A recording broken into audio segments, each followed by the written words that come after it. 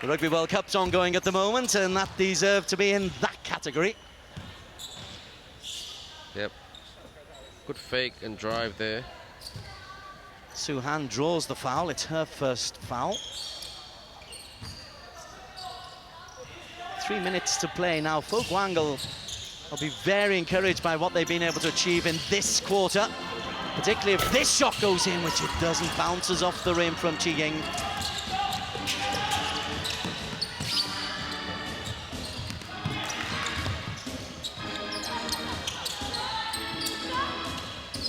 Outside is Yu Ting once again. She's got an unusual style. She's always jumping backwards when she makes the three-point effort, but that's better. Nothing but net for Chen Hui. Great shot there by Chen Hui. Another open look. And again, perimeter defense by Fo Guang, or lack of it. That's what cost them right there in that play. Up and over the shoulder, good defensive work, picking up the rebound is Chen Hui. On transition, Yu Ting. Outside. Well, normal service is not resumed. In the first stanza, Xin Hui was burying those threes. He's missed the last 3 attempts at the net. That's good defense there by Zhenghua. First to react, though, was Chi Ying. Again, though, her shooting, she gets in great position. She just needs to convert more. Outside for 3, off the rim. That was Jin Yu. They've edged their way into a double-digit lead once again, Chunghwa. 37-26, 1:30 remaining in this quarter. Outside shot for 3. Did its best to drop in. And the fast break finds Swancha. A little bit of fatigue out there at the moment, Ben Ibrahim. It's been fast-paced. No, it is. I mean, you can tell the transition game between both teams compared to the first period. Even though Changhua tried to tighten it up, it has definitely taken its toll, and that's why, well, more of the Changhua coach, he's rotating a lot. He's trying to keep it fresh. I mean, he doesn't want to disrespect Fo Guang, but Fo Guang are just giving it a full crack, and I think they're just laying it all on the line. Great experience for the young women, because it is a young team from Fo Guang, team in white.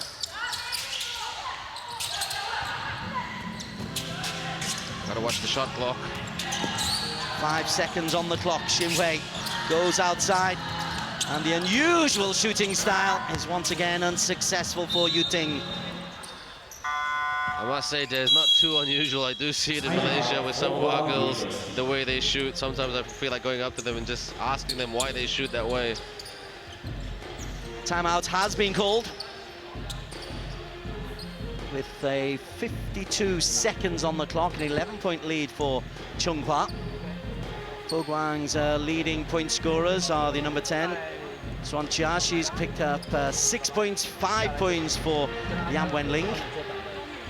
Top scorers for the opposing side, well, way out in front is Yang Qinghui. She's picked up 20 points in total. Next highest is 5 points for Pei Chun.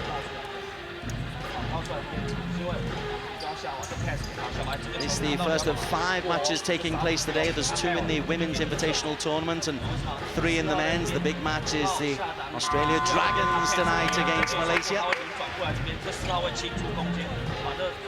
Yeah, the ACBA game, that should be really, really hot. I mean, I was putting them on the spot this week, being on media duties to some of their players, Dion Brewster and all those guys. I was saying, look, can you beat the Malaysia team? Yes or no? I said, we'll see how we go. So, very smart of them to answer. I was going to say, that's called fence sitting, isn't it? Well, they didn't want to seem come across as arrogant. And to be very fair, there's the ACBA guys, really, really nice, humble, just friendly all-round guys. And they're just glad to be here in an overseas country playing basketball. And a lot of them have day jobs, IT guys, accountants, freight forwarders, you name it. But together, brought together by the love of basketball.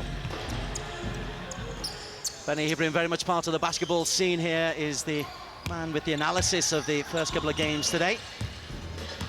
The tournament completes its round-robin nature tomorrow, but tonight some big games, though we are back on court with Fo Guang from Chinese Taipei, the university girls. The attempted effort from Xin Hui is blocked. 39 seconds remaining, 11 points the lead for Chunghwa Telecom. Let's look at it right here.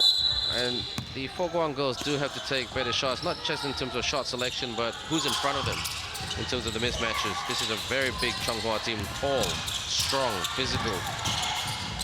Xin Hui from way deep, and first to react was Chin Yu, but the possession goes against Chin Yu. She doesn't like that call, and I've got a bit of sympathy with her. Well said, Des.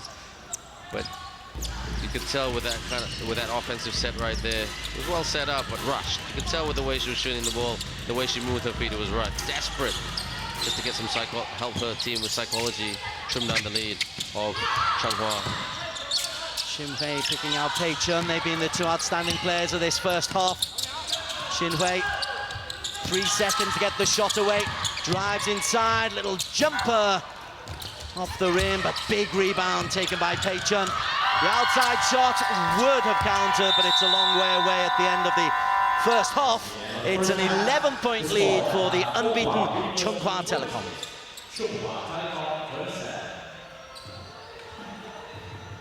Foguang University, a good effort in that second stanza. They've actually won it by 15 points to 12, but they trail overall 37 to 26. We'll have a look at the best of the highlights in just a moment, but a good second quarter effort from Foguang, Ben Ibrahim. No, definitely much better. They really, like I said, they drove the lane, attacked it in the paint, and that's where they got, I think, about 8 baskets, and they were very effective there. Somehow the Chunghwa team forgot about protecting the rim, and I think they got a little bit complacent, and then all of a sudden it was a 9-point ball game. So full credit to Foguang for not giving up and really, I mean, that's what we're going to do, attack the cup. Okay, at the end of the first half, it's Chunghwa in control, but credit for Foguang. We'll be back with highlights and the second half in just a few minutes' time. This is the second MABA International Basketball Invitation from the MABA Arena in Kuala Lumpur.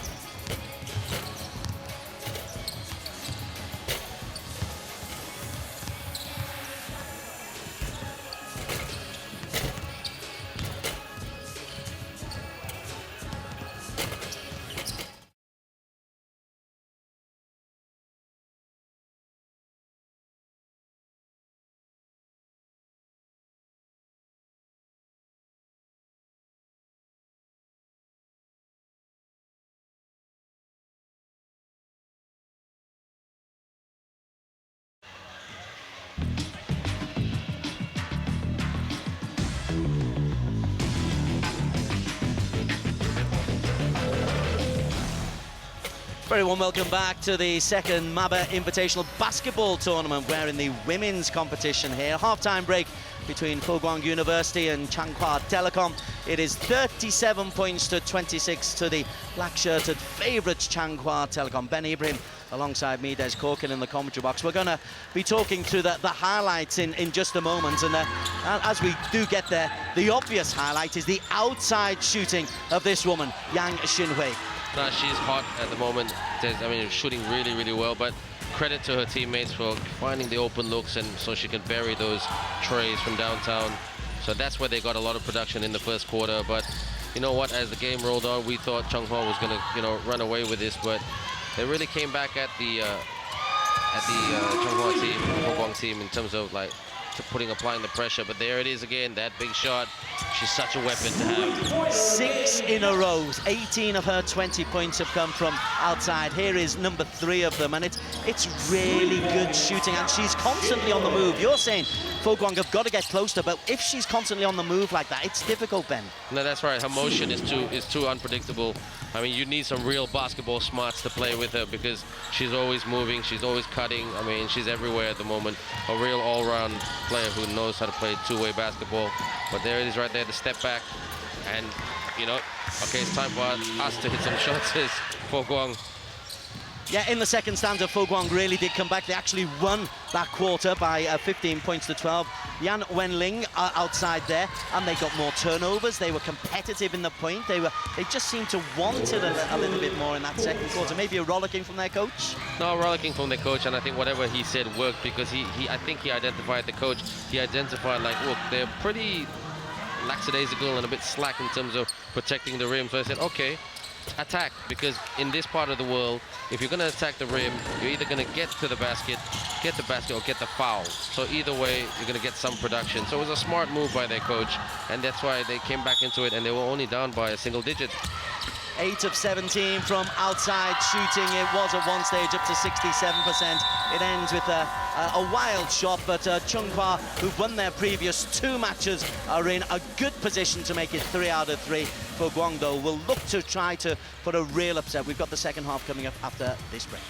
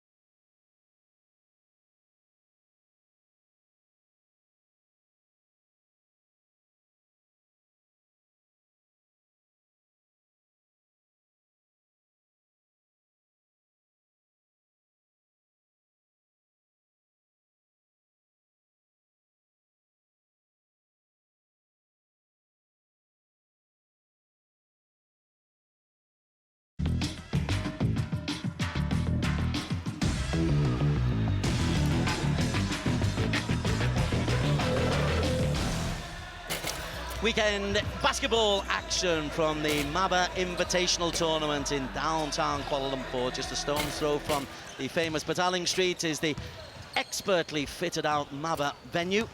And this is the second invitational international tournament for men and for women. We're in the women's first match of the weekend, and we've got two teams from Chinese Taipei.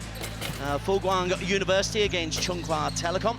Chunghwa Telecom are experienced in terms of the Chinese Taipei Women's League. They are regularly in the top two in that championship. As for Foguang, they'll be looking at this as an opportunity for some real experience. Ben Ibrahim is alongside me in the commentary box today. And Ben, after the first stanza, Chunghwa looked like we'd have a blowout at the end of the first stanza. 25-11 they led, but real credit to the university girls. They've come back, they've hit some shots, and most importantly, they've defended an awful lot better in the second stanza. Well, that's right, Des. I mean, after the first half, they forced Chunghwa into committing 12 turnovers, and that's credit to their defense. And not just credit to their defense in the first quarter wasn't great, but they made the adjustments. They've really given it a red hot go, and defense to me is all about discipline and attitude. So if they've got the right attitude, they just don't have the shooting muscle to keep, well, to really keep up with this very, very talented Chunghwa team. Also credit to them, they're level 24-23, as close to level as you can be in terms of rebounding efforts. So efforts beneath the boards, even though physically Chunghwa, the team in the blue shirts, they are bigger, they're stronger, and they're more experienced. So university girls are really giving their all. They've left it all out on the floor.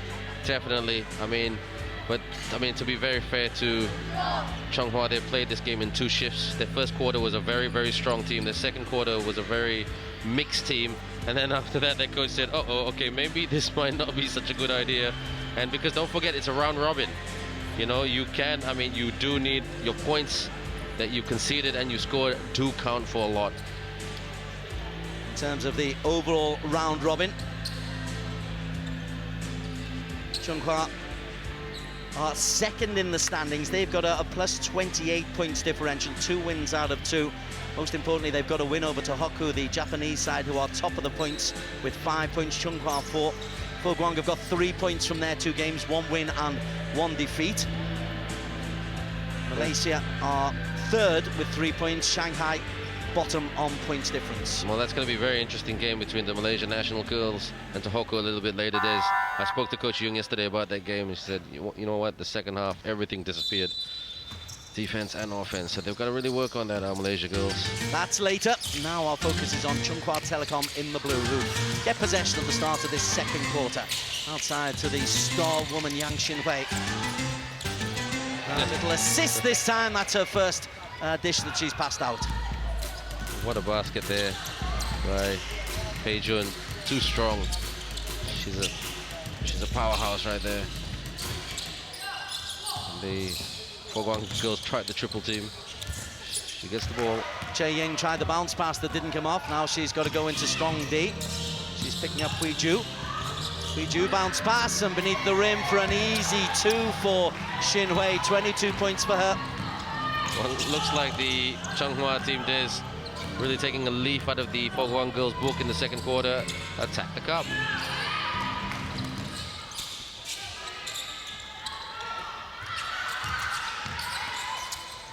Nice little move to get a nice little bounce off the glass. That's points for Ya Yun, her first of the contest. Nobody going a million miles an hour at the moment, just pacing it out. I mean, you did say Des earlier, fatigue, recovery is a factor. 3-point range, it drops in and then drops out. You expect them to drop from Xinhui. Interested to see if she's hot in this third stanza. She went off the boil a little bit in the second, having hit 6 trays in the first quarter. 3-point effort from distance off the back of the rim and handled by Chen Hui. Big dominant figure of Pei Chun. Drives into the net, and the hook, left-handed hook, unusually. Big smile from Pei Chun. She would have liked that one to drop. Well, she knew that was in her strong hand, so that's why she was smiling. But she's such a big, powerful presence right there. Nice move, finds a little bit of space. And then the put back in from 25, Yun Han, take her to 6 points. That's a good putback right there by Yun Han. but not the biggest girl on court. She gave it a crack. Drives. Both teams' defense at the moment, I don't see any hands going up. A bit lackadaisical at the moment, if I'm being very critical. It is. It's very much pre-season, this, isn't it? Which is largely what this tournament is. It's preparation, it's experiential. The SEA Games for the Malaysia teams very much the target. For the ABL teams, the ASEAN Basketball League games are looming very, very quickly. And there's a foul there that'll go against Chi Ying, which will be her third personal foul. No, it's gone against Hung, her second. Chi Ying looks guilty. To the line is Chen Fei. 4 points for her personally, and the lead is up to 14. Chen Hui, quite an experienced veteran there. There's 30 years of age. She's been around the block for quite some time in her country in Chinese Taipei in terms of club basketball. So that's the kind of experience you're up against. Swan Chair riding the block. Yun Han.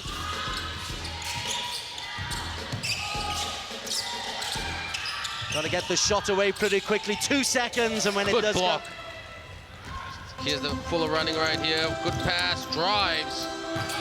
That all comes from the block. Terrific 2 points on transition. Exactly. Transition is what you need, and all started from defense. That's what I love about Chinese Taipei basketball. They love to play two-way basketball. They emphasize on the defense and the transition. High and over the top again. It's a rush shot. Rushed because the defense is right in the face. That time it was the experienced Chen Hui who got a hand in the way. Well said there, Des. And that's the shot right there. And that's really the transition of going back to defense, getting the numbers back, and Changhua really clicking right now. Hui Ju takes her individual tally up to 6 points, and an 18-point differential is the biggest lead in the game to date. This is danger times for Fo Guang. They need to get a couple of points on the board, improve defense. The outside shot is good for 2 points from Yun Han. Yun Han heard you, Des. They're down by 18. She must have heard the number 18. She hit the deuce right there. Any basket will count. Fo Guang have to be careful not to fall in that hole. They're slipping at the moment. So difficult to defend against Pei Chun. She puts out the assist and an easy 2 for Chen Hui. And Fo Guang don't have a body to contest with. Ching Wen, look at that. Good dish underneath the basket.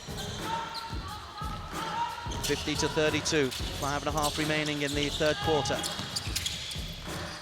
Looks for the outside and nearly clever play from Hui Ju. It just doesn't come off, and then there's a traveling, so the turnover does accrue to Changhua. Dangerous moments for Fo Guang. They're losing control of this ball game.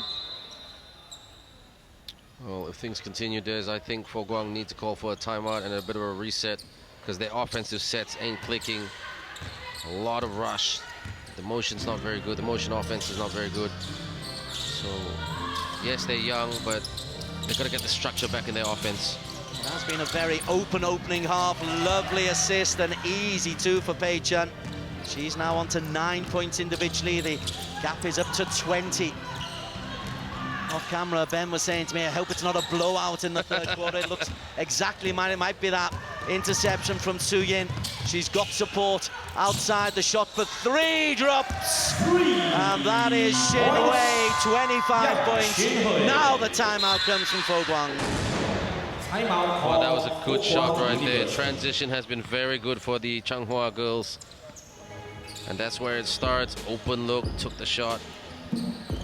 And that's where Fo Guang have to make that transition. Is it a fitness question at the moment? Because transition can take a lot out of you. They did it quite well in the second quarter, but right now they're struggling a bit.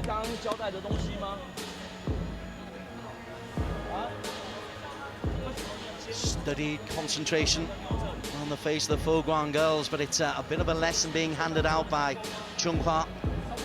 More experience, more height, more power, more confidence, more execution.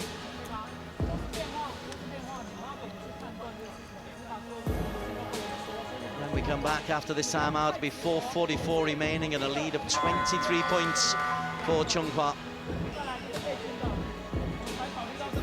There's coach Huang Xiaojie. And she's ex-Chinese Taipei national team. She'll be coming down to Malaysia next month for the Tokyo Olympic FIBA qualifiers. She's got a very, very good resume. Very friendly person as well. She was helping me out with the pronunciations just a couple of days ago, and very happy just to sit down and be patient with me and walk me through it. Let's talk about those qualifiers. Big news for Maba. Yeah, that's right. 14th to 17th November. We've got teams coming in from. We've got the Australian Opals coming. That's going to be huge already. We're getting a lot of phone calls at Maba from Australia saying they want to book their tickets. They want to sit right behind the Opals. I'll say, okay, I'll take that into consideration. But no, it's Japan as well. And I mean, it's a round-robin tournament, only a couple of days. But it's going to be hot quality basketball coming to Malaysia. And it's great to see that a lot of international countries see Malaysia or Maba Stadium as a good international venue. It certainly is a terrific international venue, and how clever, unorthodox play. Oh, it would have been nice if she converted into 2 points. Wow, it's almost her own ball game. Well played from Chi Ying. Amazing dribble off the rim and double assist for herself. Well, that's good. That's what they need more of. They just need to keep pouncing away. Just get a bit more physical as well. I mean, at the moment, this Changhua team bullying a bit. Oh, that's a good double team right there. Oh, good cut. Beautiful behind the back. She enjoyed that one, did Xinhui. It's good to see. We're seeing plenty of smiles on the faces. The girls are enjoying their hoops out there. Well, you're enjoying it when you have the lead, so... But for Guang at the moment, they know they're up against a very, very good opponent, but... Gotta neutralize. Su Yin's inbound. Never really found there, but Pei Chuan outside. 3-point shooting, 8 3-pointers now for Xinhui. Well, what can I say about it? Too good. Drains that 3-pointer. And a double dribble there. That's a careless bit of play from Shen Xinhui. You know, it's funny that with the double dribble call, certain referees let that go. Certain referees, you know, clamp down on it. But one thing that we've seen with, especially in the men's competition, a lot of holding and blocking fouls. Very, very high. Yeah, the men's game a lot more physical than the women's, but plenty of skill in the women as Sui Ju goes through for another layup for 8 points for her. 60 to 34. That blowout is getting there, Ben, I'm afraid. Hope you're wrong, Des, because we want to see a good game. And the four Guang girls, I think if they just make just one simple adjustment, but I mean, that adjustment of playing defense, they just don't have the long bodies to keep up because, I mean, number 15, Pei Jun, who can guard her? You've got to make those shots count as well. Chin Yu yet to score a point so far today.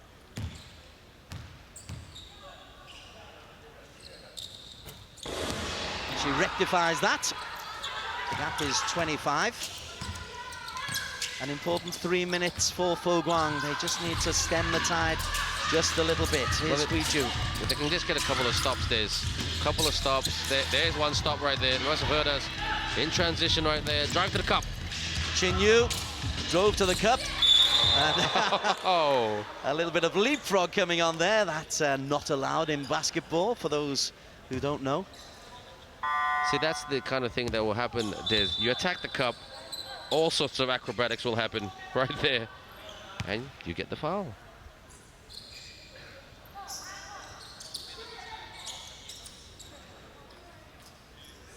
First foul going against Hui Ju, the number 17. It's not been a physical game by any stretch of the imagination, and the nice little hook to take Yun Han into double digits, leading the Fo Guang offense.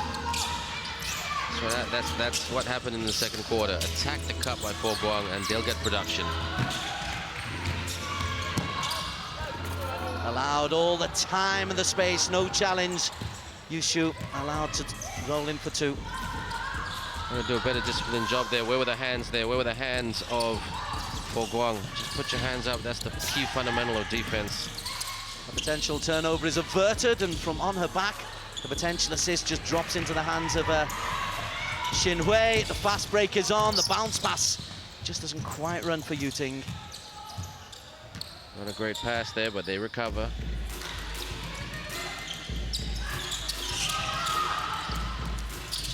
Cross-court pass, and the attempted three from open space for Yushu. I suspect if that was Xin Hui, that's three. Yushu hasn't quite got her shooting on and has a nervous look at the bench.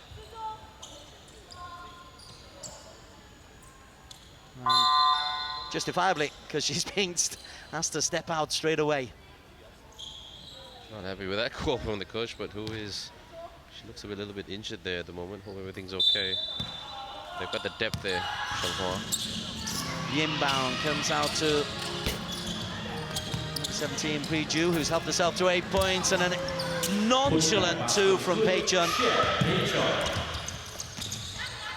Grabs this hook shot. That's a strength right there. 11 points for Pei Chun. 64-37. Some strong D. Pei Chun, hand in the face, and the hook is difficult to execute for Yunhan. Possession returns to Changhua. Looking odds on, make it 3 wins out of 3, and favourites to wrest the title away from Malaysia's women.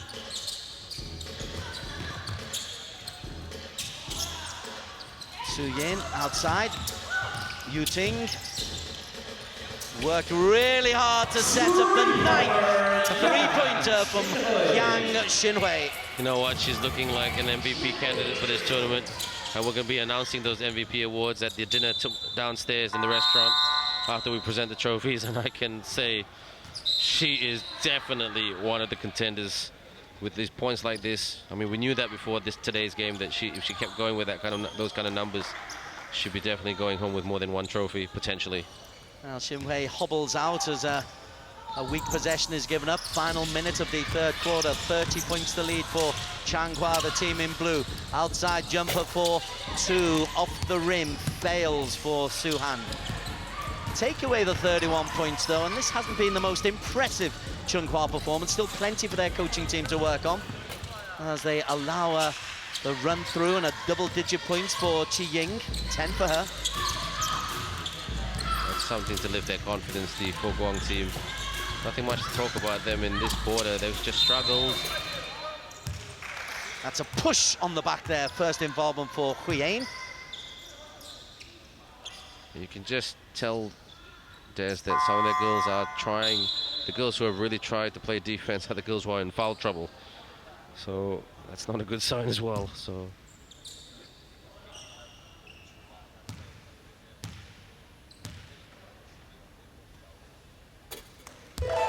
Confidently done.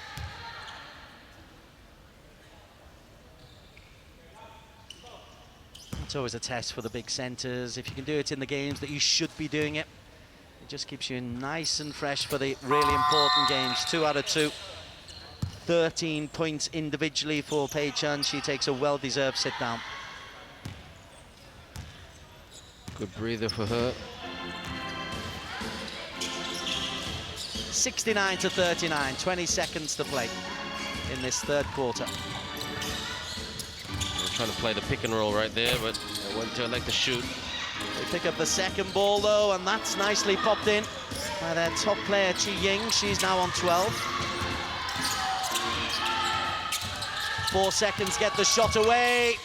And they do in and out. The rebound taken by Yunhan. It's a 69-41 ball game for Changhua, though they've re-established their absolute authority of this contest. Definitely did. They really put the foot down and really made those adjustments that we spoke about.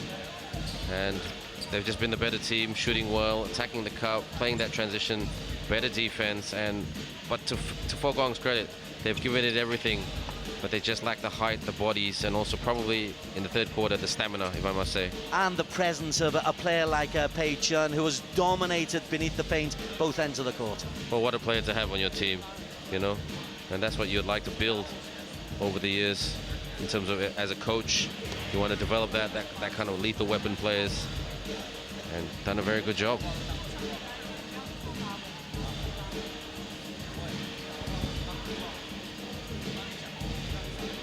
Chinese Taipei basketball in rude health. It's always competitive up there, and if the likes of Xin Hui can't make it into the national side, it just shows you the strength and depth that they have got.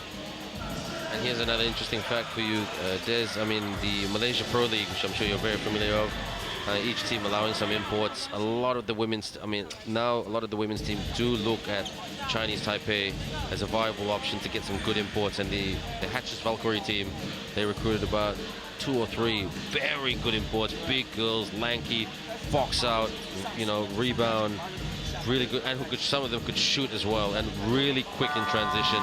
Some of those girls were on the MVP list for the candidacy for the MVP trophy, and it's a viable option. They speak the same language, they speak Mandarin as most of our local girls, and they bring a skill set that our girls are still trying to learn.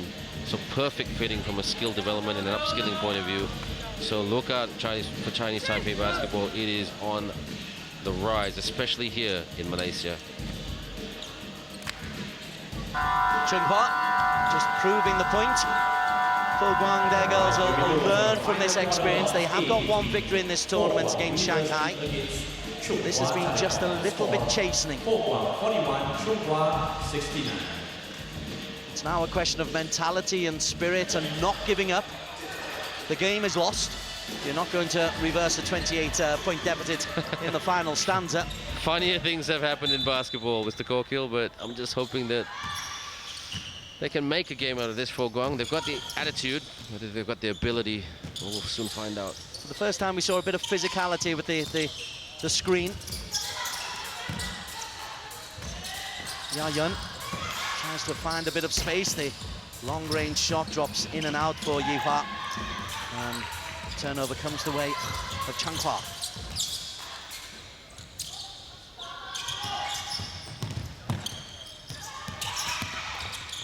Allowed to roam down the baseline. Hui Jun in and out. The rebound goes the way of Chi Ying. Second turnover, though, within 45 seconds of the start of this quarter. Doesn't bode well for Fo Guang. But defensive work, well played from Chi Ying. I'm surprised the referee didn't call a travel call right there, but he said continuation, so crossover, up. Chi Ying at the other end of the court. It's a one-woman show at the moment for Fo Guang. Tied bodies, Des. It's a tough tournament. You play 4 games in 5 days. But however, Thursday was a rest day, though, so I did have some time to recover. Inside for 2. In and out the effort from Su Yin. But there's a defensive foul. Well, with that shot right there, even though she didn't make it, look at the how much open space she had. That open look, and that's something that I think Fo Guang will take from this tournament. You can't give your opponents that much good looks. That was some very good looks there. Is that because they're ball watching rather than player watching? I think they're more panicking. They're panicking psychologically about the score, and they're just panicking in terms of, you know, in terms of their rotation and adjustments. Little foul on the arm there by Liu Huiju. That'll be her second personal. In the act of shooting, it'll send Li Yihua for Fo Guang to the line for 2. Is this where it starts? I'm an optimist. I want to come back. I want to see a close game, hammer and tong style. That's what we commentators always want.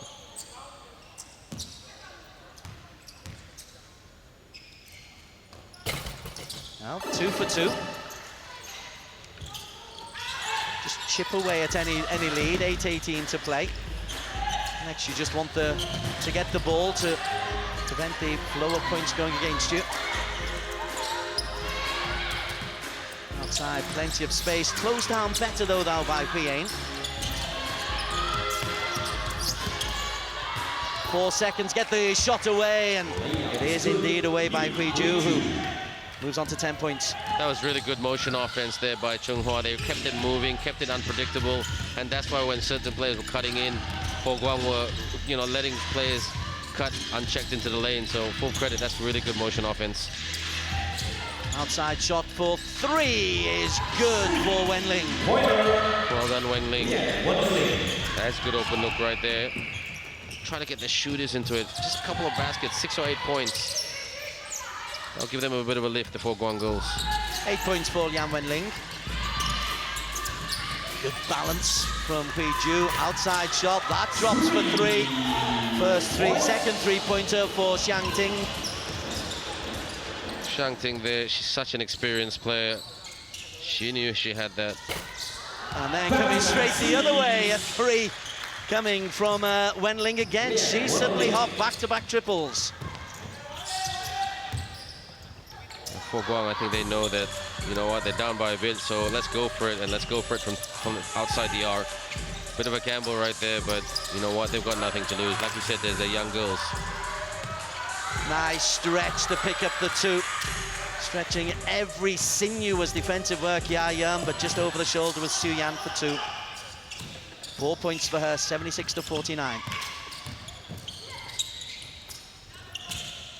Pass a little bit high, can't get the shot away, Wenling. 6 seconds on the shot clock. Defensive pressure and a little bit too much aggressive defensive pressure. Defensive foul. Tried to do the crossover right here, and there it was. But good move this by Coach Huang Xiaojie for Changhua, putting in her bigs, going with a very big lineup. So there's a massive mismatch there already. So psychologically, you've got the edge on the boards and offensive rebounds, defensive rebounds wise.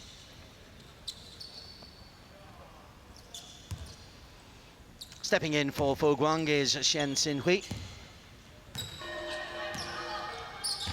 Just looking at the faces of the Fo Guang girls, and there's some tired faces out there. They've had to do an awful lot of the suicide runs as they defend. That's good defensive work though from Wenling. She's a little bit hot this second half. Wenling once again, thought of the three.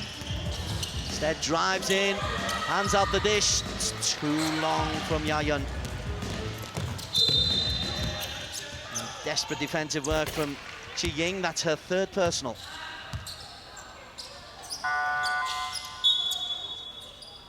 Good transition right there, and yep, that's a good foul. You're beat. What can you do? Nothing much you can do about that. Not committing a foul in the act of shooting while the opponent was trying to shoot. So all good for Guang. It's only the first team foul of this second half, so no danger. Changhua on 3 team fouls. Yeah, good point. So, quite a disciplined performance by both teams. Good to see. Ball bounces away awkwardly from Suhan. Well, as you can see there by Suhan, she looks fatigued. She looks a bit spent. So that's one factor in the sport that we always look at when the players are tired, and how many turnovers they're committing, especially in the fourth, down the stretch. Long distance three. And then a travelling call against the woman who's been out on court virtually the whole time, Chen Chi-ying. She had one little rest in the tail end of the first half, but otherwise she's been on court the whole time, the number 13 Chi-ying.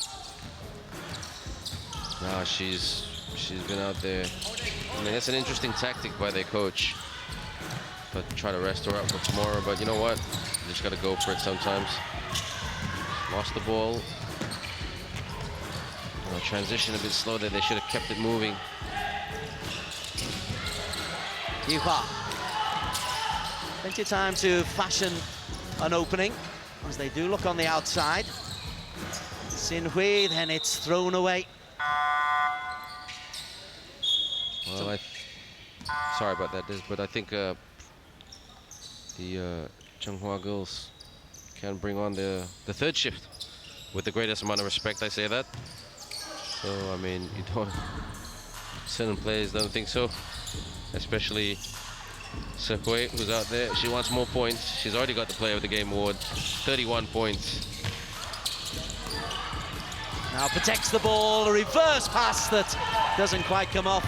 She's tried that a couple of times. That one was right-handed. She had a left-handed reverse pass earlier on that, again, didn't accrue in points. Can you have moral assists? The intangibles of sport, yes. I provide all those assists all the time.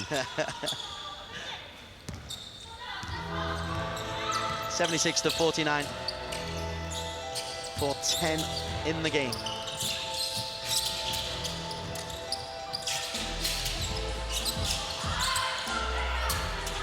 Outside is Xin Hui. Good athlete as she spreads it out to Yu Ting. Plenty of ball movement, but 3 seconds to get a shot away. It comes from way outside and is short in the end from Hui Ju. So much time on that one. Let's see if Po Guang can go on a run. That will just lift their confidence. If they can go maybe on a 4-0 or 6-0 run, they'll take something from this game.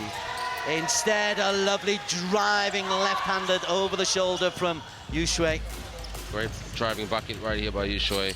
She knew she had the speed to burn over a slower opponent, and that's a good read right there. That's better. Nice response coming from Sun Chia. 8 points for her. 50 points have been accumulated by Po Guang. That's I suppose if you have individual targets or team targets in a game, 50 is always a nice one to establish. Definitely a good block right there. Second chance, they thought they had a fast break on. Instead, 3 points go the way of Yu Shu. 5 in a succession for her. Well, what a great shot right there. She was open, but she had time, spots up, and drains that three-pointer. 81-51, the lead has never been more than 30. It could well be here. The bounce pass, just a little bit too far ahead. Second chance outside for Yu Ting. Off the rim. Open, got a pass. Drive the lane, finish it. That's it. Must have heard me. Swan Chia. Those are the opportunities you got to take there. That is it. That's the transition we're talking about. Unfortunately, a little bit too late for Po Guang. 10 points for Hung Seon Cha. They spread the points around. 4 players in double digits for Po Guang. 3 players in double digits for Chung Hwa. Oh. Pass right here. Yep, there was definitely a lot of contact, and then I think Po Guang, one of the learning curves, especially the other teams, and we've spoken about it with, as a tournament, people and players and coaches this week, that they learned about, you know, the calls of the refs and how to play the ref, especially the younger teams. They can't be so naive. I think all referees around the world are the same on how they interpret the game. Suhan, a perfect 4 from 4 from the line. 6 points in total for her. And the lead remains at 30.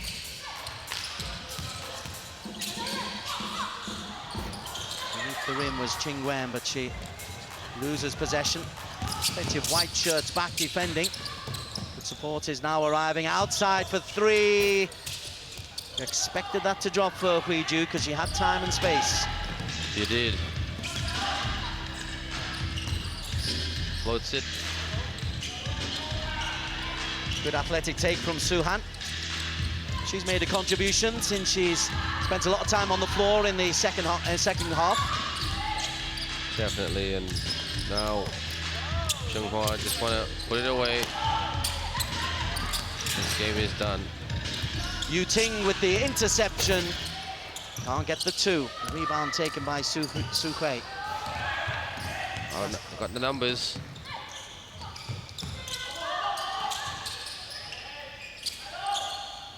Get that open look. Take a good shot. Oh, lost it right there.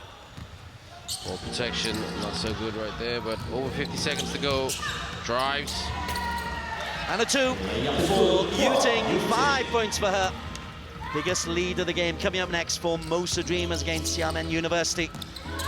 As the focus turns to the men in this MABA Invitational. Chung Hwa are settling their way to a 3rd straight victory. They will be favourites going into the final match day on Sunday. You can watch 4 of the 5 games being played tomorrow live on these networks. All 5 matches today on Astro. for those of you who can't get to a TV screen, Astra on the go, and also there's the Facebook page from Maba, this Maba Invitational. Outside shot for 3. It would have been appropriate to end with a 3 for Xinhui. But sport doesn't always run that way. Long-range shot. It's a final score of 85-53 for Chunghwa Telecom. They make it 3 wins out of 3. Gutsy effort from Fo Guang, particularly in the second quarter, but in the end, Chunghwa, who are one of the giants of the women's game in Chinese Taipei, they make it 3 wins out of 3, winning this one by 32 points, 85-53. Let's go straight to the highlights of Chunghwa Telecom's 32-point victory over Fo Guang University at the Maba Invitational. Ben Ibrahim alongside me in the commentary box, and the story really of the first quarter had been all about the outside shooting of Xinhui. In the second half, it was just a methodical textbook basketball coming the way from Chunghwa. Well, they had the weapons, and Xinhui, she was the player of the game. 31 points, 5 rebounds, 3 assists. She did very, very well, but you know, it wasn't just her, it was the other players as well. I mean, they were playing two-way basketball, Des. Look at this, great pass, and the finish off the glass right there. I mean, they were really, really hard to guard against in the paint. Really, their motion offense was just so much better, on another level. I mean, second best team in Chinese Taipei club-wise, and you can see why that they were just playing like ultimate pros. And no disrespect for the Fo Guang girls. I mean, a bunch of university students who are still learning the game. A lot of potential though, but this team lacked a lot of height, especially against the larger athletes of the Chunghwa team. But they tried, the Fo Guang team. They really, they were more effective in my opinion when they attacked the paint. Got a lot. I think they got probably about 14 to 16 points unofficial in the paint. And they were good right there. And the hook shot there, who could stop that Peijuan girl right there? She's very, very good. From the outside for Fo Guang, their shooting stats, they were 35% shooting compared to 41% from Chunghwa. Chunghwa, though, 13 of 30 from three-point range. If you're shooting 45% from outside, it will always make a difference. So they had the big shooters, the key personnel. They had rebounding 45 to 39, a dominant performance for Chunghwa Telecom. We'll be back for the second game of the afternoon, which we turn to the men. Xiamen University against Formosa Dreamers. That's an ABL team preparing for the new season. That's coming up next at 3 p.m. We'll see you in about 25 minutes time.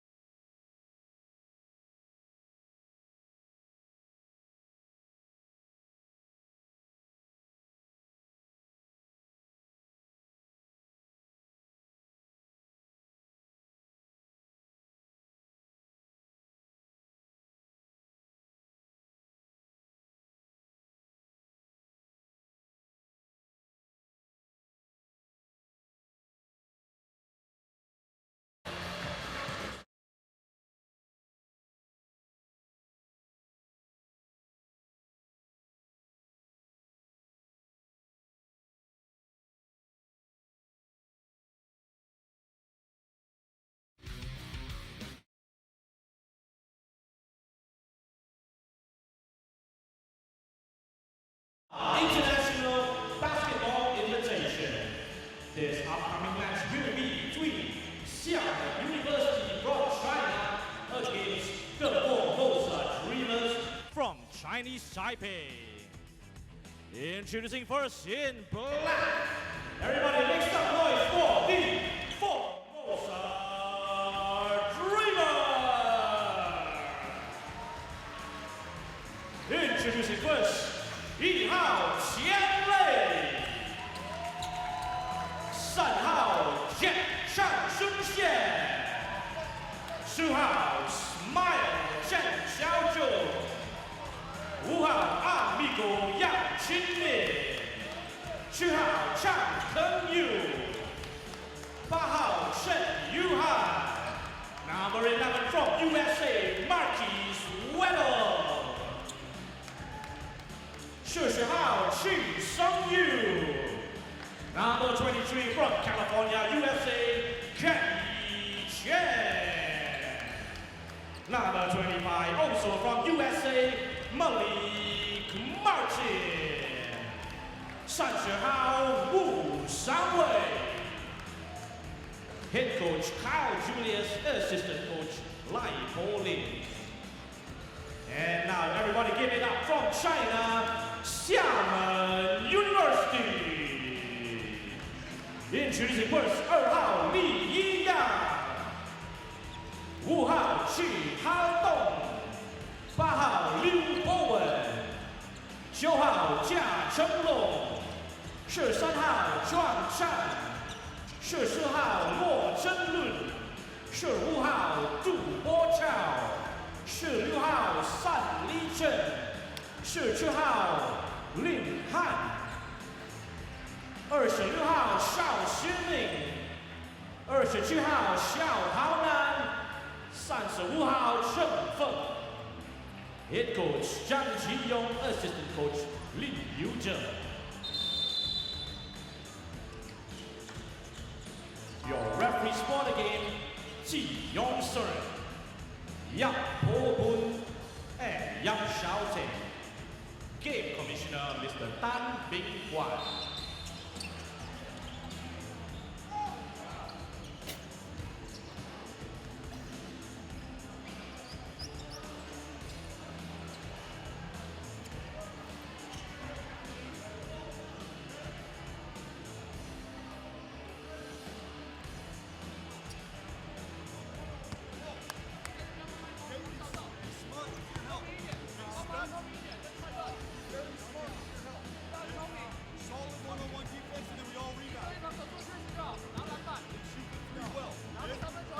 Maba Stadium, we have a very special guest in the house today, the former Secretary General of the Olympic Council of Malaysia. Everybody, warm round of applause for Dr. Sia Gokchi. Round of applause. Thank you, Dr. Sia, for joining us today for your support for Malaysian basketball.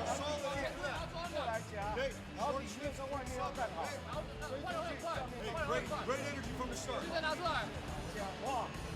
Hey, great energy. Let's go. Here we go. Here we go. Here we go. Here we go. Here we go. Together on three. Together on three. 1, 2, 3. Together. Let's go. Let's go.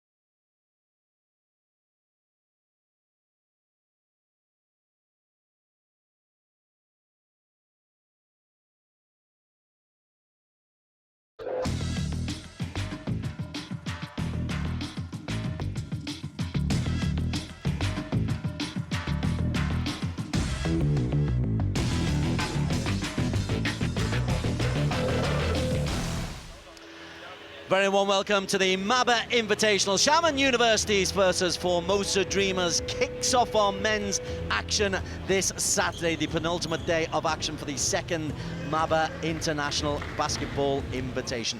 Formosa Dreamers, who play in the ASEAN Basketball League, are the opponents. I am Des Corkill. Alongside me we have got Ben Ibrahim and Ben. Formosa should be favourites for this contest, you reckon, because Xiamen University are a university side? Well, they are university side, but they shoot the ball really, really well, so expect a big shootout contest between both teams, but Formosa, the bigger team, so probably can box out a bit better. As for the ABL side, they come into this with some American imports. We're looking for Malik Price Martin. We've also recognised the likes of Kenny Chin, who's been around for quite a while. That's right, really good, some really good experienced guys there, but not quite fit as yet. We are just about to get underway. It's the penultimate day of competition. And game 17 of this competition, Xiamen Dreamers up against the, Xiamen University up against the Formosa Dreamers. Formosa in the all-black will be looking off to get to a fast start. It's not the most tidy of wins, but Tien Li picks up the first position. We had a women's contest earlier on that lacked any real physicality. I expect a lot of physicality in this match as Tien from outside.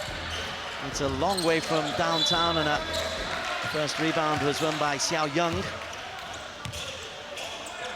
But you're expecting Formosa just to be able to dominate physically here, Ben? Yeah, they're the bigger team, they're the stronger team. Their fitness is way off compared to what it should be, and they know that. Coach Kyle Julius, we've known each other for quite some time. He shares with me quite openly, long way off, and their first ABL game is 1 month away. And that's the strength of Xiamen University. They're shooting, and they're going to try to shoot the lights out, get the lead, but they've got to play defense. Their defense is very inconsistent in their game. Li Yang it was who picked up the first points of the game. Chen Xiaoyong. And they set the play is Sung Xian from outside. That's 0 for 2 from three-point range. Well kept in by Tien Li. Good acrobatics by the big fella. Yang Chin Min, 7 seconds on the clock, and the first foul of the game. We are expecting it to be a little bit more physical because Xiamen University just have to be more physical. Oh, they have to be, because they know this team have got size and the confidence to attack the cup. I mean, they're not so reliant on Malik, their big import, who's 6'11". You know, they've got size of their own. Let's see what they can run. Kenny Chen drives, creates the space outside, a third three-point effort. This one also hits the rim. 0 for 3 from Yang Chin Min. And his fast transition is on, and that's nicely played over the shoulder. The 2 points for Tu Bo Chao, and an early timeout immediately called by Formosa. Well, there's Kyle Julius getting very, very impatient there. I'm surprised he called a timeout already. But we've had a good chat during the week, me and Kyle Julius. He said, I'm still learning about this team. He has to use the translator, the trainer, Joe, to translate everything to Mandarin. So he's also learning some Mandarin. Joe there sitting right next to him, he's just translating everything. So whether he translates everything or not is another story. It is an occupational hazard for coaches who come out to the region. Clearly they've got pedigree, but if you can't get your message over in the same language, and you don't have a lot of time in which to get that message over. Now, Kyle Julius has been here for about 3 weeks. He's come here alone. It's a short season. He's a very serious guy. He's a no-nonsense guy, fine down the line, very direct. Not the most popular coach to some players around the world, but they all say one thing about him, Des, that technically he is a very good coach. Does that work in Asia? We always have to ask that question. The direct approach can very often cause you more problems than solve solutions. Well, the head will always nod yes, but the heart will always say maybe not. So that's the Asian style for you, coming from an Asian man myself. 4-0 to Xiamen. Out wide is Kenny Chen. Good transition. Yang from outside. Now they've got on the 3 points. That's better, and that comes from a good shot selection. But they've got to get back transition because they are a bit slow because of their fitness. Outside shot is in and out, and an easy rebound for Yang Chin Min. He can drive through. He's got Xiao Young underneath the basket. Young comes out of the paint, and that's better defensive swarm defense from the white-shirted University boys. Kenny Chen from a long way out. That's 1 for 5 from distance, and they're trying all their shots from outside the arc, Ben Ibrahim. Yeah, I mean, really surprised with that one, Diz. I mean, they've got the tools, they've got the guys, they know how to penetrate, they know how to pick and roll. I mean, usually guys who like to shoot a lot is like our Malaysian boys who like to shoot because they don't know the pick and roll game. But this Formosa team, they do know the pick and roll game, and they should be attacking. But there's Shaman right there trying to attack. Seung Xian picked up the foul, and the immediate put in for Chi Hao Tong for 2 points for him.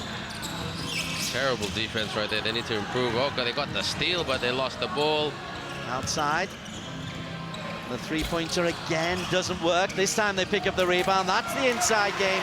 It's an easy bucket for Seung Xian. That's a poor shot selection right there. Attack the cup. You've got the tools to do it. You've got the players to do it. You know, pick and roll it to death. Fouls will be coming in throughout the day here at the Maba. There's another three-pointer in and out, and that'll be possession to Formosa, who had a really good regular season in the ASEAN Basketball League last year, and then rather blew it when it came to the playoffs. Steal right there. Yeah, no, exactly. There's, I mean, the dream wasn't that big apparently. So like, yeah, they want to pick up where they left off last year, finish the regular season on top, and actually execute when it counts. Kenny Chen finds a bit of space outside. Again, it's not dropping. It's 1 for 7 from distance. Yi Yang on transition, slides too much over the top, and Chen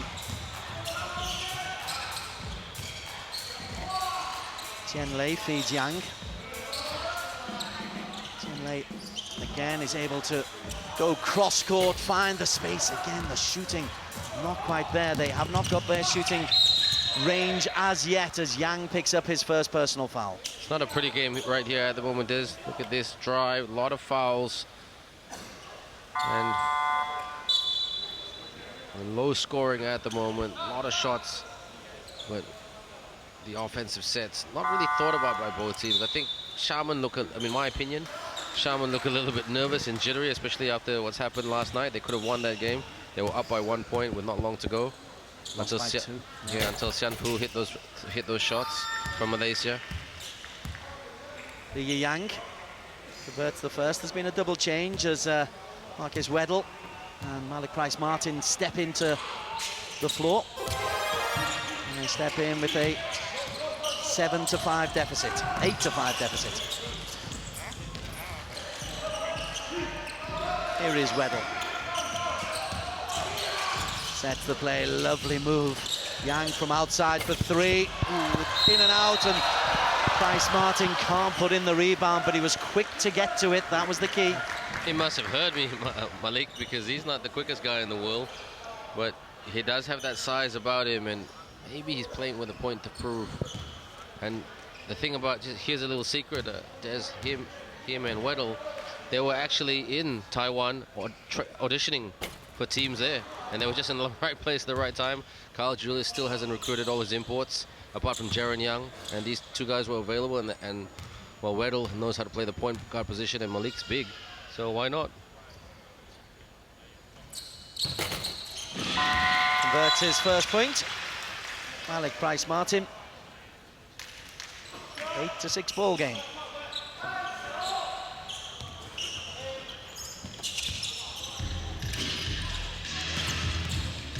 Good pre-season tournament for many of the clubs and the international teams. The SEA Games top of the agenda.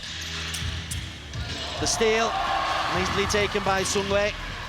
Waits for support, eventually it arrives. The outside shot from Weddle. In and out, the shooting is not dropping. No, and transition as well. They should have got more numbers back there, the Dreamers.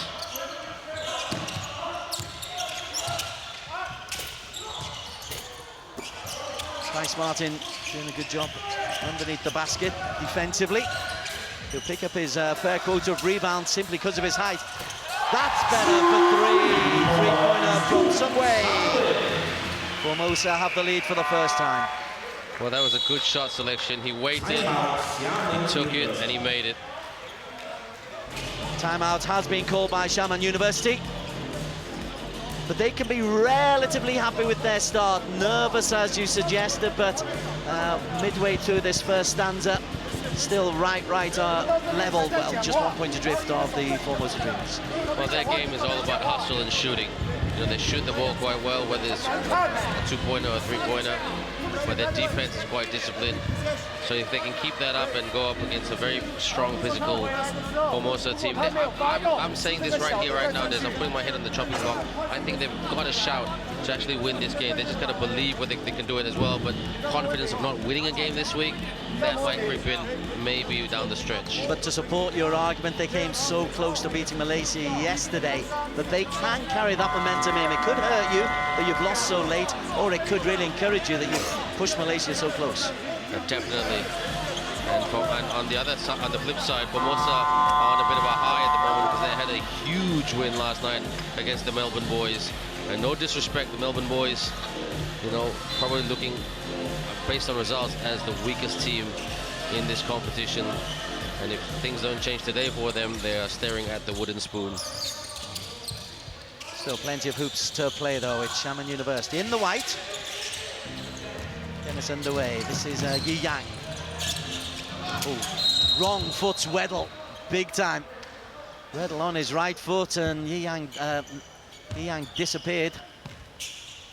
Well, that was a good move by Yi Yang. He saw two guys there who were going to try to block him because of his size, and he didn't have to sell the contact too much. He got it.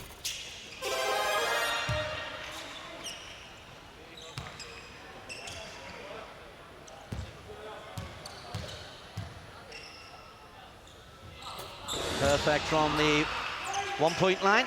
4 out of 4 for Li Yang. It's a 1 point lead for Xiamen. Wu outside, looks for a second three. That one doesn't quite get his range. Plenty of time to set himself, though. Li Yang again drives. The outside shot is available and good for Chi Hao Dong. Knocks that shot down. That was a great shot right there. He waited, and he took it right there. Good hit. Marquise Weddle. Big man Price Martin that is stripped away by Yi Yang, who looks very alert. High point guard position, scoop up and over and wide and behind. And you heard Carl Julius there saying the call ear. He has been telling me he's been speaking in codes to his team, so they can't say they can understand it better, because a lot of these guys do not speak English. Rebound bounces the way of Xiamen University. And a foul will be called there against number 7, Chen Keng-yu. It's a 14 foul.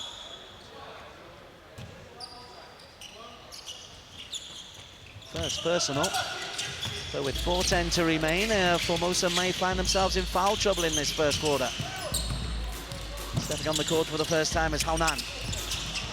Loses out Marquise Weddle in transition. Plenty of time outside for Wu.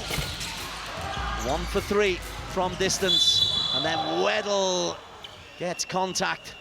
Looks pained of the decision, but don't think there's any doubt about that one, Ben Ibrahim. No doubt about that. That's pretty straightforward, but it's really funny what the referees call sometimes. I mean, need a TMO or VAR really, but no.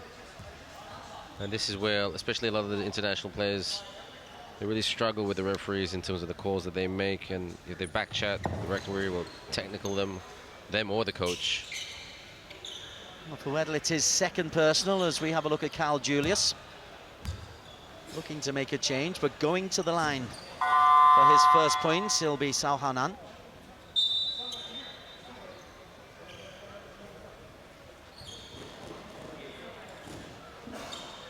There's Carl Julius with the trainer Joe, talking to his team in both languages, while Xiao Haonan goes for the free throw shot. And he's been quite good, Xiao Haonan, this week. He's really, really good contributor to this team, real team player. He shares the ball quite a bit as well. So, always a big fan of guys who share the ball. Let's see if Formosa can penetrate. Well, they'll shoot again. Rebound grabbed by Tu Bo Chao. And then the fast break is on. All the layups missed by Hao Dong. And little misses like that can change momentum of ball games. Definitely. Weddle needs to play more of that quarterback position. Bryce Martin under the basket. Overreaches. Yeah, they come in transition. They're playing the transition game quite well, Des, but in terms of that last phase, they seem a little bit careless. Stepping out is Bryce Martin. Stepping in is Tian Lei.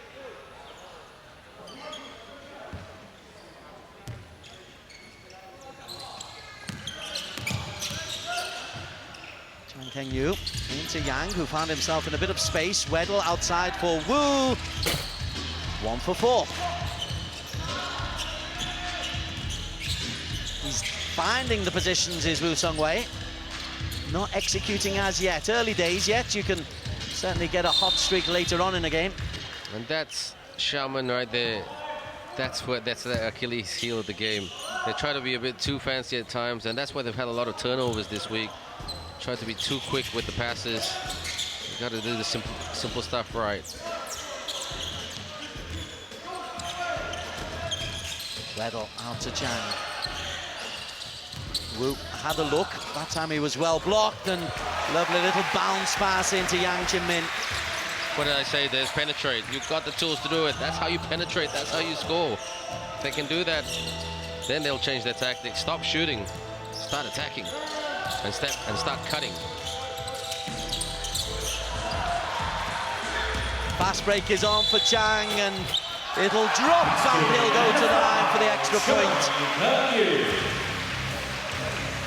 Well, it starts with that C word, courage, and they have the courage to attack it. And 4-0 run because they've attacked the cup with courage.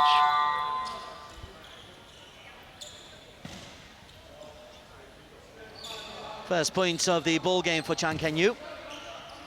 Looks to make it a 3-point play.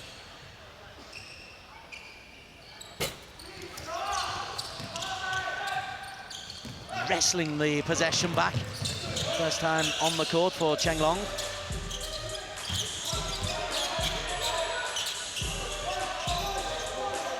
Backing in is Hao Dong. And a drive to the bucket, draws the foul from Yang Chin-min. That's his second. And team foul problems now for Formosa Dreamers. Well, the other night they had 2 players who were fouled out. So they've got to learn their lessons this week. They want to keep bodies on court. It's a fine margin between imposing your physicality and just keeping your hand out of the challenge. 2 points secured by Hao Dong, takes him on to 6.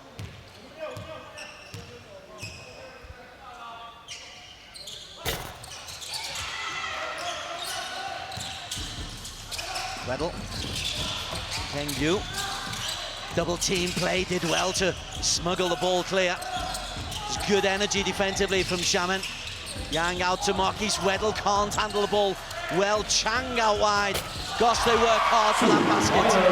Oh, they did. They moved it around quite a bit. And that was a good shot taken by Chang. And it's tight right here, but if I were them, I would see what kind of run that they can produce by actually going inside and driving down the lane and attacking. But it was intense defensive work. And then a 3-point effort comes out. Yang on transition. Chang and Weddle in support. The pace is slowed down. Weddle didn't like that. No, he didn't. He had 4 bodies coming into the perimeter. They were all asking for the ball, asking them to pass. Weddle's little fade away for 2. Gives the Dreamers the lead with 45 seconds to play in this first quarter. Weddle on the board for the first time. Dreamers take the lead for the first time as well. From way outside and way wide, but the rebound is too easily picked up by Hao Dong.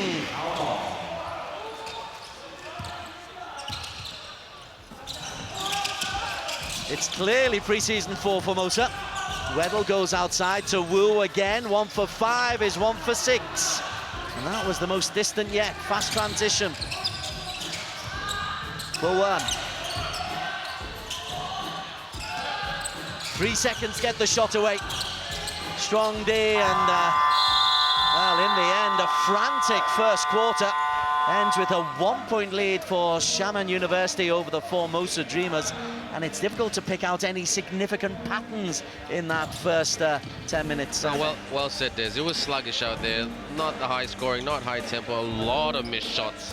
I mean, the stats will be coming in shortly, and we'll have a look at that.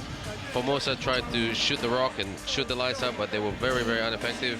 More effective when they actually did get into the paint and attacked it. And, I mean, you'll see the stats in terms of their points in the paint. I mean, quite productive right there. As to Xiamen, sorry to say they were a bit predictable in terms of trying to shoot, but that transition game was a little bit better. So, quite, I mean, both different brands of basketball for both teams. But the scoreboard is the scoreboard. It's going to be close, hopefully, all the way through. Right. If you haven't made a shot, get in the lane. Shot fake and get in the lane. Okay, against their press, Amigo can stay in the middle. Right? Hit the middle. Okay, we got our threes, we got our 5 deep. We go, we get in, then we get into fist 1. Okay, but you got a defensive rebound. I got a deep board here. Okay, it's about fighting. Okay,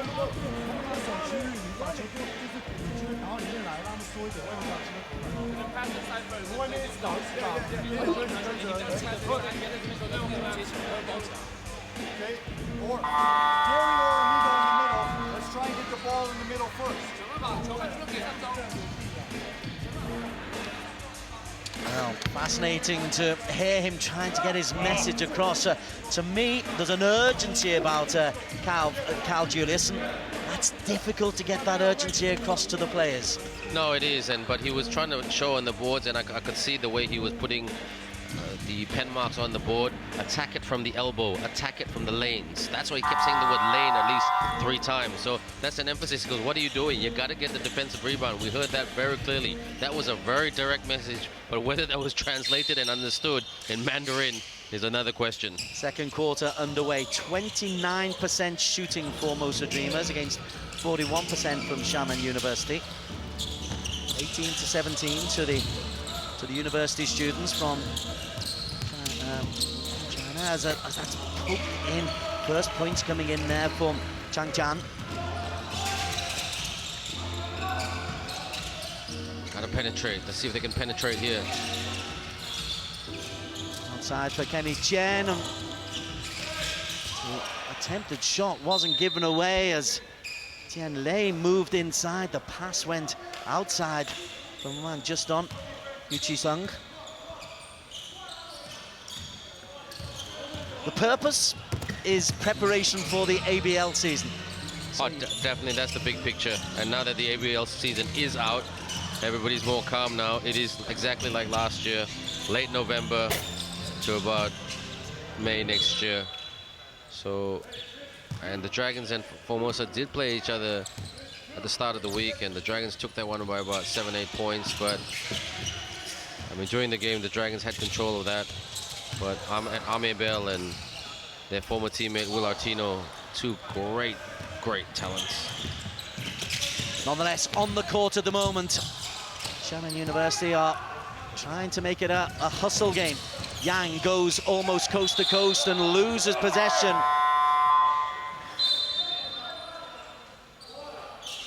Substitution has been made. Marquise Weddle was saying, I wanted a foul there, and so's the coach. Umpire says, no can do.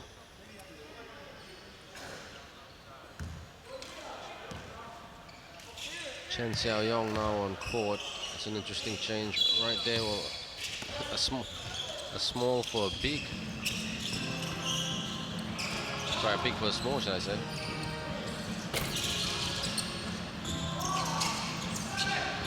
Need back up.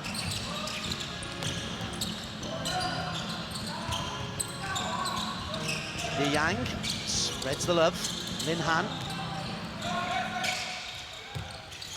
That's more focused defense from Formosa this time. 5 seconds, get the shot away. It'll come from out wide and will not drop. And it's picked up by Kenny Chen. And thrown away again. That's 2 consecutive possessions literally thrown away. Turnovers are plenty, and I'm not sure. I mean, I know this is a preseason game and you're testing combinations, but I'm not sure there's, in my personal opinion, if this is the right combination for Formosa on court at the moment. I mean, they're chasing a team who are desperate for a win, and on their day, they can just absolutely hit you from the outside, literally. Going to try from outside. It's high and not so handsome. Easy pick up from Yang Chin Min. Goes coast to coast for 2. Just keep doing that. Just keep doing that for a good 2 minutes and see what happens. Sorry if I sound like a coach, but I mean, they're effective. Look at that. Lays it in right there. 7 points for Yang Chin Min. And then this time the hustle defense on the move there was Po Wan, but he and the ball were not in sync. 2019, Xiamen lead Formosa. Yang this time pushes outside to Sung Xian. Sung Xian with time and space. Yang had a perfect opportunity there to attack the cup. He was in the lane, but instead he kicked out to the corner. Long distance from Yi Yang doesn't drop. When you're shooting percentages, 30 and 40% respectively, it affects everything. It affects obviously it affects the scoreline, but affects momentum, it affects confidence. Confidence is the word. Weddle trying to breathe some confidence. Time for Yang. That's better. That will boost confidence and put Dreams into the lead. That was a good shot, good kick out there by Weddle. Follow-through shot. Used his long arm range to a full effect, and that's how you hit it from outside the arc. Double digits for Chin Min. Top scorer of all, and an immediate riposte comes the way from Chang Chen. And they also get the, they rip the ball from Formosa. That's 3 turnovers we've had, what, in 3.5 minutes? That's been an area of concern, actually. I've got a confession to make to you, Des. At the end of the first quarter, I was looking at the turnover stats for Formosa, because they've turned the ball over quite a bit this week, but it was okay, and then it was 0, and then now we brought it up, and it's done 3 already. And they've got to box out and rebound a little bit better as well. I mean, Coach Carl Julius spoke about that at the first quarter break, especially their defensive rebounds. Sung Xian onto Weddle, double teamed immediately. It's very athletic Xiamen University defense. They do try to swarm. Weddle looks for a bit of space. Driving inside, outside is Yang for 3. That's not dropped. On transition, and an easy jumper doesn't drop. Neither team shooting with confidence. You're right about that one. But Yang, can he drive? Ooh, he does. That's a good one. That's 2 shots. He'll pick up the foul in the act of shooting. It's only the first team foul, though, of this second stanza against Xiamen. It'll go against number 17, Lin Han. We didn't see it on camera right there, Des, but Coach Carl Julius just going up to Chen, and he didn't need a translator. He just said, you need to rebound. Just use your size to your advantage. And that's fitness for you when people can get a bit slack in terms of boxing out and working the boards, but it wins you games. Chin Min leading all scorers with 11 with this second 3-point to come. 2 for 2 for him. 12 points in all. Formosa lead 24-22.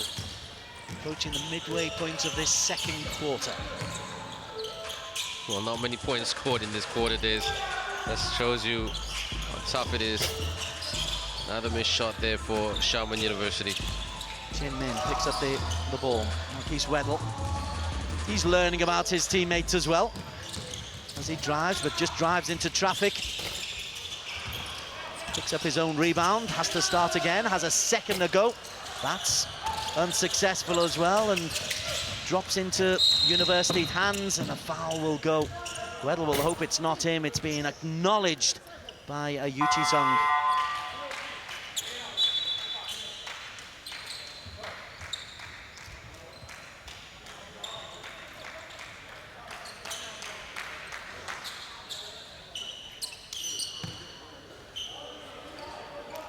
Xiamen have only scored 4 points in this quarter versus the Dreamers 7. Struggling again. There's the numbers. Can they punish? Weddle this time. Lovely move for 2 points for him, and a timeout instantaneously called by Xiamen University. That's a good transition there with the reverse and puts it away. What an excellent finish by Weddle. And that's the type of game that he likes. You know, bringing his players, working with his players. He's the quarterback of this team to get the finishing at the cup.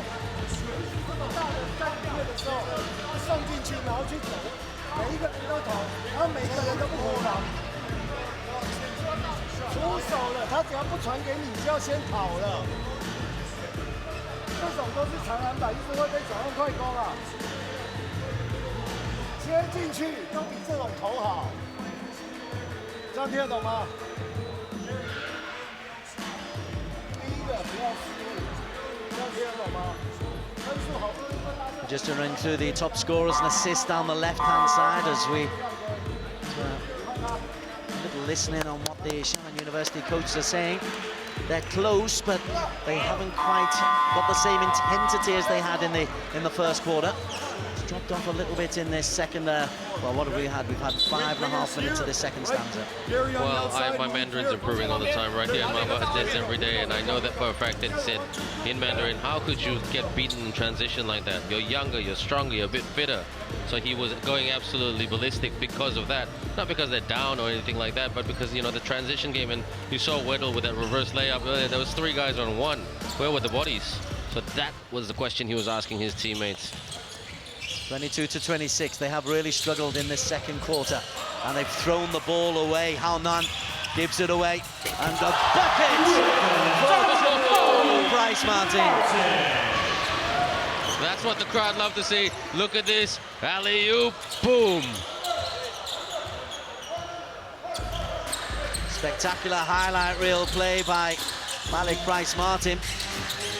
He also kind of put a stamp of authority on Formosa in this second quarter. The inside for 2, bounces off the rim. They are really struggling for points. It's only 4 points they've scored in this second stanza. And they all look like they're running out of imagination here, Des, if I'm being harsh, but they're just shooting it. I mean, maybe they don't have the confidence to attack the cup because of the size mismatch, but they've got to be a bit more creative than that. Weddle. Trying an outside for Wu again. He's lost his confidence early on. He was trying every shot he possibly could. Probably right not to take that on. 5 seconds for Weddle as he gets the shot away. And possession, and the putback is in by Chang Seung-shin. Now the Dreamers are really starting to take control of this one. They're using their longer frames to their advantage, get the rebound, and put him away.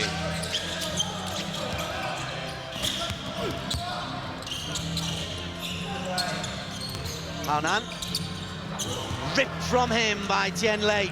It's a 3-on-2 fast break. Tian Lei looks to his left, and he can't put the bucket in, Xiang Tian, but he will go to the line for 2.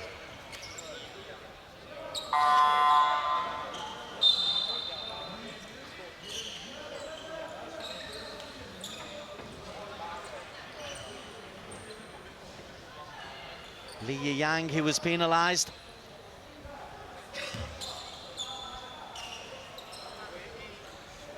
This is Chang right here. Quite a decent shooter on his good day, Chung Xian.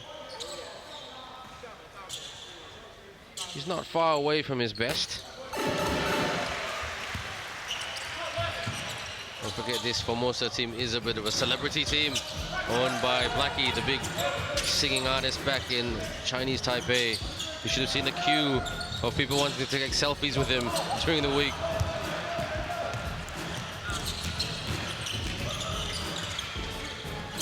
Oh, Tian Li, fine. Slam dunk coming in from Malik Price-Martin. Good pass inside, throws it down right there. What a dunk.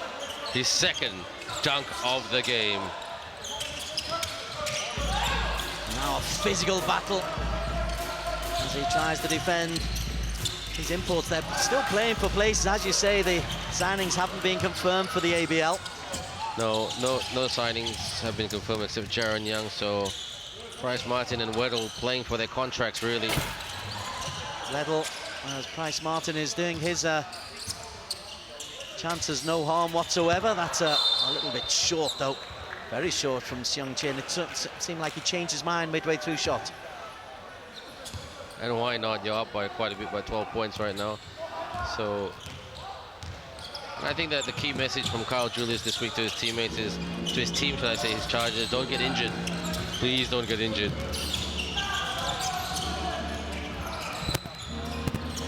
Dangerous cross-court pass there, and that led to the turnover. Here they come in transition. It's a 3-on-2 break once again, slapped out of the hands of Malik Price-Martin. That'll be a foul against Pulwern. We thought we were in for another treat there, the third consecutive dunk by Martin, but not yet.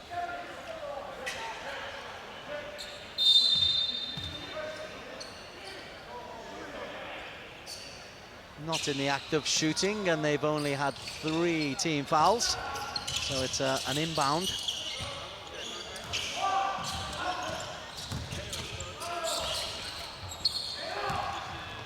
No easy take for Haonan.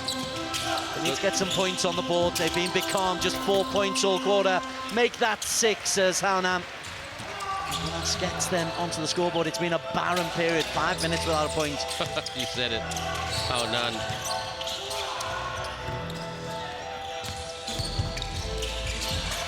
Reluctant to take the shot was Wu, and then getting to the baseline was Tian Lei. Back-to-back points, that makes things a little bit easier as that's tucked home by Chen Luen. Thought that was a bit of a travel there by number 8, 4-1. The referee said continuation.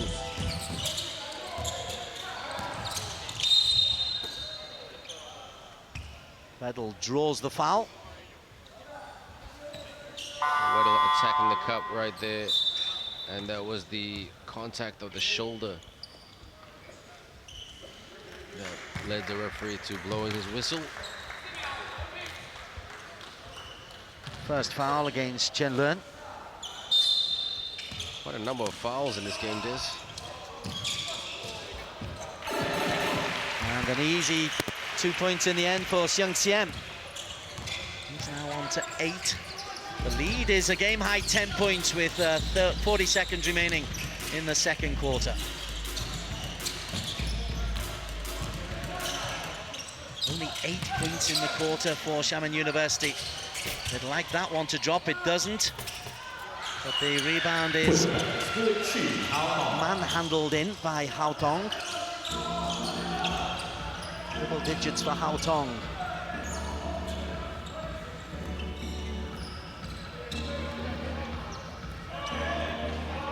Ten seconds in the quarter. 4 seconds on the shot clock. Weddle reaches high for 2. Great ISO move right there by Weddle. He switched on the afterburners for the floater, sinks it. And that's the way you finish. It's a 6 points for Weddle. He's beginning to come into his own. Formosa Dreamers certainly coming into their own a little bit in that second quarter, but it's Xiamen who will look back on that and have got a lot of work to do. They've only scored 10 points in that quarter. They trail by 10. It's Xiamen University 28, Formosa Dreamers 38 at the half.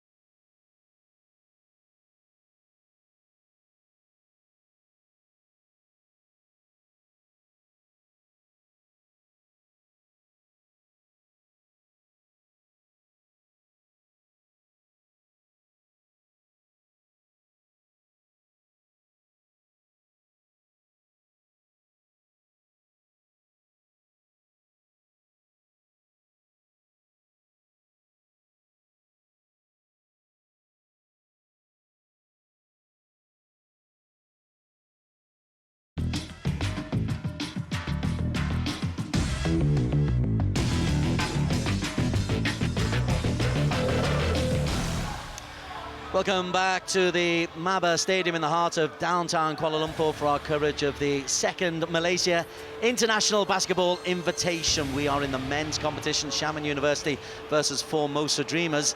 It's Formosa Dreamers who lead at the half-time, but in the first quarter, it was all about the men in white, the youngsters from Xiamen University, who really took their pace to try to neutralize the power of Formosa, Ben Ibrahim.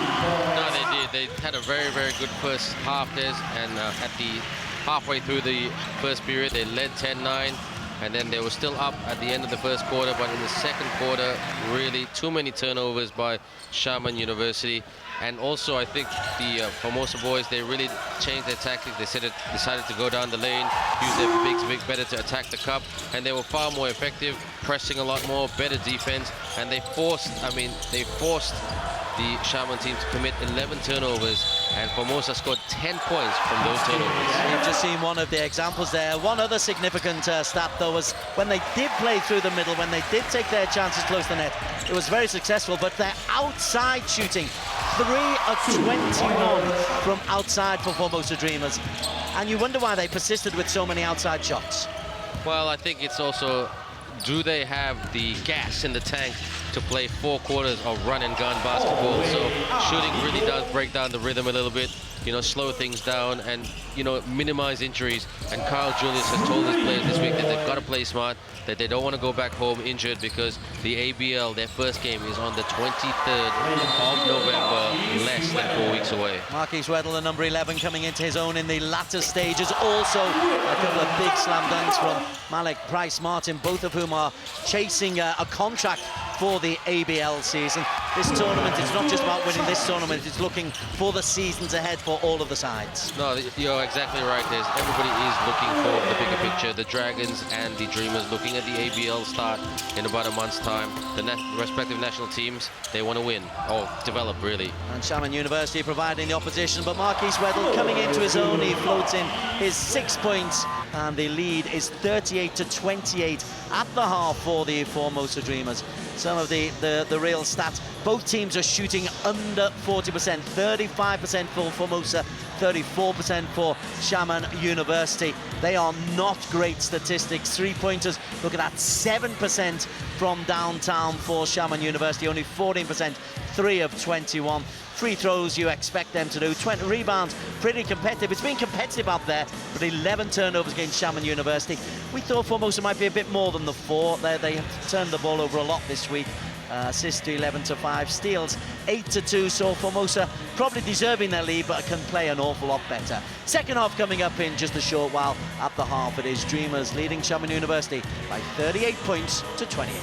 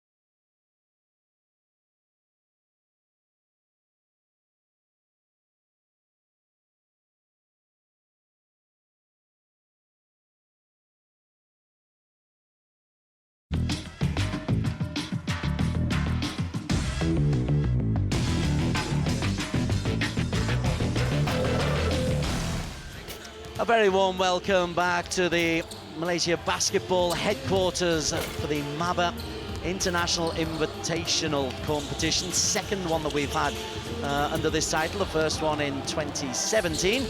This one serves as a pre-season for the ASEAN Basketball League. It serves as a precursor to the SEA Games that are rapidly approaching. And it's also a build-up to various other university leagues. Ben Ibrahim, who's very much involved in the basketball infrastructure in Malaysia, analysing this game between Formosa Dreamers, who are an ABL side warming up, and Xiamen University, who are clearly a very strong university squad. 38-28 at the end of the first. What have you made of Xiamen first, Ben? Well, they had, I mean, as expected, they wanted to shoot the lights out, and they came out with that mindset and mentality. But it worked for them in the first quarter, but in the second quarter, it didn't work for them. The shooting bug ran away a little bit, and they just sort of ran out of ideas. And even I thought when they ran out of ideas, they should have played a bit more defense, which they didn't. And then after that, I mean, Coach Kyle Julius, in my opinion, he saw that, he read that, so he started to bring on bigger mobile players who really finished it at the cup, and it could have been a bigger lead for the Dreamers. As it is, it's a 10-point lead. The problem for Xiamen University was their shooting. Only 10 points scored in that second stanza. They've only got one man in double digits. That's the big number 5, Chi Hao Tong. As for the Dreamers, well, they've only got one in double digits as well, bigger Yang Chin Min, but they've spread the scoring around. Chang Sung Sien's helped himself to 8 points, 5 points to big Malik Price Martin, who's had a couple of showreel slam dunks, and 6 points also to a rapidly improving Marquise Weddle. Yeah, but one thing about, here's an interesting stat for you. Here, there's one thing about the Dreamers. They share the ball a lot more. You know, they've had 11 assists in the first half, and that's because they share the ball. They've got a number of guys who've got that point guard, quarterback mentality. So move it around and then try to execute to get the production. So here we are, we're underway in the third period. Marquise Weddle for the Formosa Dreamers. Big Tian Lei sets it up to Sun Young. He's blocked off first time, second time, change of hands. That's a real good skill. Hooks it in left-handed. Well, they brought in number 15 there, Luo Chen Luen, for some rim protection. So hopefully he gives them that protection because they definitely need it. And then possession is just thrown away. Not the best of starts. Hao Tong, who's probably been their standout player. Been their standout player also for this week. Drifts across is Sung Sien. Yang Chin Min on the move. Sung Sien, fadeaway jumper, drops beautifully for 2. That's a great shot there by Cheng. He just stepped back a little bit there to get the separation, knocked it down.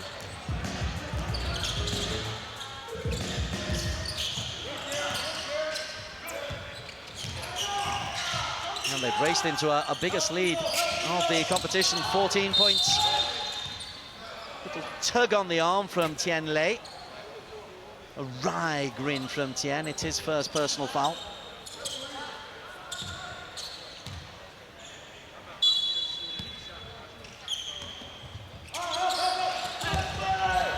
And a nice easy layup. Found the space, did Jia Chernlung. They need a lot more of that. They don't want this game to run away from them. But I think if they can just body up, play a bit of physical defense with this Formosa team. That's a start. Foul on the arm from Yi Yang. And in the act of shooting, Yang Chin Min, I think he will go to the line for two.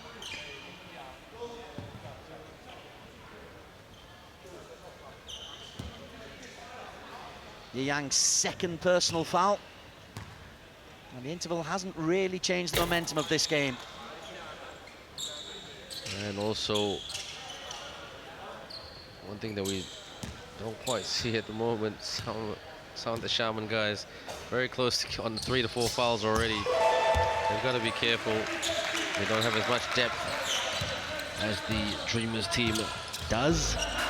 Jia Chen Long has been on 3 fouls since early in the second stanza. He's sat out most of the second quarter. Hao Tung, way downtown for 3. They needed that 3, reduced the gap back to 10. Big shot. Now, have they caught the shooting bug, Des? I hope they have to make this a competitive game, but a good off-balance runner right there. Nice fake from Yang Chin Min. They do try to play the game of pace to the university boys. The younger, it should be one of their advantages, and they certainly displayed that in the first quarter. And that comes off the foot of Tian Lei.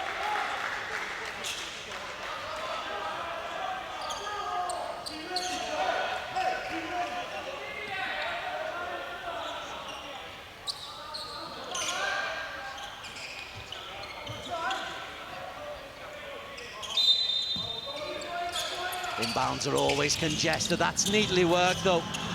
Lovely swift play that didn't get the reward it deserved. Tian Lei picks up the rebound. They're doing all the right things at the moment, Des. Shaman in terms of trying to get the offense running, but in terms of finishing, it's letting them down big time. The foul will go there against Hao Nan.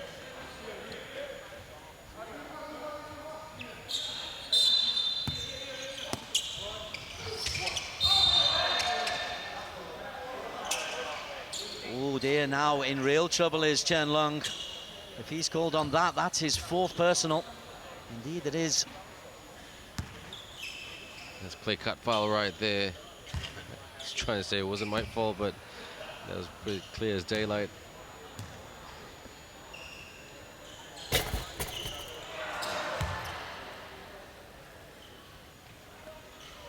Formosa about to make a change, bringing on, well, they did want to bring on Martin. Get some more points in the paint. 5 of 10 from free throw land. In the context of this game, it might not hurt them too much, but you certainly want to pick up your free throws, as that's an easy layup for Hao Nan. He moves on to 6 points.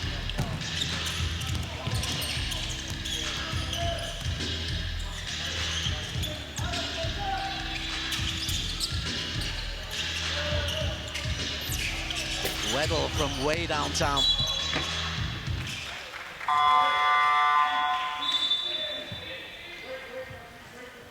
Lots of rotation coming from Formosa. Nice Martin steps in for Tian Lei.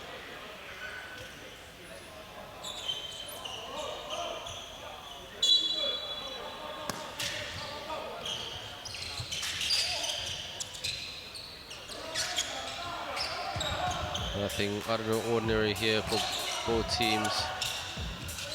Haven't lit this quarter on fire just yet.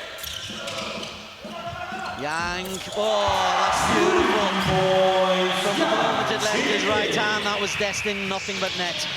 Just as I said about fire, he must have heard me, and he hit that to get the heat up and running. Well done, Dreamers, good shot. Shots like that, you can really put a dagger in the Shaman's hearts in this particular quarter, that is. Good response from Hao Tung, though. He moves on to 17, personally. And then Bryce Martin can't convert, just off balance as he tried to put that one into the open basket. 15 seconds on the clock. It's an 11-point ball game. Step back. The rebound drops the way of Yang and bounces off his foot, but the possession goes the way of the Formosa Dreamers. And things are dropping their way just at the moment. No, it is. And it's not high scoring. And both teams, well, one team's playing in a preseason mode, one team is just throwing everything at it is. Good movement, swinging it, gonna try to swing it around. There's a good swing right there. Weddle can't convert, but it was better ball movement. And Xiamen were chasing shadows.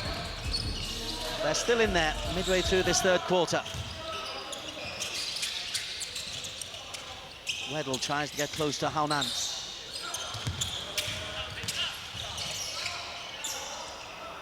How from way downtown, Ho Tong, thank heavens for his point scoring.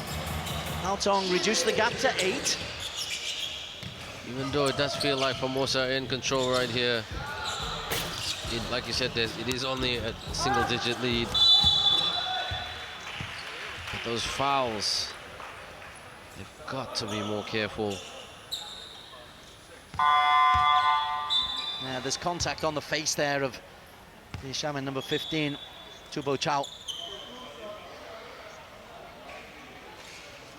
His lip is very much reddened, and I think he's going to come off. Might just need a moment. It was one of those where the bridge of the nose was smacked, which is never fun.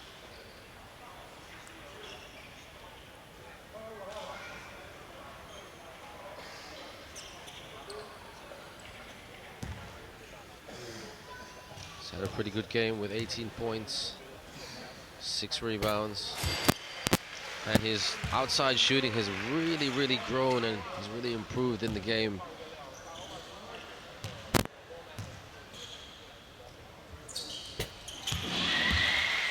"20 points. He's sharing the man of the game with Chi Hao Tong. But the bonus for Formosa Dreamers is that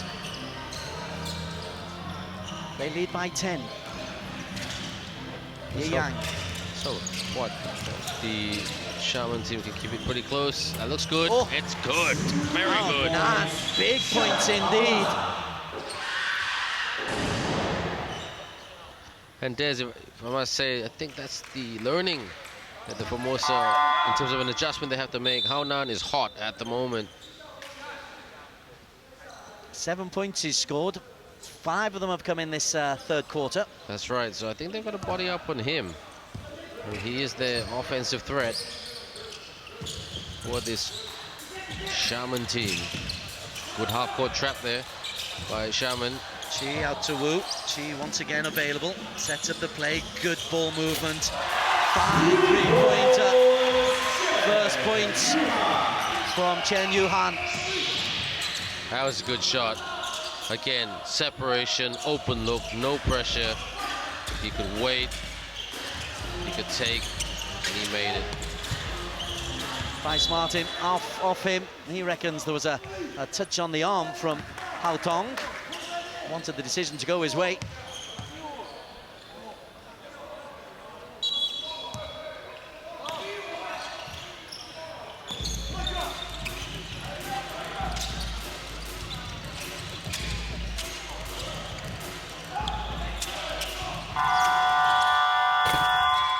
Got the shot away just in time, but it came off the rim, and Bryce Martin took the rebound. Coming the other way, outside, looking for back-to-back threes. Doesn't quite work, and Referee should have called something there. I mean, I thought there was some contact. a lot of physicality. Yes! 3 points from the outside, this time from Bo Wen. His first points. And they do keep within touching distance, Xiamen. Yeah, well, Real credit to them. no, well, like, you know, their shooting game is coming back into it, and they're spotting up well. You know, being more patient when taking those shots from the outside, and that's their strength. And if they can be a bit more patient with their shots, not so rush, we've got a game on our hands. We do have a game on our hands, and full credit to Xiamen. You know, two running games in almost 24. I mean, well, 30 hours really, whatever it is. It's not easy. That's the thing about round-robin basketball, or round-robin sport, should I say. Does test the fitness levels, which is exactly what the players want. Outside to Wu. Steps in, that's a good adjustment. Did really well to retain possession. That's a fabulous bucket for two from Chi Sung-yu. Oh, good move by Chi Sung-yu. He just saw there was a bit of, like, the guy's napping right there. He's got speed to burn, so he just drove. Bryce Martin out to Weddle. And another lovely bit of play from Chen Yuhan.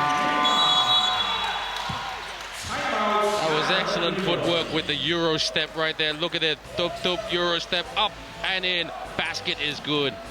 That's the way to do it. Being patient. All of, not just from shooting as well.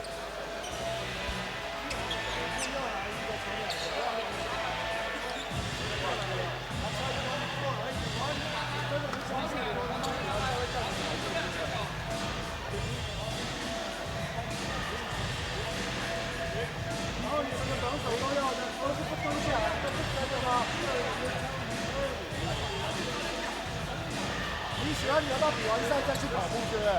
20 points for Chi Haotong, 7 for Xiao Hanan, 6 for Li Yiyang, the top scorers.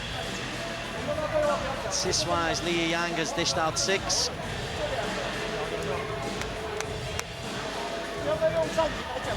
Li Yang has really been a significant part of the gameplay of Xiamen University.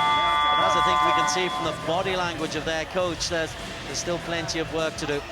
Yang Chin-min with 20 and Seung Tian with 10 top point scoring. Malik Martin with 7. In terms of the assists, Marquise Weddle has passed out 6. The rebounding that is probably the differential. Chen Li with 13 and Malik with 6 alongside Chin-min. The rebounding has helped them just retain the ball. We thought that might be the case before the game. Very much so, and they were competitive. I mean, they still are competitive, but they were getting pretty close with their spot up and, you know, heating up in terms of the shooting. But that's, I mean, the reason that coach was so angry is just because of that transition. Get back. Well, they got the fast break, but didn't convert the points. And Malik Bryce Martin fumbles, but gets away with it. And the thing about this Xiamen team is they've got 2 coaches. They've got a head coach and they've got an executive coach. So who's calling the shots? There can only be one leader. That's right. Chen Yuhan out wide to Wu. Bryce Martin. Weddle doesn't take the shooting opportunity. 9 seconds on the clock. Wu beneath the basket. Overhead for 2. That was a great feed right there. Look at this feed right here. Great pass underneath the basket. It all came from the pass. Well done, Dreamers.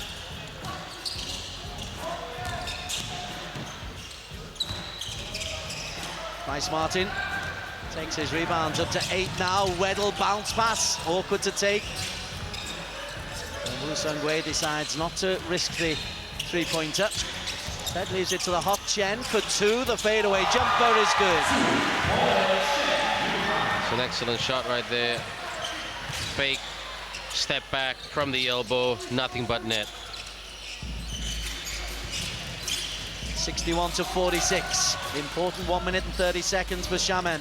They can't let this get too far away from them, but that's a distant 3-point effort from Xiao Hanan.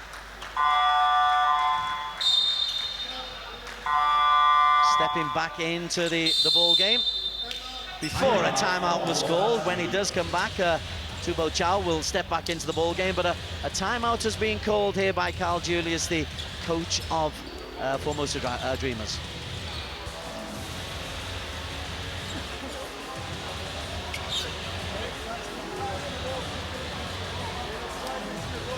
No, I think stay this way for the Formosa Dreamers. They've got the liberty and the luxury.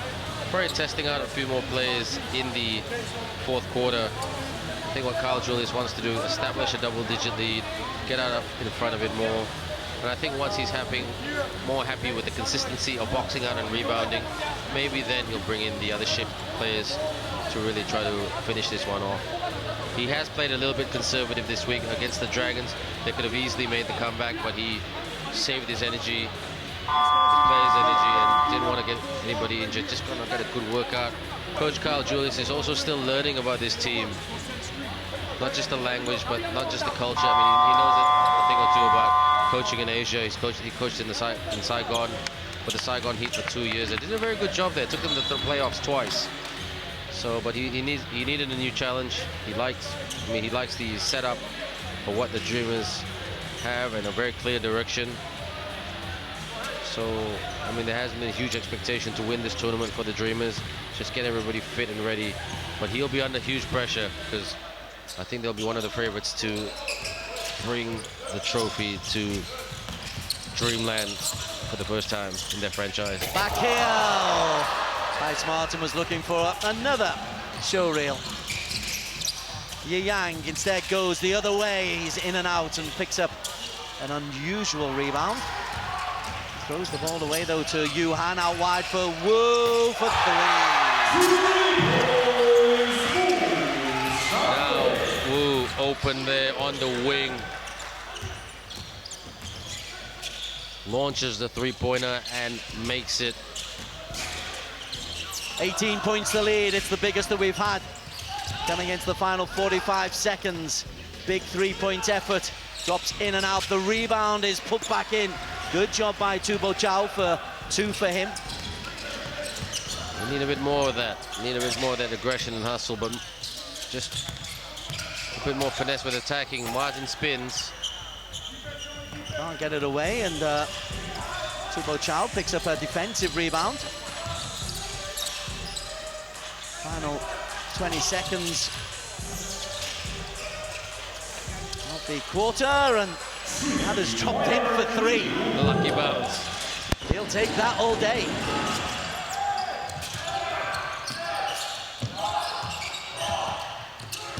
Weddle. The Dreamers finish the lead with 15 points. 66-51 after 3 quarters.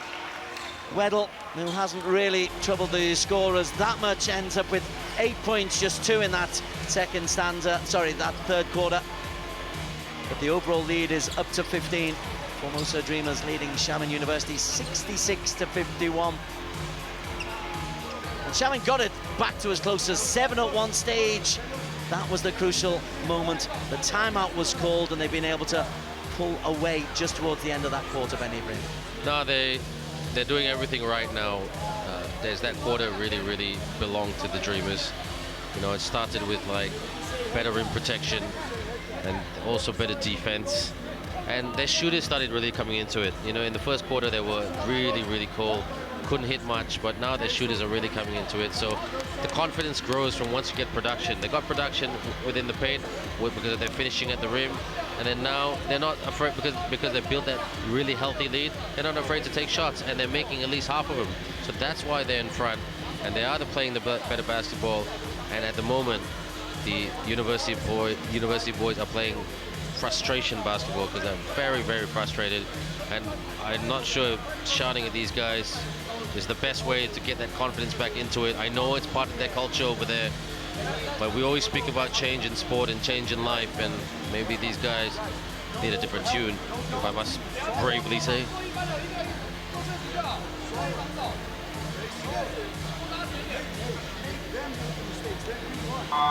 It's their game to lose for the Formosa Dreamers. They've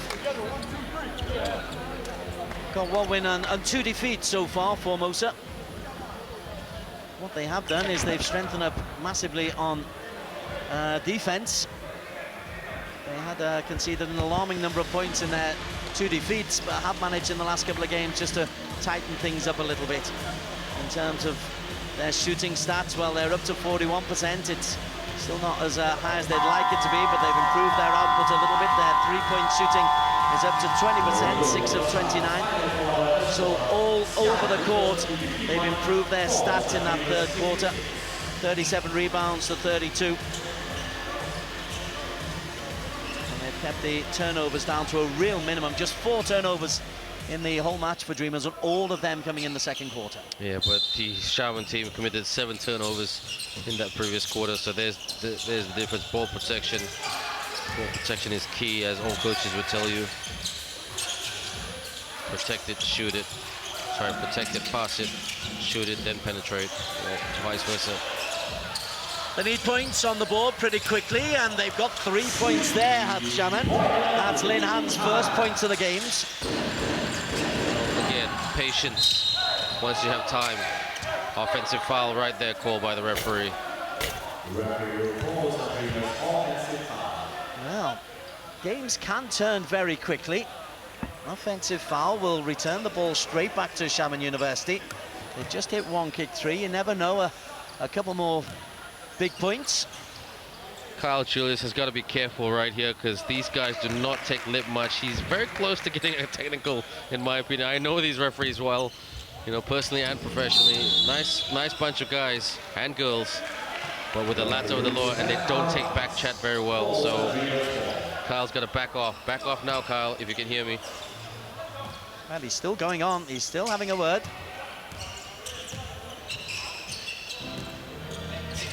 Luckily, it ends with a smile just off camera to our right-hand side. You won't see that with certain other referees. Weddle. In and out. Rebound taken by Lin Han. Waits for support. It's there, the triple team on Lin Han. He's done well to smuggle it out. And will eventually pick up the second ball himself.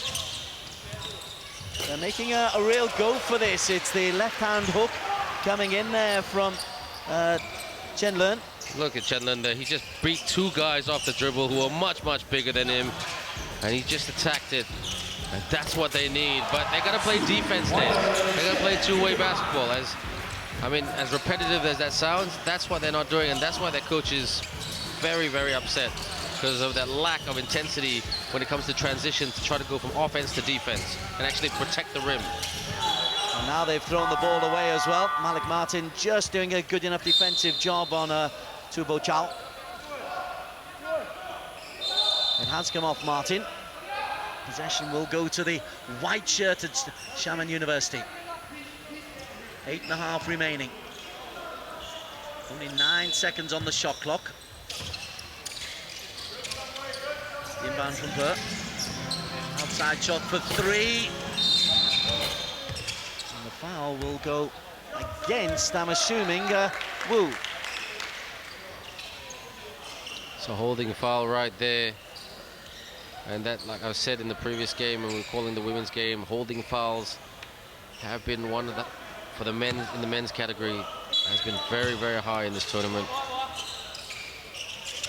Swing. Second of 5 matches taking place today in this proper invitational tournament. Outside shot doesn't drop, but the 2 points will count for Lin Han, and he will go to the line for an extra point, and they are digging into that lead. It's a 10-point ball game. Kyle Julius does not like this. He wanted to try out certain players in the 4th quarter, but right now he has to go with a combination that can win the game. And I mean, the objective of this tournament is not to get wins for him, but he does want to maintain that level of confidence, as the ABL season is not far away. Potential 6-point play for Lin Han. 9-point ball game. We keep saying this about the university boys. They are not out of this game. They're they not. should be, but they're not. They're very inconsistent. I mean, in 1 minute they could be hitting shots, in the next minute they could be turning it over, and lack of defense in their play. Well, he did his best to avoid the contact, but in the end, Chen Lun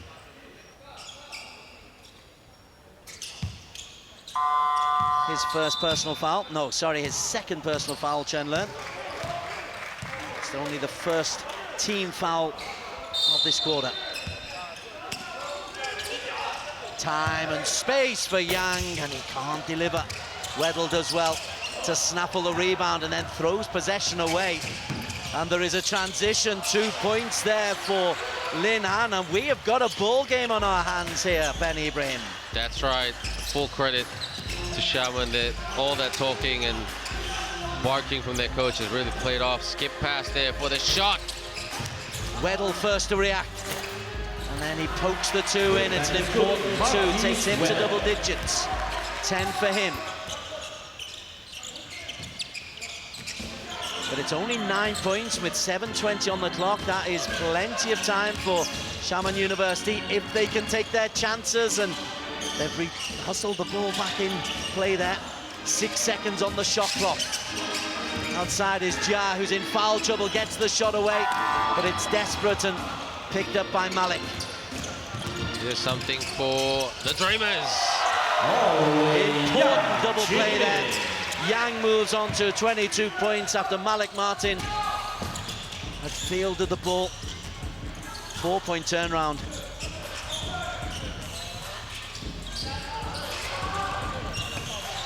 And then Malik comes up with another big defensive play.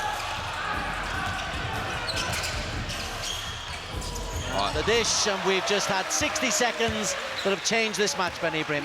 That's a great pass right there.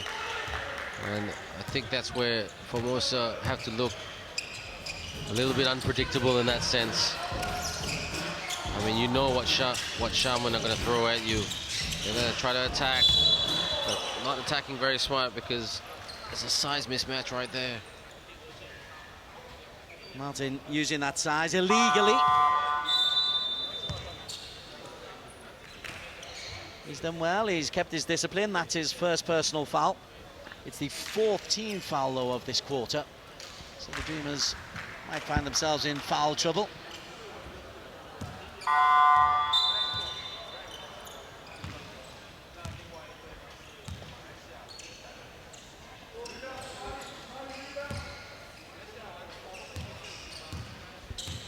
Going to the line is Bo Chow. 4 points for him.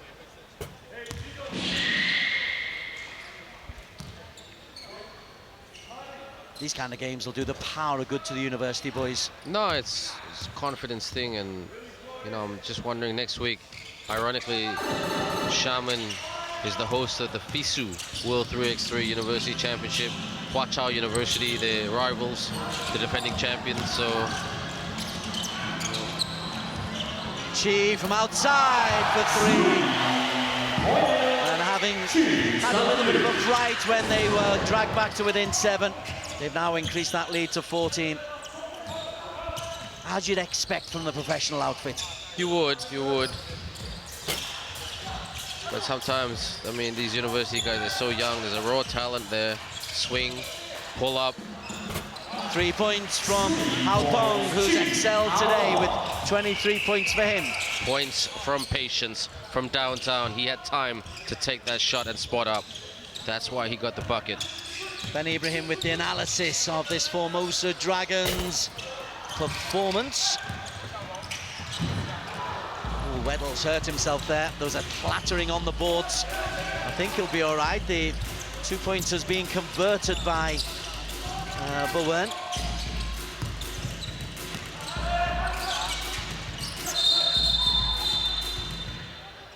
Yeah, and there's a requirement just to mop the floor, because Weddle crashed into the floor at a rate of knots there. I really thought it hurt his elbow.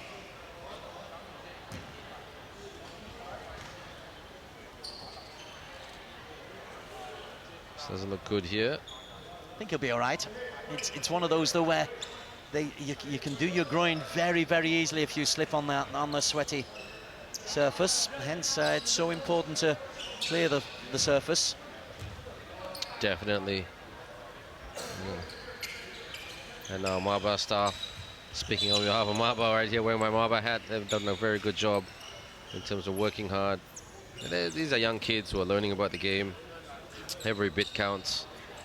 Everybody has a role to play, and putting a tournament like this on, an international tournament, is not easy. All hands on deck, and we're asking some of our staff to just give it their all and put their personal lives on hold. So we really appreciate that. A big shout out to all our staff and volunteers who have worked very, very hard behind the scenes to make this tournament run very smoothly. We're in the final weekend of this tournament. It's been running most of the week. Crowds growing, decent, healthy crowd here. We're expecting more for the remaining 3 matches coming today. Up next, we've got the Malaysia Dragons against the Watching Kings. Then the big game, Malaysia versus the Aussie Dragons, and then Tohoku versus Malaysia. So 2 Malaysia games. That's in the women's, the last match of the day.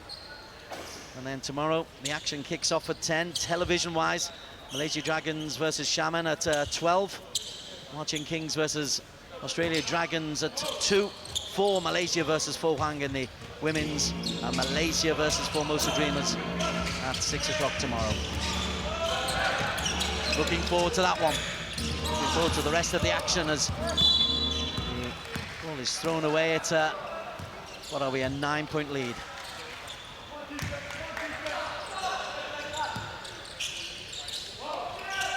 Full court press coming on from Formosa, but not really making it difficult, just eating up 9 seconds of the clock.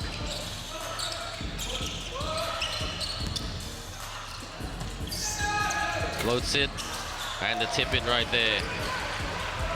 Nicely done from Haotong once again. 25 points, he really has been standout.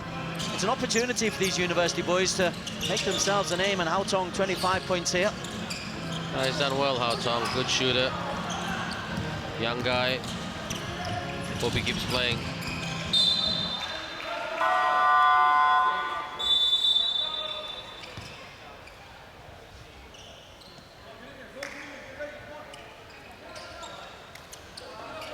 The inbound will be for Salmon, and we've had one of these little turnarounds in this game again, Ben. They got within 7, they drifted out to 14, they're back within 7, Xiamen, and in possession of the ball.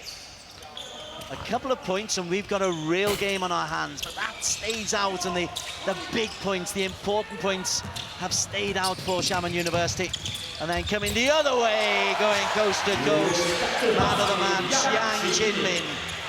Well, they've got to play better defense. There was no defense right here, no hands up, no attempted defense. There was 2 bodies on one on Yang. Why did he get so much clearance to take off like that and put it in?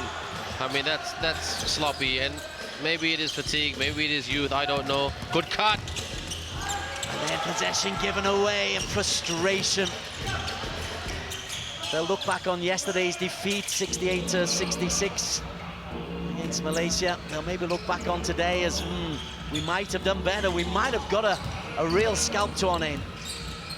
That's the first screen I've seen today by the Dreamers. Level can't benefit, picked up by Jao. Outside, 3 points, doesn't drop, they needed it to. Price Martin calmly just slows things down. That was a good open look, sorry Des, there's a good open look right there, but again, patience with the open look. Once you spot up, especially this Xiamen team, once they spot up with patience, that's when they hit those big shots. Another screen. Weddle out to Wu. That's good rebound from Xiang Tian. Malik tries to drive for 2, is blocked off in the process by bigger Tubo Chao.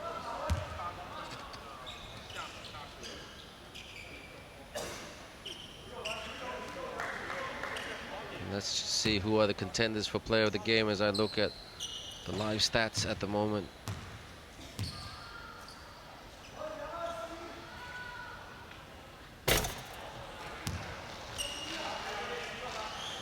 Bryce Martin is, if I'm not mistaken, is the front runner for the player of the game for the Dreamers. No, it's not. He's the second contender. The clear contender is Young with 26 points, 6 rebounds and 1 assist. I don't think you can beat that. I mean, particularly as Price Martin's missed both of his free throws. The possession has been retained by the potential MVP, Yang. Price Martin is blocked off once again. He will go to the line again, and Bo Chow will pick up his second foul again. It's been unlucky there. I mean, there was just a bit of contact there with the fingers. And Price Martin.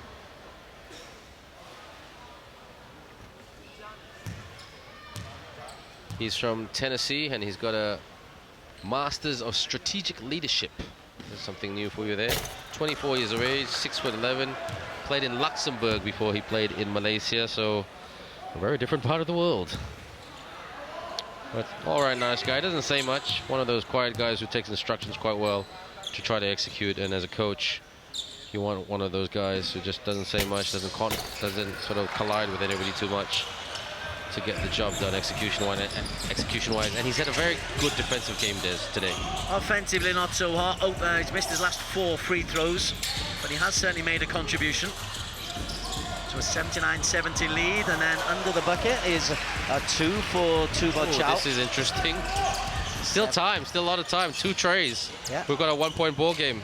2 minutes to play. But we've been here before, haven't we? 7 points again.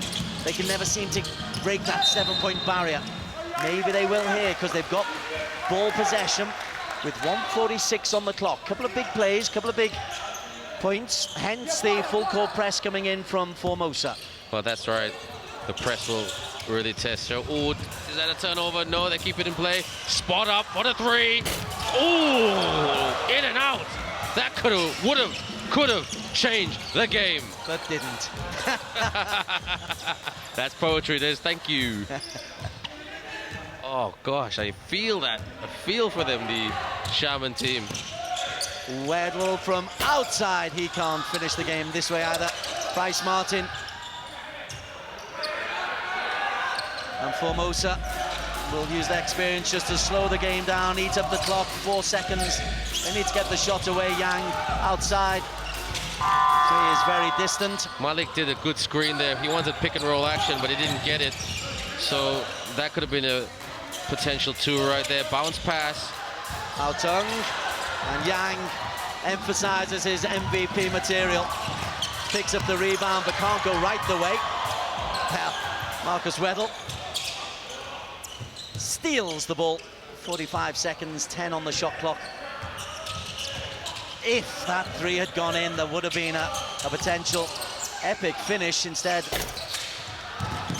Formosa can see off this for their 2nd win of the tournament.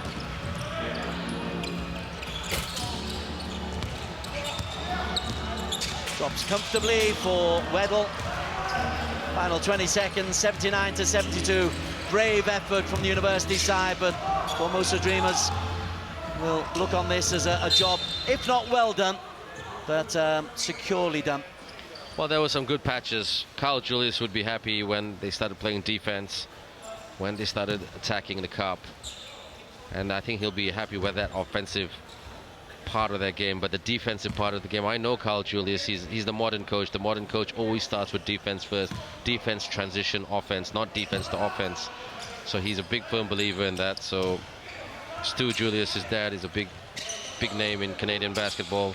So I know that their family, getting quite close with their family over the years, and that's what they emphasize in their coaching. 79-72, the final margin of victory for Formosa Dreamers. Real credit to Xiamen University. They kept it close. They got within 7 points on 4, possibly even 5 occasions, but each time they got to it 7, the door was closed, and Formosa Dreamers just had enough power, enough wit, enough experience, enough points to take this one by 7 points, appropriately enough, 79 points to 72.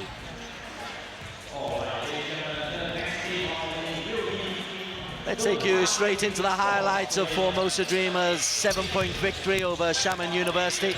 These are the second half highlights. There was a lead at halftime for Formosa. It was a 10-point lead, and they came out in the second half as if they were going to blow this game completely away, Benny Brim. No, exactly, Des. I mean, they were just getting the momentum, they were getting the rhythm. Once they started finishing at the rim, they were more confident to spread it out more, space out the floor, get some open looks and get some shots. And because they started playing better defense, that's all it was. Nothing too technical, nothing too phenomenal. And then after that, some big shots. Yang, I mean, he was outstanding in the second half. He found his confidence. Xiamen looked rattled in the third quarter, but then slowly they caught the shooting bug back in the fourth quarter, and they started hitting shots, not making so many turnovers. I think they only had 4 turnovers in the in that fourth quarter, so it was much better. They were protecting the ball better, but they needed a really good knockdown shooter in the fourth quarter, especially in clutch time, in the moments of clutch, to potentially just tie the game. There were a couple of big moments. As I said, they did get within 7 points on a couple of occasions, largely due to the work of Chi Hao Tong. Chi Hao Tong helped himself to 25 points in the end, but every time they got close, Yang Chin Min or Weddle or Price Martin would just produce something a little bit special. Lin Han came in and contributed 9 points in the second stanza for second half even, for Xiamen University. But once again, every white basket, there's a response. This is Lin Han with, again, 2 of his 9 points. But they could never just seem to get over the line, and maybe that defeat yesterday against Malaysia did have some psychological damage for them, Ben. And also physical effect as well. But you know what, Xiamen, they'll be feeling it, disappointed, but I mean, again, their aspect of their game is that transition game. So let's have a look at the stats right here. And I mean, the Dreamers team, they shot, I mean, it was quite even, 41-40, but you know, 3-pointers. I mean, you expected a lot more from the University team because they're the more confident team. And then, wow, 47%, that's a surprise there. But you know, full credit to Xiamen in terms of, you know, boxing out. And also, but the turnovers, that is the part that really, really hurt them. And they should have shared the ball a lot more. And the steals, you know, the steals led to those turnovers, and turnovers led to points. Okay, let's have a look at the individual player stats for Xiamen University. Hao Tong, 25 points, outstanding return from him. You called the man of the match is Yang Chin Min in the game, and his 26 points certainly stand up to that. 2 others in double digits, including Marquise Weddle. Interested to see if Weddle is able to build on that in tomorrow's game. Dished out 7 assisted Weddle. Tian Lei with 3, 6 assists for Li Yiyang, who didn't play much in the 4th quarter for Xiamen. Yeah, no, he didn't play much, but I mean, you know what? The 2 coaches of the Xiamen team, they were desperate. They just wanted to get back into this game, really. In terms of rebounding, Tian Lei 17, Malik Price Martin with 12 for him. Okay, let's have a look at, we've got 3 more games coming your way today. Coming up next, we have got Malaysia in action, the Westport Dragons, the Malaysia Westport Dragons up against Hua Qing Kings. That is coming up next in about 20 minutes time. 5 p.m. will be the tip-off for that, and then we've got 2 more matches later on tonight. So the MABA International Tournament is very much underway. Do join us for the remaining 3 games today and 4 tomorrow. It's been our pleasure joining us again at 5.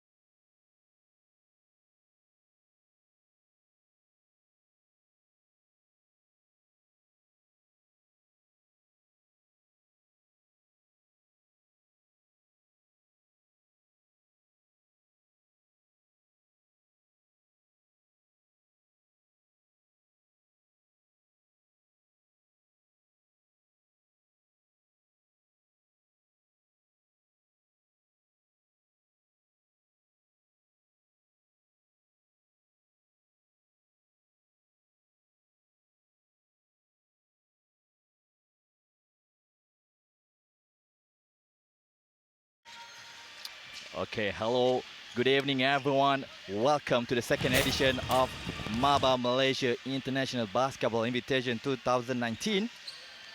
So this is the third game for today's tournament, featuring Watching Kings in white versus Westport's Malaysia Dragons, donning the yellow and black jersey.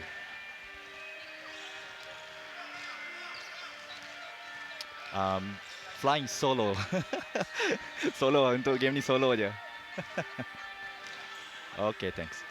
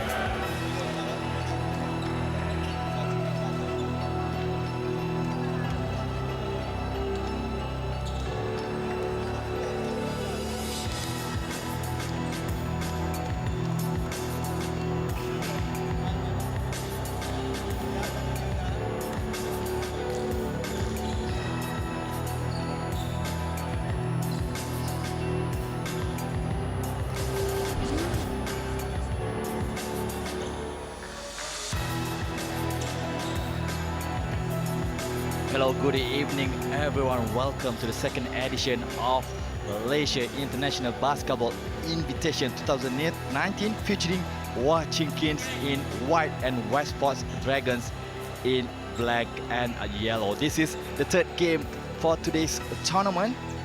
Previously we have 2 games, and let's take a look at the Watching Kings team lineup featuring a few players mostly are from Australia, 2 players born in Sudan and 2 players from the United States of America. And this is the lineup for the West Sports Dragons, also known as West Sports Malaysia Dragons. West Sports Malaysia Dragons is preparing for the new ASEAN Basketball League. So this is the tournament, the pre-tournament for ASEAN Basketball League for Malaysia Dragons. So tip off between Simeon and also Terence Swain. Possession for the Kings.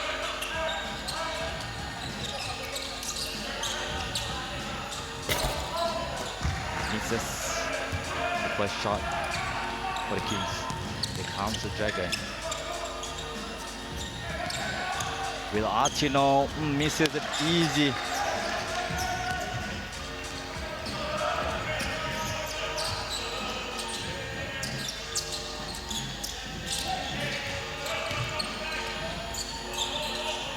Man-to-man defense by the Dragons.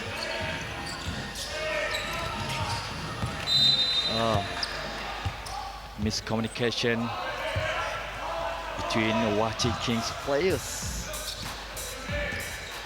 So a little bit slow for both teams in the first minute of the game. Simeon looking for Will Artino. Will Artino in the low post, and easy 2 points for Will Artino, the new imports for the West Sports Dragons. Eric Miraflores from the Philippines, unable to convert the 2-pointer. Here comes the Nick Tam.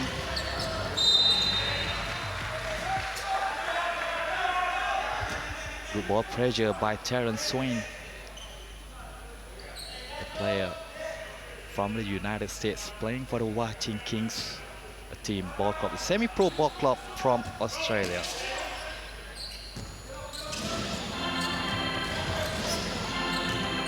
Here comes 2-pointer way off.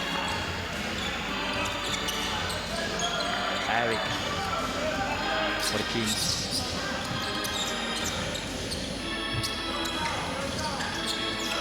That gone on. Terence looking for his teammate.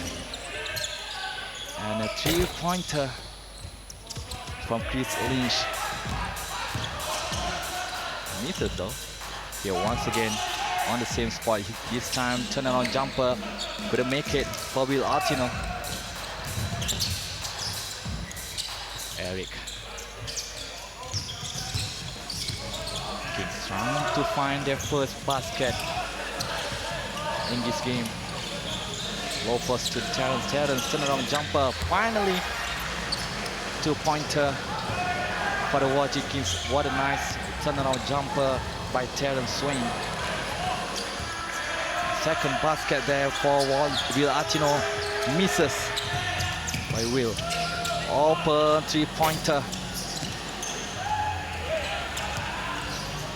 Still we Watching Kings. Second attempts. Nope. Midterm. Oh! silly turnover by Tan Wei Long.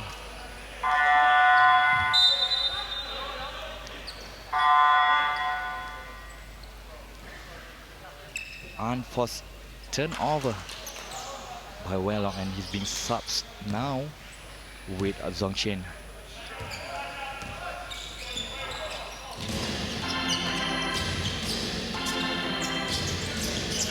Damien Pace giving up to Eric with a 2-pointer.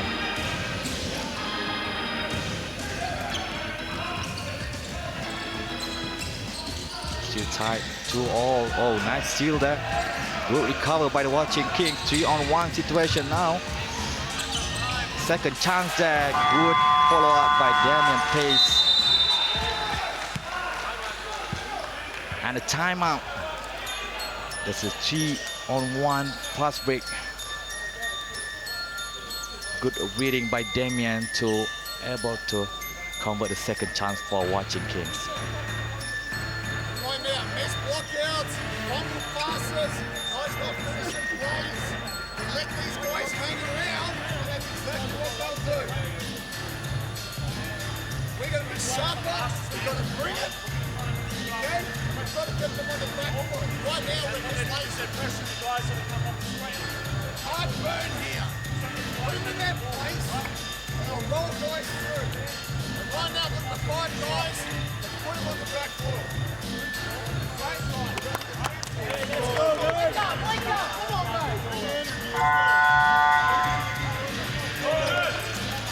Still early in the game, only about 3.5 minutes passed in the first quarter. Will Artino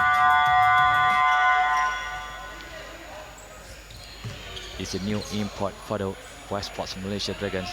Another import for West Sports Malaysia Dragons, Amir Bell, is sitting up but not playing now, probably due to the injury he sustained in the previous game. So Artino now. And a 3-pointer.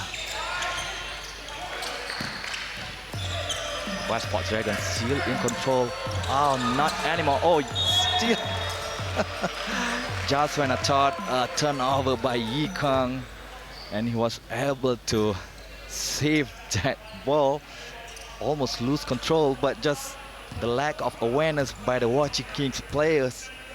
Chris Lynch wasn't realized that Yi Kang almost lose control of the ball.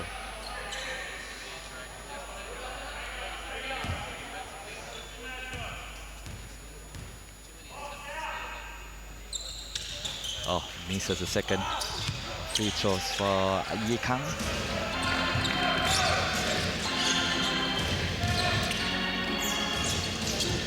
Lynch back to Eric. Lynch, another jumper from top of the key. Still unable to find his way to the basket. Will Artino. Traffic, nice pass there by Will Artino to Simeon Lepichav. A good fall there from Connor Alsop, forcing Simeon to earn his 2 points from the charity stripes.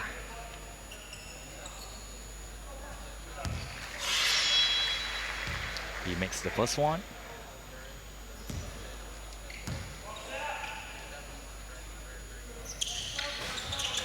And also the second free throws. 1 point difference now between these two teams. Wachi down by 1 point right now. Connor looking for his teammate Eric. Pick and roll with Thailand's pullback point by Chris Lynch.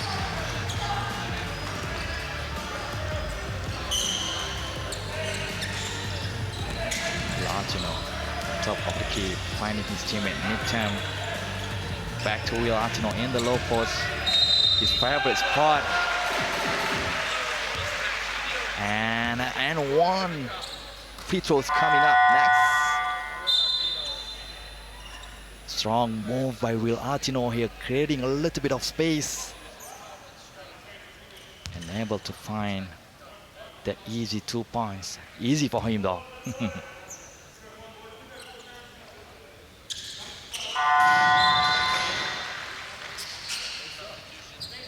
Vilatino completed the traditional 3-point play and being subbed out with Kel Hung.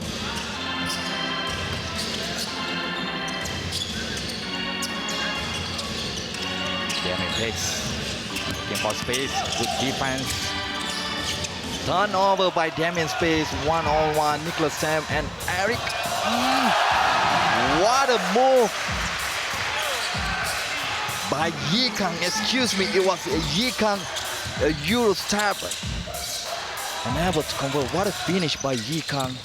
But here comes Watching Kings, not a friendly role for Chris Lynch.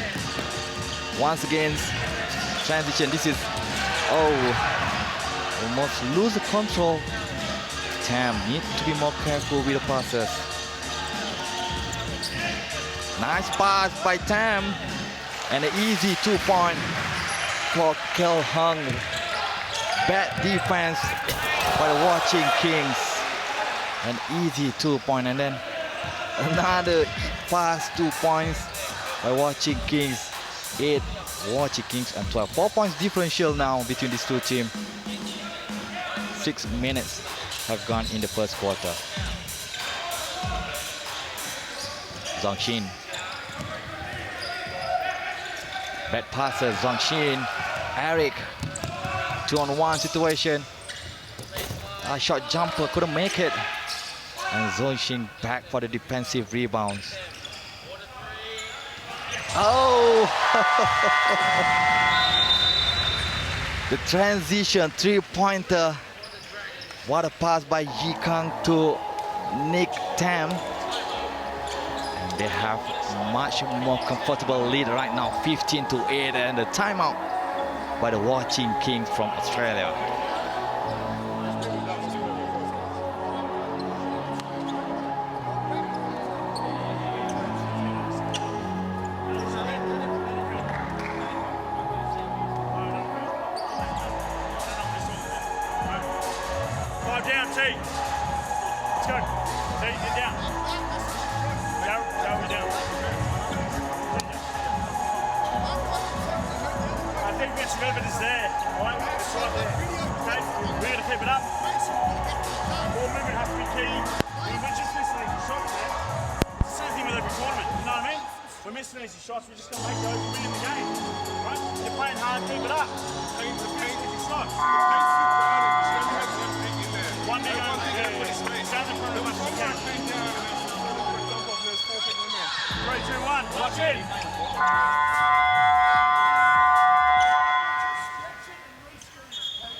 So the Dragons, the Malaysian Dragons, there are 2 Dragons teams playing in this MABA invitation. One from Malaysia and the other one is from Australia. So this is the game between Westport Dragons and Watching Kings. The Westport Dragons has been able to find the rhythm after a slow start. Now, corner back to Eric, using the screen. Eric driving in, finally. Nice, beautiful, acrobatic layup by Eric. Miraflores for Watching Kings. Seaman, hands off. Back to Seaman, Seaman and easy, unable to convert that easy 2 points. Yi Kang loses, save, away there. Yi Kang driving in, Yi Kang, what a move. Yi Kang not able to find the basket this time.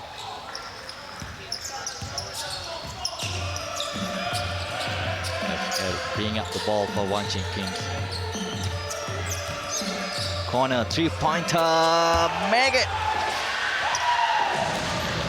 As corner also using the screen by Terrence Swain.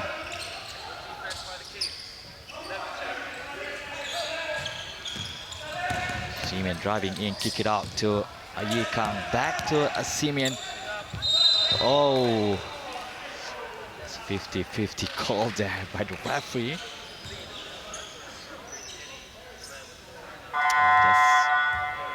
little bit of contact there on his, yeah, a good call by the ref. Terence right hand will make contact with Simeon Lipichev.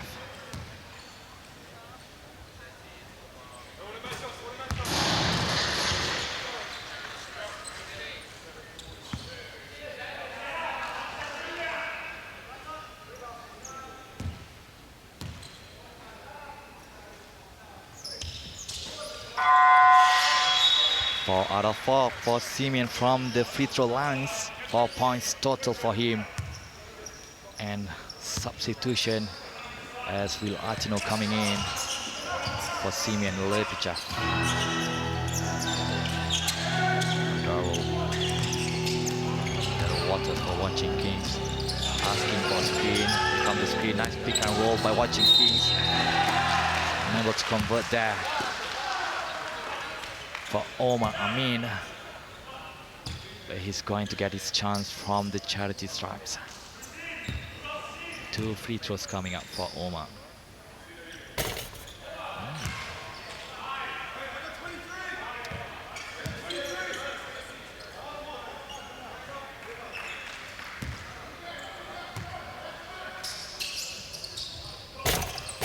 Oh, misses both for Omar Amin.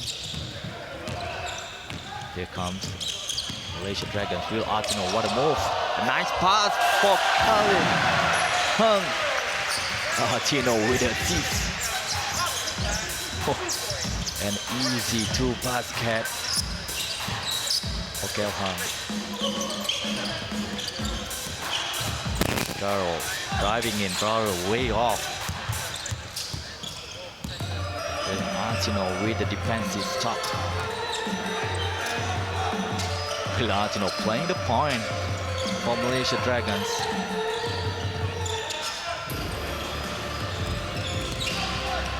She driving in, using the glass.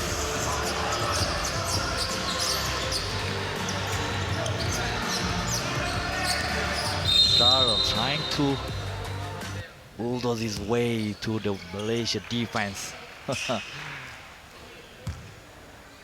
There's no way Darryl will get an easy, as there's 2 defender, Kel Hung and also the help from Yi Kang. That is the 2nd personal foul for Kel Hung, as he's being subbed out. With Lepichev coming in for Kel Hung.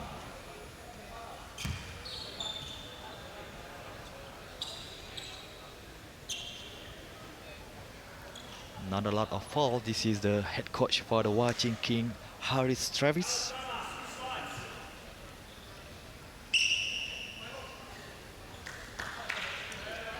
Only the 2nd team foul for Malaysia Dragons in this first quarter.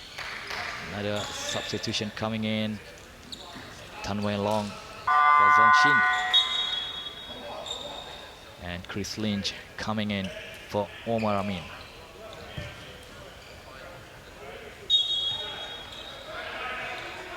We have another substitution.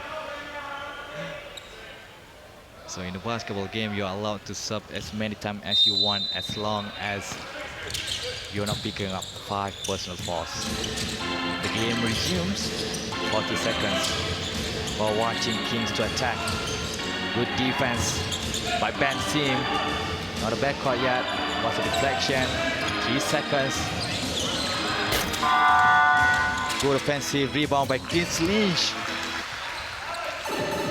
as he pick up his 4th personal points. Easy 2-pointer for Chris Lynch. Artino on the other hand. Another 2-point and 1 free throws coming out for Will Artino. A mismatch underneath the basket for the Malaysia Dragons. Good awareness, good passes, recognizing that Will Artino has the upper hand underneath.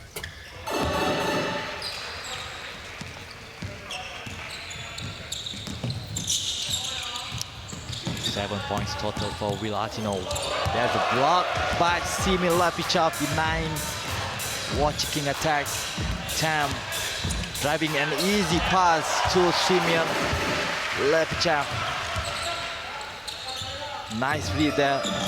Watching Kings defense has been sleeping throughout the first quarter. A lot of easy basket for the Malaysia Dragons. Another 3-pointer.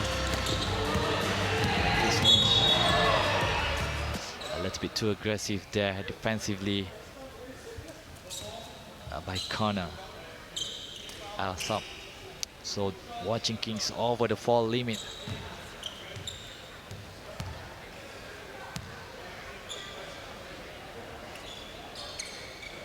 Good call there by the ref.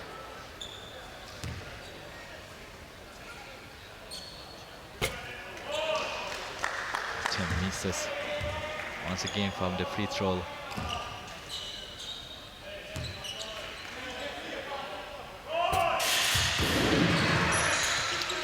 .8 left in this first quarter.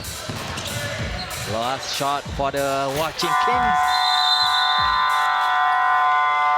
So that's the end of the first quarter as Watching Kings trailing 15-25 to the West Ports of Malaysia Dragons.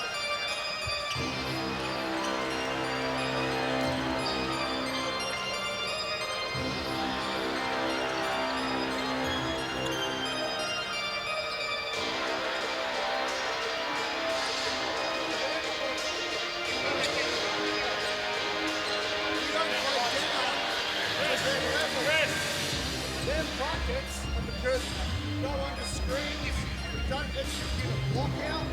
All the hard little stuff that we pride ourselves on isn't getting done right now. Put these guys away. Put them away. We're doing the tough stuff down this end of the floor. That's all it is. And then we get it up and run and we go get layups. Okay? That's where the game is. We've got to do it clever.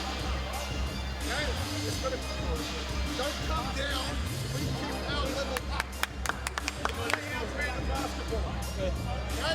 All that's required right now. Okay.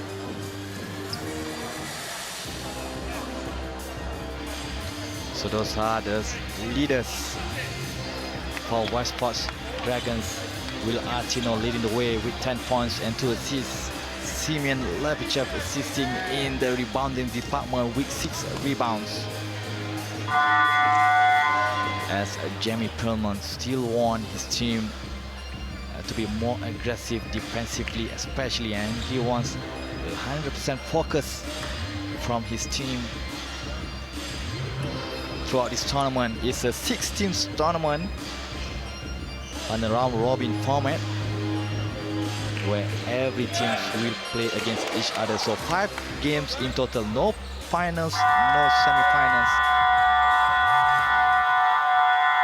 So the MABA invitation purpose is, the main objective is for the Malaysian national team preparing for the Southeast Asia Games being held in Manila later. So we start the second quarter between these two teams. Will Artino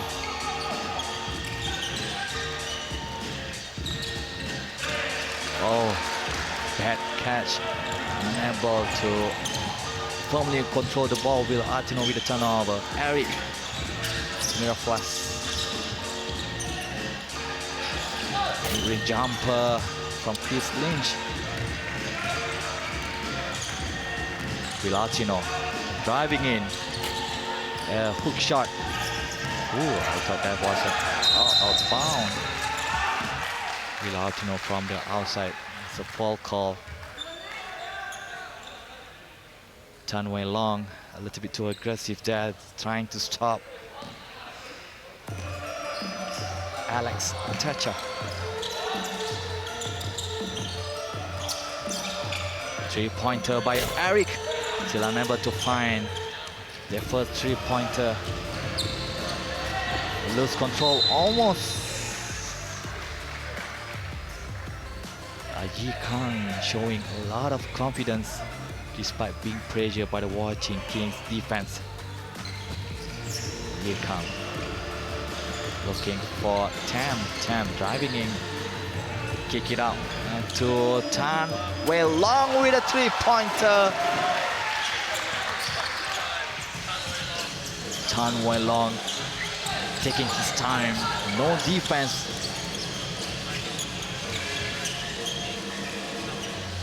Watching Kings.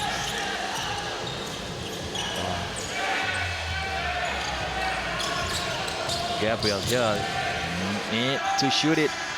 Wajakunan, finally a three-pointer made by Wajakwan, player from Sudan, for the Watching Kings. Villatino, loses control.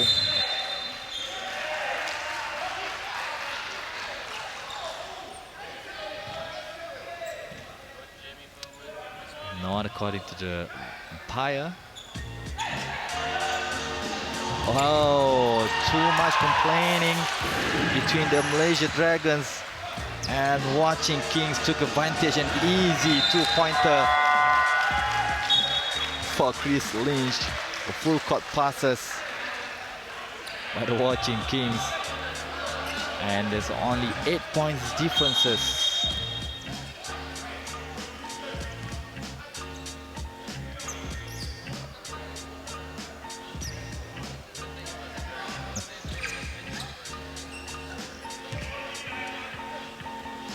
So the Dragons is not happy with the way how the referee called the game that last few possessions.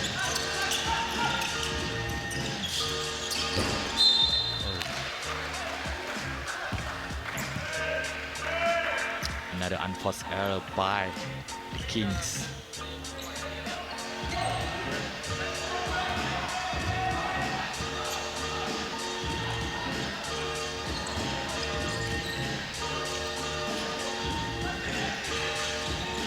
A little bit too high for Will Artina to catch. Eric still unable to convert a two-pointer. The second chance finally went in for Eric Miraflores.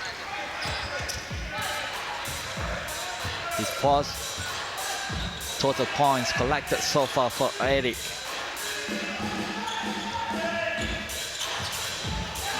Good defense there by the Watching Kings as the Malaysia Dragons offense stop due to the good pressure defense by the Watching Kings.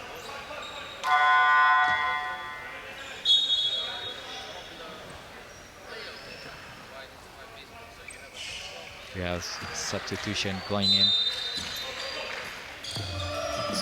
Straight to Villatino. Villatino lose the ball again. Not going back on defense. Simeon is there to help the Malaysia Dragon. The 2-on-1s. Three-pointer by Tam. Such a confidence shown by Nick Tam for the Malaysia Dragons. Yeah, what a defense there. Deflected. And out of bound hit Wajakwan leg. And Nick Tam with 7 points so far in this first half.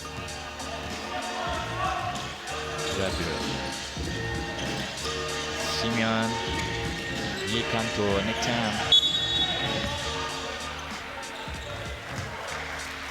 Fall on the floor.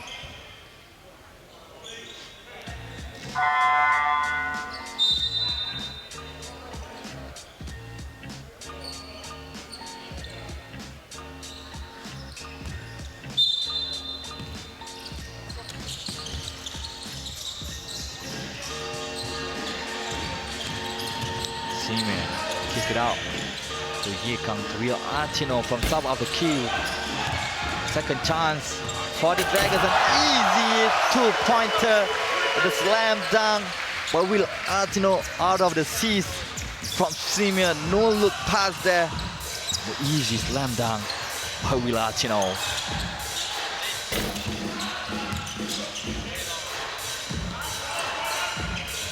Nick Tam driving in.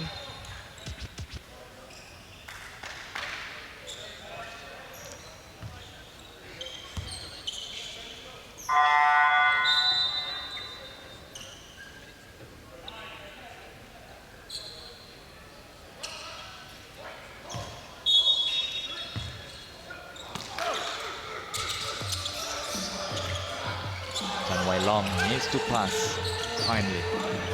Hands off. Ye Kang looking for screen, creating a space.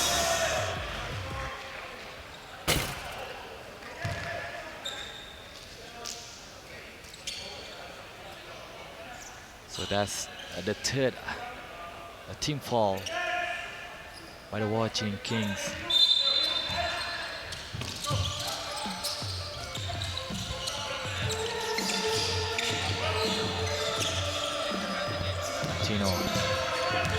In the paint, kick it out to Nick Tam with a three-pointer. Once again, that's his third three-pointer made by Nick Tam. Beautiful three-pointer, beautiful shot by Nick Tam.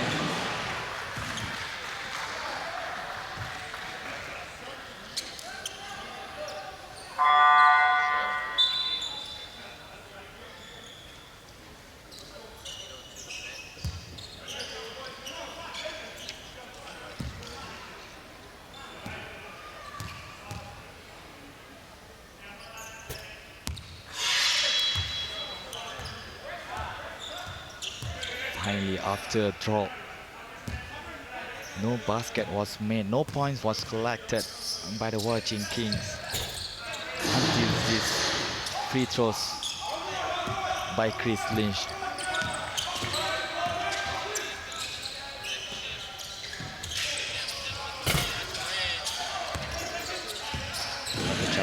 With that rare launch, two-pointer transitions. Oh, what a defense by Simeon Lefchap. And what a transition play made by the two locals between Yi Kang and Nick Tam.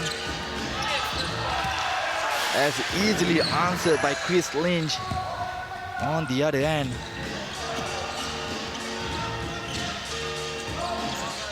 Yi Kang, Singer, to Nick Tam, back to Yi Kang trying to find his way, trying to create a space. Loses the ball, but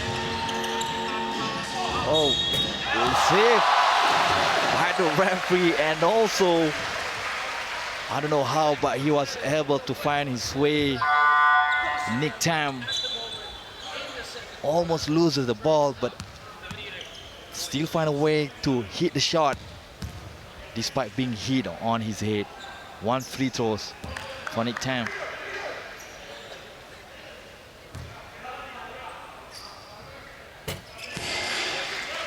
Completed. Three-point play by Nick Tam.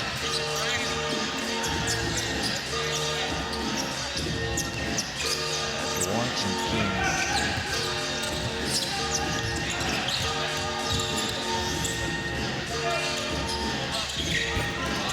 Way over the shot, but Chris Lynch was there to help clean up the basket for the Watching Kings.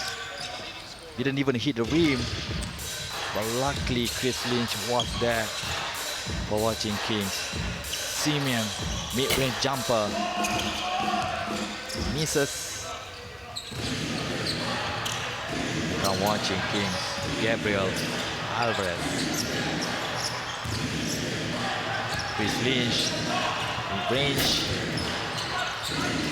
No. Transition offense by the Dragons. They don't have numbers. Was lucky. The ball deflected out of Watching Kings' hands. Nick Tam. The ball bounced off Kwai Jaquan's body. And Westport's Malaysia Dragons has 19 seconds to attack. Substitution as Wei and Kelhung coming in. Ben Sim for the Malaysia Dragons. the biggest lead so far with 13. Bensin in the short corner to Yi Kang. Yi Kang looking for spin, no. Yi Kang. What a move by Yi Kang, but it's way too short. Luckily, Kel Hung was there. But still no ball. Almost a turnover by the Watching Kings. Eric in the short corner. It was Gabriel. Damien Pace using the screen. Chris Lynch. Damien, give it up. The three-pointer, air ball. But Chris Lynch once again saved the ball. Save Watching Kings possession. Not to be wasted. Last second three-pointer. Find a way to Chris Lynch. A timeout by the Watching Kings heading into the end of the first half.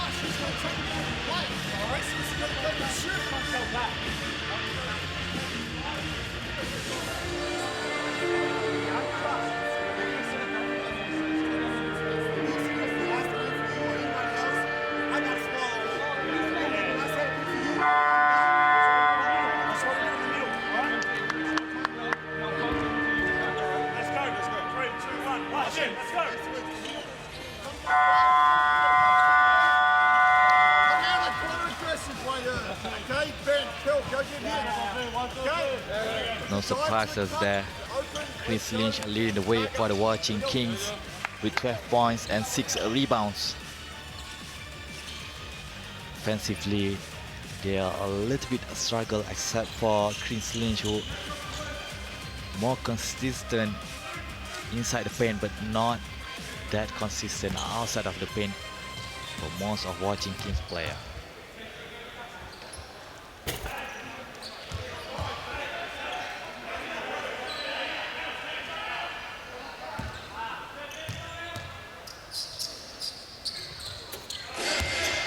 Split the free throws for Chris Lynch.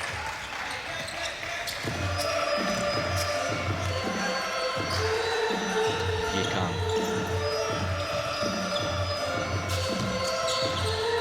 Dancing to Kel Hung.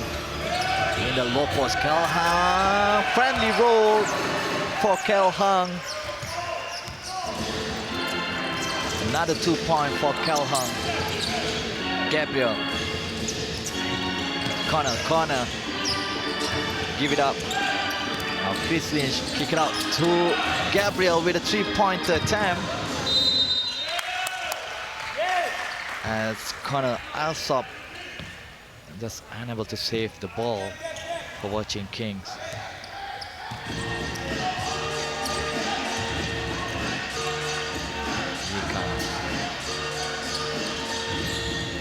Nice cut by Wei. 2 point. No, not this time, but a foul was being called by Damien Pace off the ball. Wei, an open layup. Was unable to find the rhythm, the roll for his layup. Watching Kings already over the foul limit.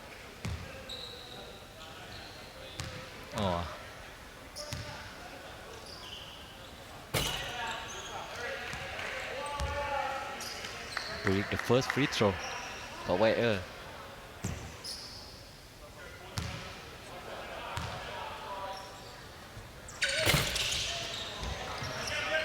Also misses the second free throws.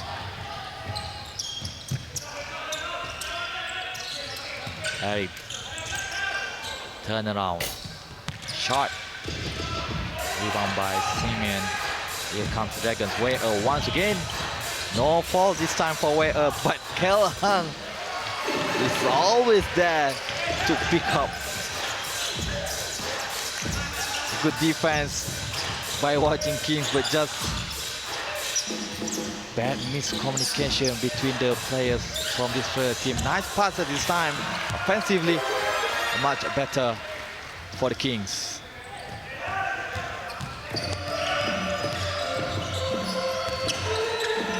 Kelhang from the beyond the arc, a three-pointer by Kelhang.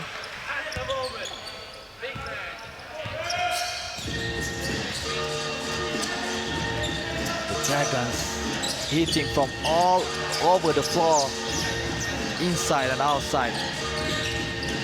Back along to Eric. Kick it out to Damien Pace. Finally, the second three-pointer in the game for the Watching Kings. Samuel. Yikang splitting the D. Kick it out to Wei.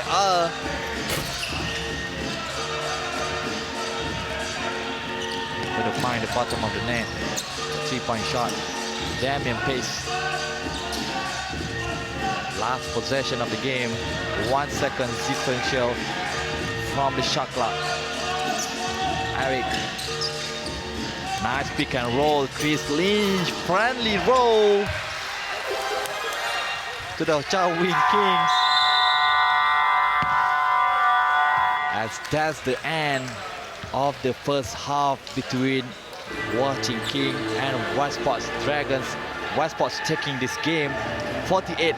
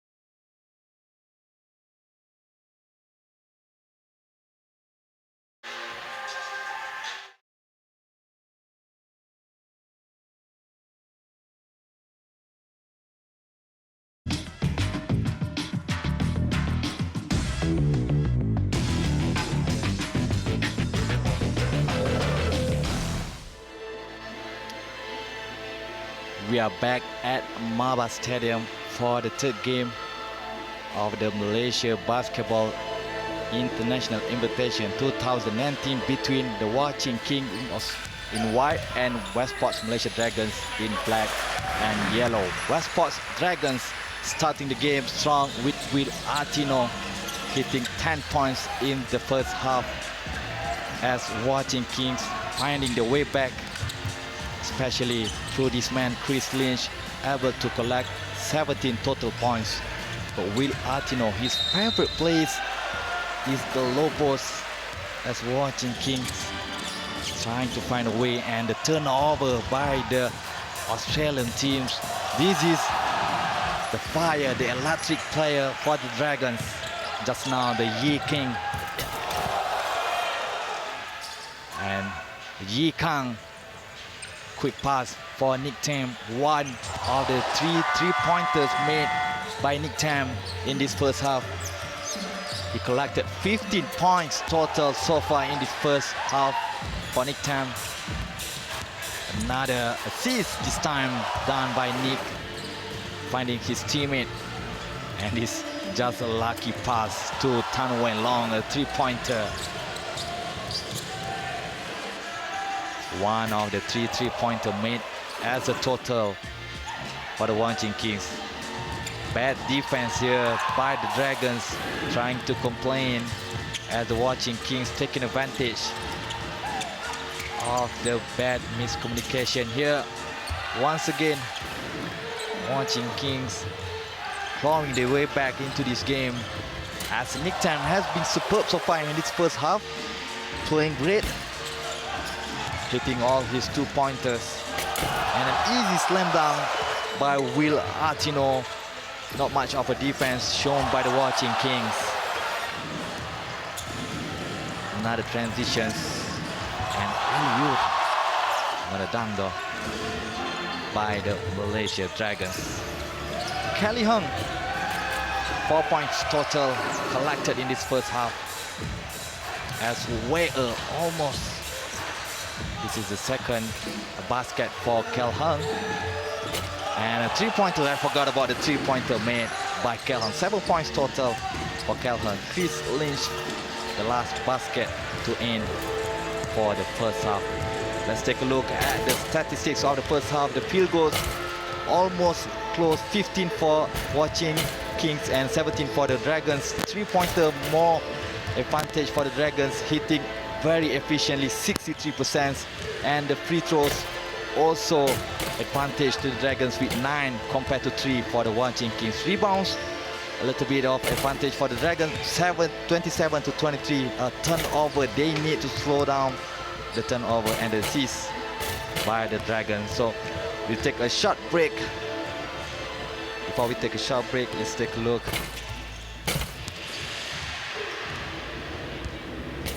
at the stats.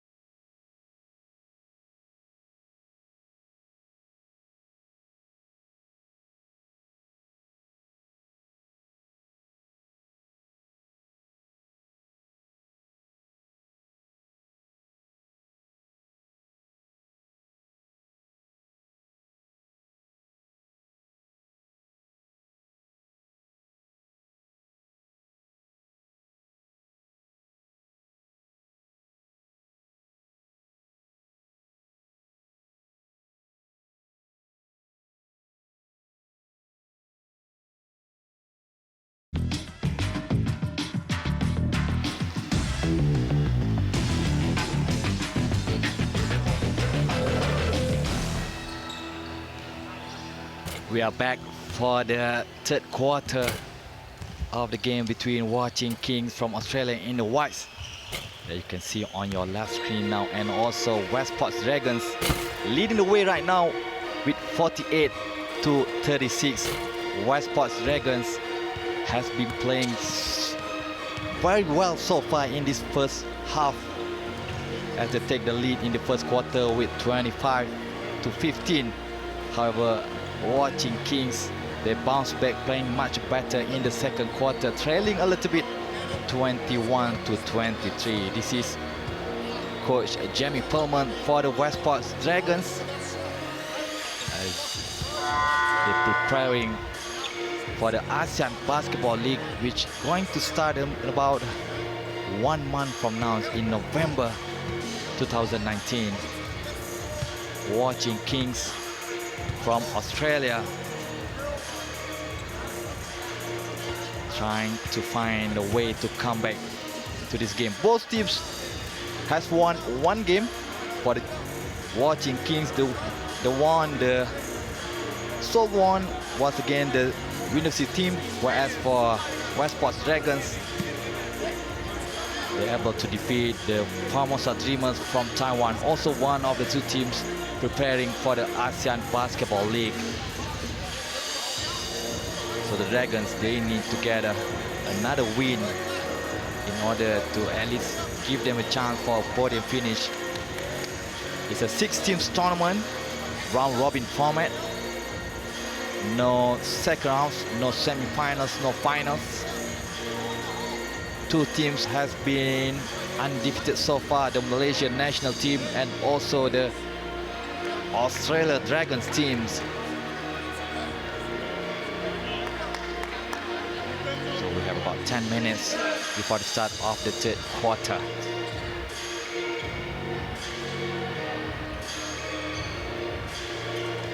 I'm your commentator for today, Mislan Al Azam. I'm going solo for this third game. We still have another 2 games after this for the Malaysia Invitation Basketball 2019. Wajakuan with the inbound. Watching Kings. Chris Lynch to Terrence Swain. Misses his first shot of the third quarter. Nick Tam, nice drive in. Just couldn't find the basket this time, but he'll get his chance. The 2 free throws. Nice move there by Nick Tam. 2 free throws coming up for Nick Tam.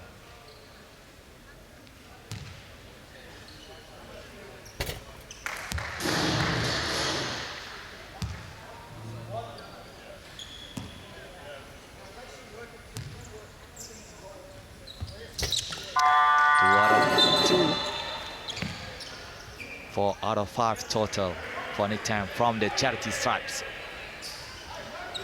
Substitution for the Watching Kings as Terrence Swain pick up his 3rd personal foul.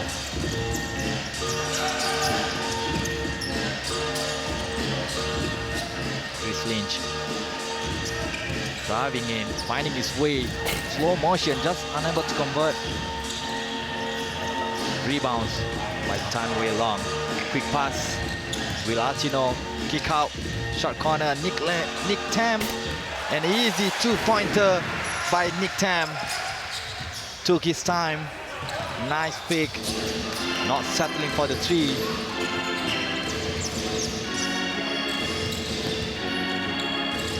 Damien Pace back to Wajakuan from Sudan. Chris Lynch, long mid-range.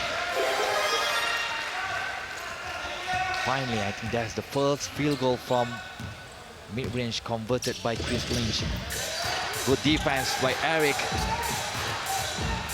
Aggressive defense, not giving any space to Yikang. Yikang able to find Will Artino. Will Artino looking for his teammate. Nick Tam, drive in, Nick Tam, no turnover. No traveling, no foul play on according to the referee. Almost loses the ball, point one. A three-pointer by Chris Lynch. Save the second chance.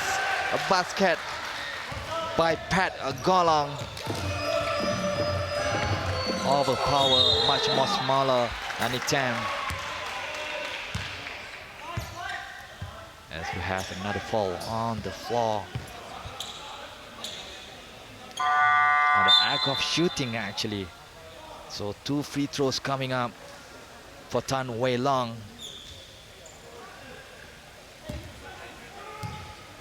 Oh, damn in pole. Oh. Right handball there. Damien Pace from Australia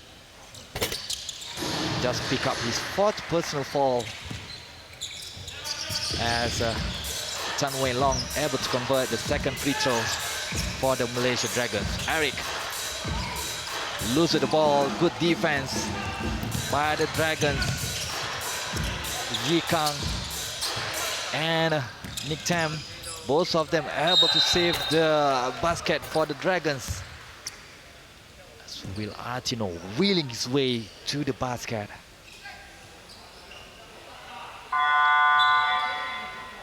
Trying to shake the defense.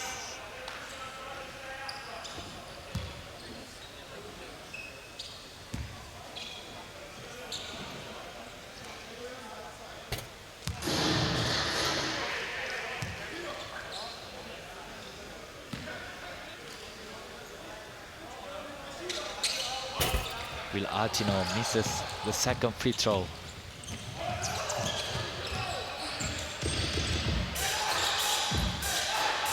Omar to Wajakwan, trying to use the screen made by Chris Lynch. Wajakwan with a 3-pointer. Simeon with the defensive rebound to Yi Kang. Tan Wei Long, what a pass. Tan Wei Long to Simeon Lepichap, an easy one for the Dragons. A good ball movement, good transition offense by the Malaysia Dragons. Second mid-range jumper made by the Chris Lynch. 21 points total for Chris Lynch. Ooh, a little bit too aggressive there, Chris Lynch, trying to stop Tan Wei Long attack. Oh, unintentional there. Still a foul.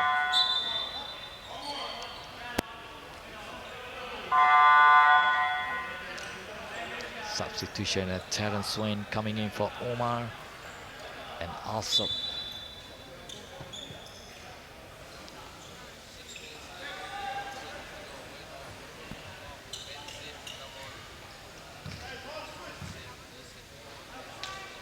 so Ben Sim coming in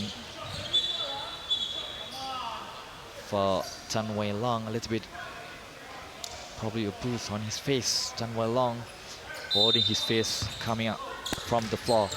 Malaysia Dragons ball. We have a foul as Eric Mira Flores holding foul being called.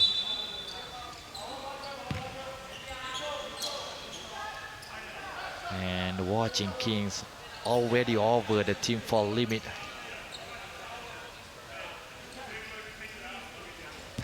Within just over 3 minutes in this third quarter. Oh, friendly roll by Yi Kang.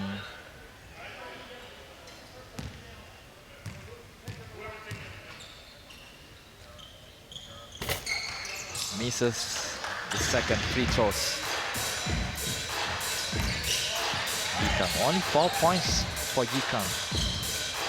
Chris Lynch. Wajakwan. Oh, just couldn't find his teammate. A little bit hesitant, you know, on the passes. Trying to find Terrence Swain, but good spacing by Simeon Lepichev, not giving any space for the Australian team to make those easy passes. Villatino, jumper, no. Eric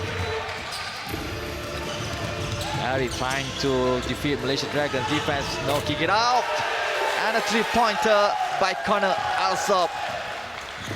Out of the seas of Eric Miraflores. Villatino, oh, easy but misses. He was wide open underneath, they just couldn't find a way. Connor also back to Eric. Eric using the screen now. Pick and roll with Chris Lynch. Chris Lynch withdrawing his weight, an easy 2-point. Nice job there by Chris Lynch, protecting the ball from the block. Here once again, able to create the space as Will Artino answering on the other end. So both teams trading baskets right now. Eric almost loses the ball and an easy steal by Will Artino. Ooh. Almost an offensive foul. I saw Will Artino elbows hit Eric's face. Once again, the instant replay. Maybe a bad angle from mine. Artino, and an easy reverse slam dunk. No defense. Another turnover by the Watching Kings. Good steal there by Yi Kang. Ooh, what a move on the other end by Kwa Jakwan. For the Watching Kings from Australia, Yi Kang using the screen by Will Artino. Teardrop, not this time, but Simeon unable both times, third time. Finally, technically it's a fourth time. But who's counting anyway?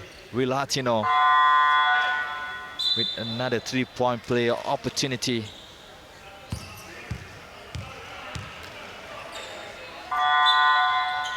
As we have a substitution. Nick Term subbing up for Zhong Xin. And Terence Frey just pick up his fourth personal foul. We are only in the third quarter of the game, so there's still a lot of basketball to be played. And Watching King has already 2 players with 4 personal fouls. Jumper, 2-pointer, not this time for Kwa Jakwan. Easy rebounds for Simeon. Yi Kang driving in, 3 defenders, 2 have able to find Zhong Xin. What a pass, what an awareness by Yi Kang. Despite 3 defense there, converting, Yi Kang still able to find his teammate and an easy 2 points. Timeout now. Watching Kings.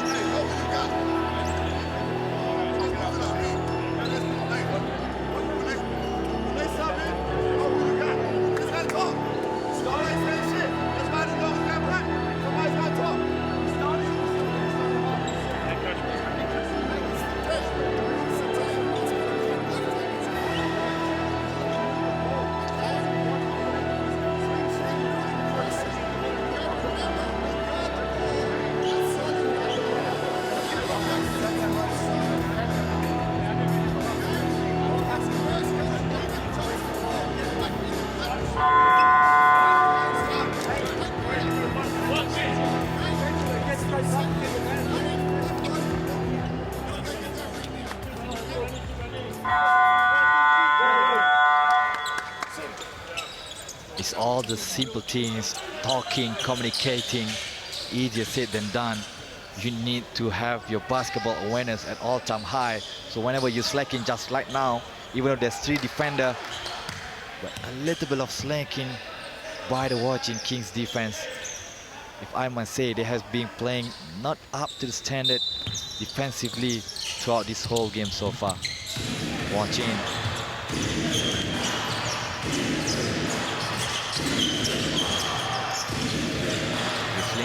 on top of the key. Kwan. Nice hesitation move by Kwan. Was able to create a separation there. And straight away, Zongshin fouled him and giving him an easy drive to the basket. That's the first team foul for the Dragons in this third quarter. 8 minutes played already. And Zongshin first personal foul. Watching, kick it out to Eric. Eric finding space, kick it out to Gabriel with a three-pointer shot corner.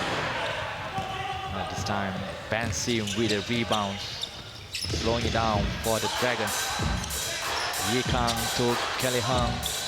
Zongshin driving in. Johnson loses control of the ball. Transition offense for the Wanchin. An easy two-pointer.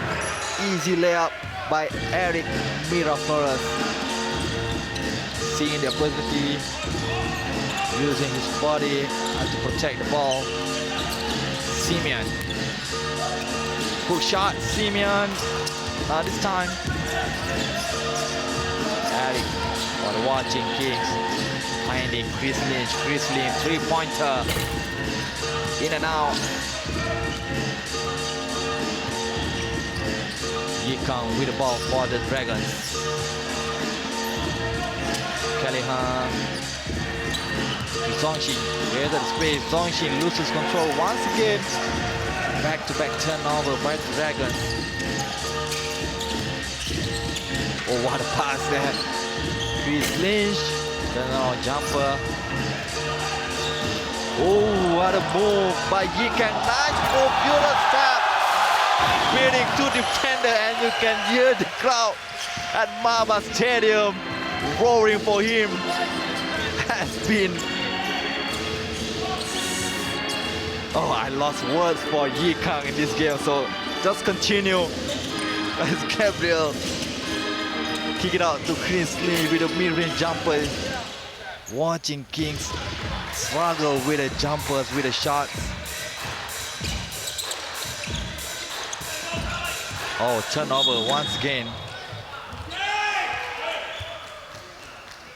Oh. Just when he played superb, Yikang. A little bit too careless with the pass. Way too easy to read as Chris Lynch aggressive on the defense.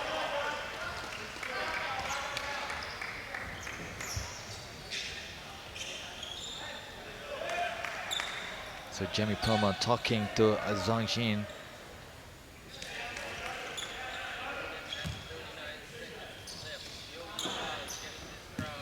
So Westport Dragons leading comfortably right now. An offensive foul by the watching Kings. Omar Amin.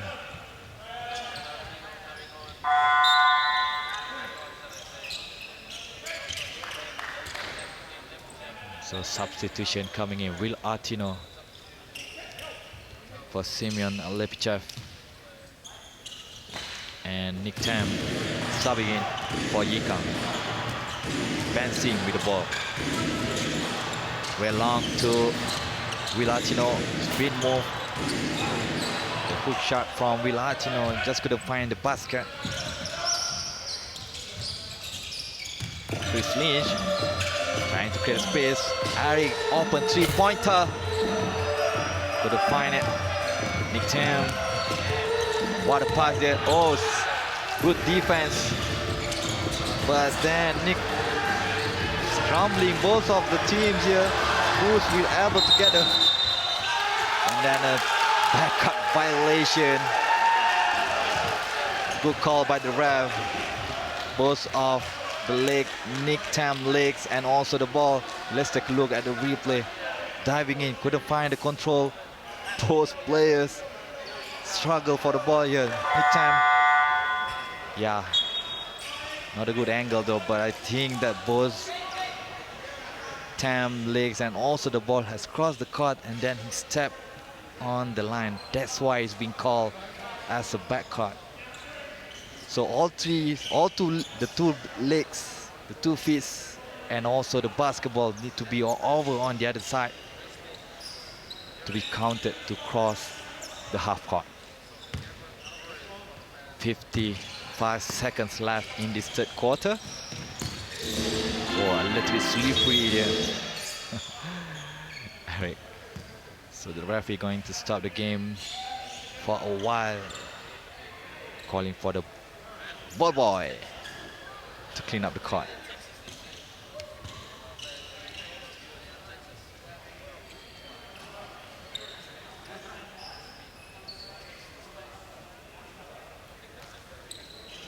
So they are not going to reset the shot clock. 11 seconds.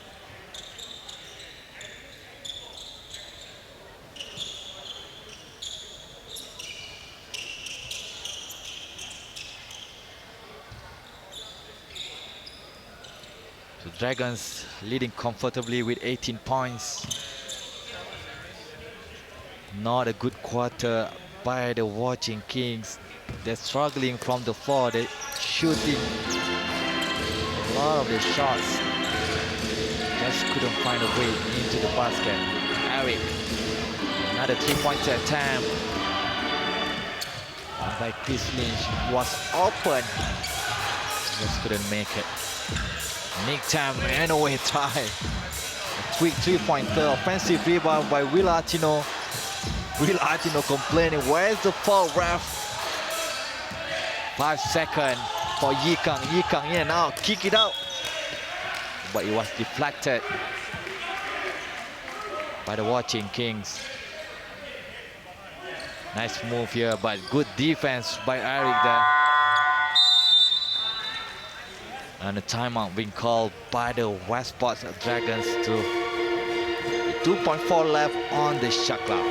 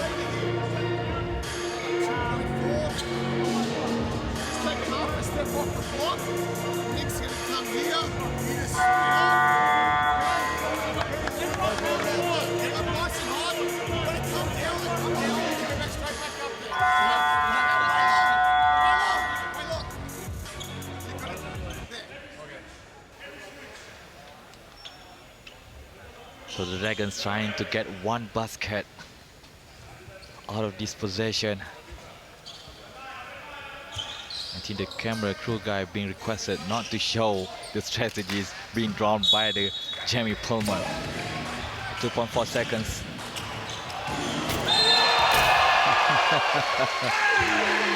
You can see it all. Will Artino wide open. A good inbound play executed by the Malaysia Dragons. I apologize if I'm not that excited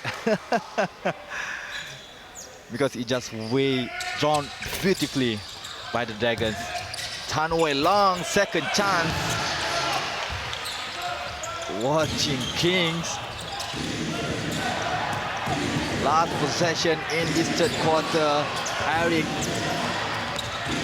Good defense there, good help, second chance, Chris Lynch. This time in the third quarter with the last basket to answer the 2 points by the Dragons. Once again, way high up the board. Eric saw 2 defenders by the Dragons coming in to block him. This is the end of the third quarter. Malaysia Dragons leading 73 to 53. Watching Kings. 20 points differences in this third quarter.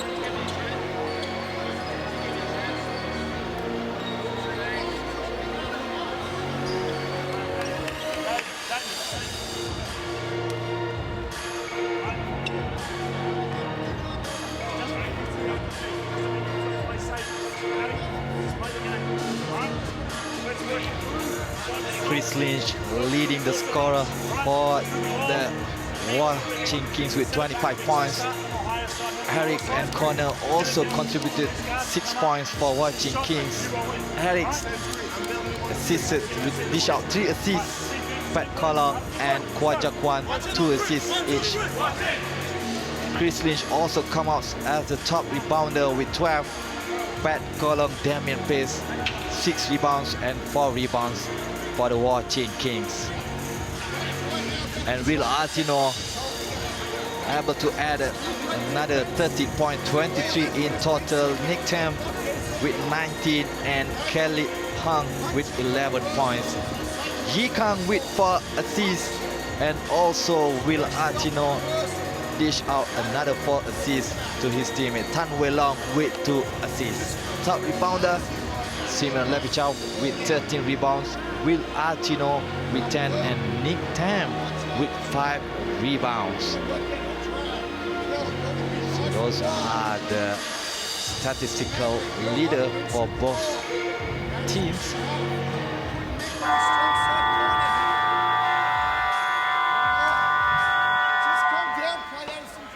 As the Dragons look comfortable, but you can see how Coach Jamie Palmer wants his team to focus. The differences between these two teams: the Dragons are a pro basketball club, whereas the Watching Kings is actually a semi-pro basketball club from Australia.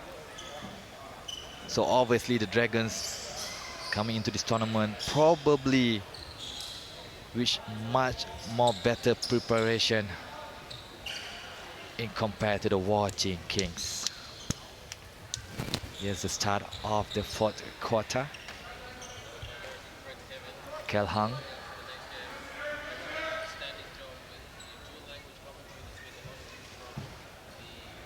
will inbound.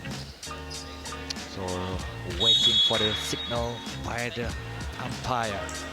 20 points differential for the Dragons. Kel Hung to Wei Long. Will Artino top of the key, straight away attacking the basket. Easy 2-point for Will Artino. His 23rd total points for Will Artino. Damien Pace with 4 personal foul. Eric looking for his teammate, not using the screen, able to find a space for Terrence Swan. Shot, but Will Artino just wasn't aware of the ball, unable to catch it properly. Bounce out of his body. Wajakwan to Terrence Swan. Terrence Swan. Give it up to Eric. Eric using the screen. A jumper, 2-pointer for Eric Miraflores. 8 points for Eric. Yi Kang. 3-pointer by Tan. Will Artino just tried to save the ball. 4-on-2, Chris Lynch. Not this time. Such a waste opportunity for the Watching Kings. Unable to convert the transition offense. Yi Kang controlling the ball for the Dragons. Nick Tam looking for Will Artino, double teaming now. Will Artino 1-on-1. Almost loses the ball, but such an easy basket for Will Artino. I'm not sure whether he's aware or not, but Terrence Swan has picked up 4th personal foul already. That's why he's playing sleeping defense. Just standing up without no aggression whatsoever. Wajakwan driving in. We have an offensive foul.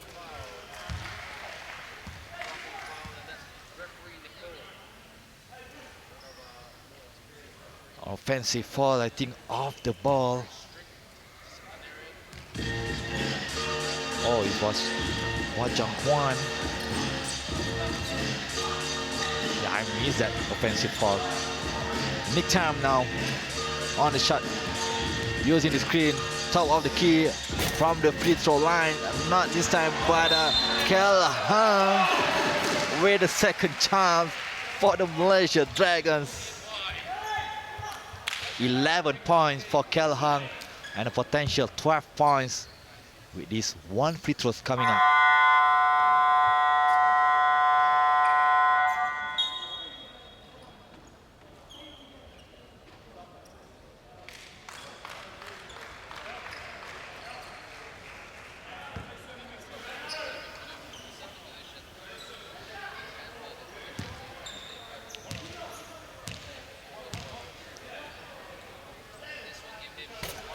Kel Hang.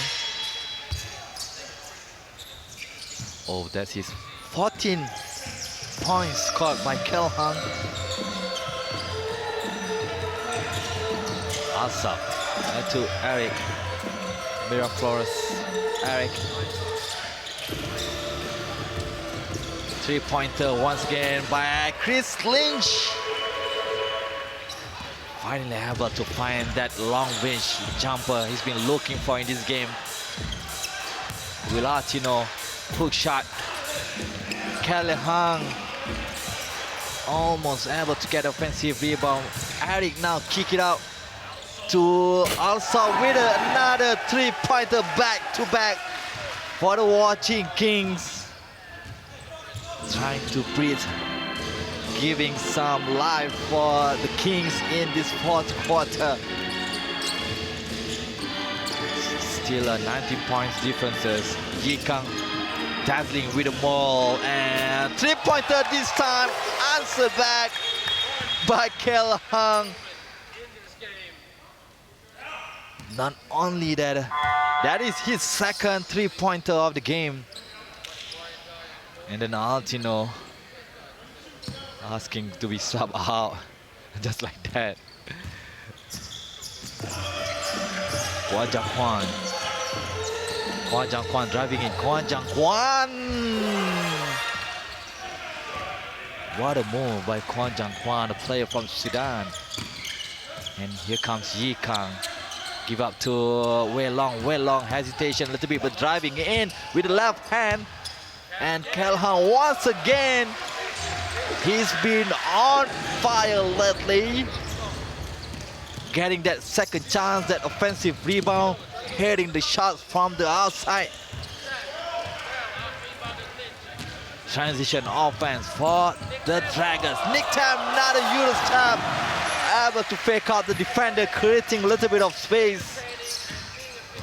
Where he's watching Kings defense. Eric, kick out to Chris Lynch, back to another three-pointer, not this time to Chris Lynch. Offensive rebound, Damian Pace almost loses his footing.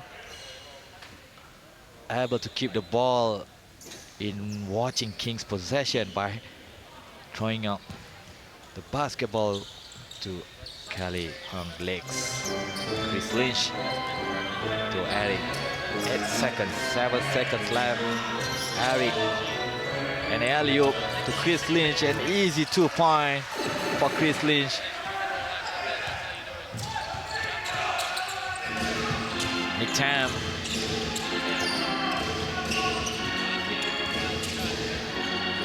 To Simeon. Simeon driving in. Simeon creating a space. An easy 2-pointer reverse layup by Simeon. He got the size advantage. He got a height advantage also.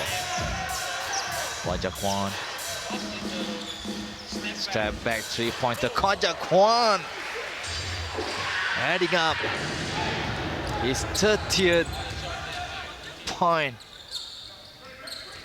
I'm sorry, that's only his 10-point total. Simeon.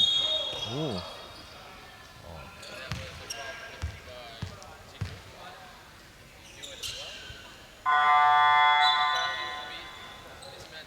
So 2 free throws coming up for Simeon Lepichev. He was born here in Kuala Lumpur to Bulgarian father, which was the coach for the Malaysian national team.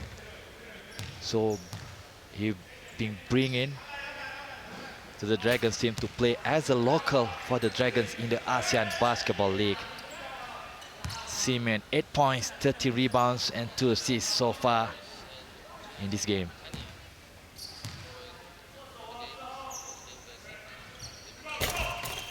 Oh, misses ball, but the second chance by Wei and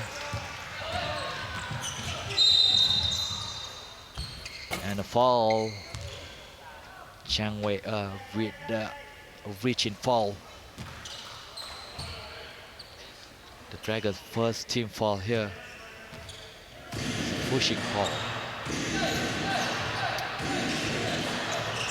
Chris Lynch trying to find his way, fighting over Simeon. Simeon blocked, but still in watching possession. Not this time, man. Trying to do a quick pass, but Nick Tam a little bit too high off the glass. Eric, quick jumper, transition offense. The Dragons finally able to secure the basketball. 4 minutes left in this game. Simeon, an easy two-pointer for Simeon Levichev. Nice pass here once again by who else if not Yi Kang. Has been playing superb so far for the Malaysia Dragons. Awesome to Chris Lynch. Chris Lynch. The passes couldn't find his teammate Eric Nick. It's an offensive foul. Is it? It is an offensive foul. You can see his left hand being extended. The ball won't be counted.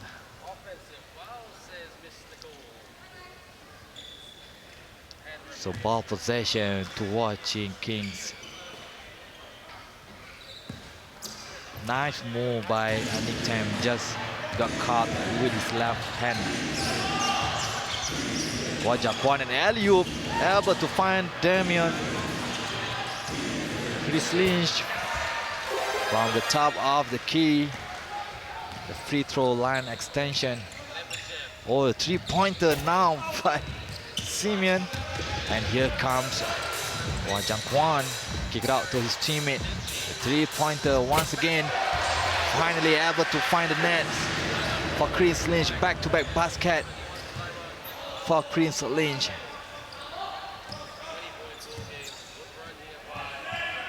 Nick Tam checking the defender, kick it out to Wei. Shot corner three-pointer by Chang Wei for the Malaysia Dragons. Nice kick out, nice assist, nice pass by Nick Tam.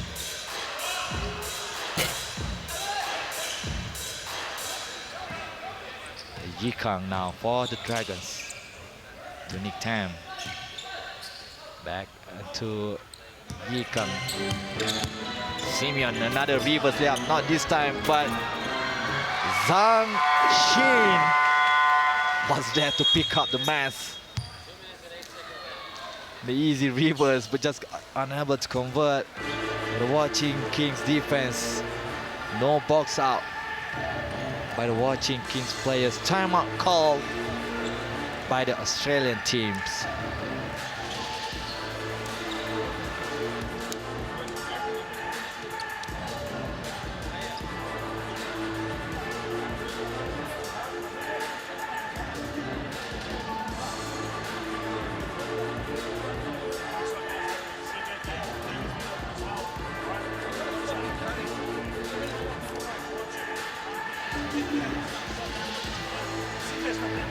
It's pretty much even except in the first quarter and the third quarter where the Chi Kings struggled. 15 points in the first quarter and 17 points only in the third quarter, whereas Dragons has been consistent throughout the whole game. 25-23, 25-23 so far. And we still have 2 minutes left in this game.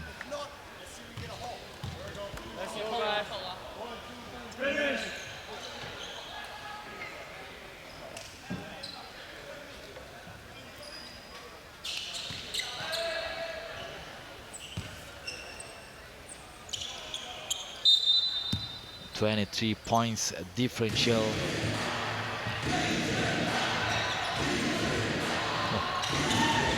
A little bit physical out of towards the end. And an easy. Oh! It is not that easy. You need to have the control of the basketball. Sometimes the basketball is a little bit too wet. It slip out of your hand. So that is basketball.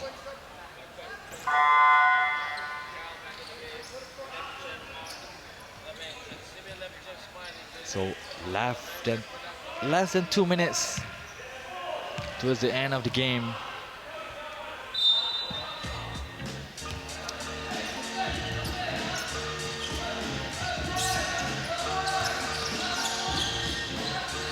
Jaquan cross pass to Eric. Eric cross over Eric. Friendly roll for Eric Miraflores. Quick one, can hung. Not this time. Oh, Eric dazzling move behind the back. Damian with a three-pointer. But Chris Lynch is there for the offensive rebound and the second chance. Way too strong for Kel Hung. And we are in the garbage time. 1 minute left. Way up. Splitting the D. Deflected by watching defense. 5. Watching Kings players. Gabriel Alvarez was able to knock down that shot. What's going on? A turnover, a full court press. With 1 minute left and 20 points differential. Another easy 2 basket for the Malaysia Dragons. Mid-range jumper from the free throw line. Easy one for Damian Pace, a little bit too late for him. Way a turnover, Damian. So it's just too much here, actually almost 17 points. A sloppy basketball being played now. 10 seconds left.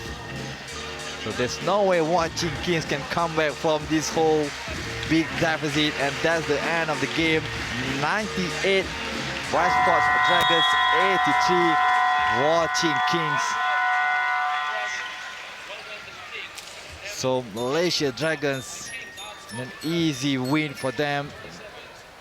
Very much better compared to the Watching Kings.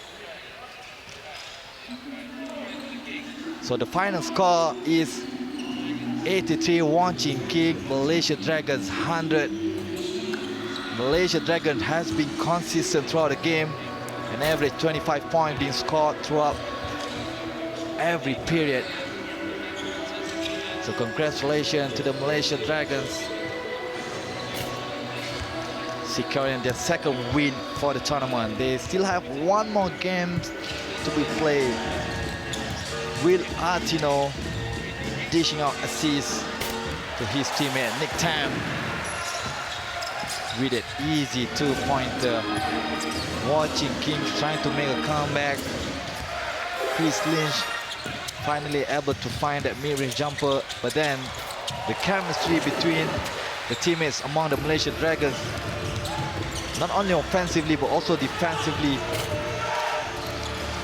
much better than Watching Kings.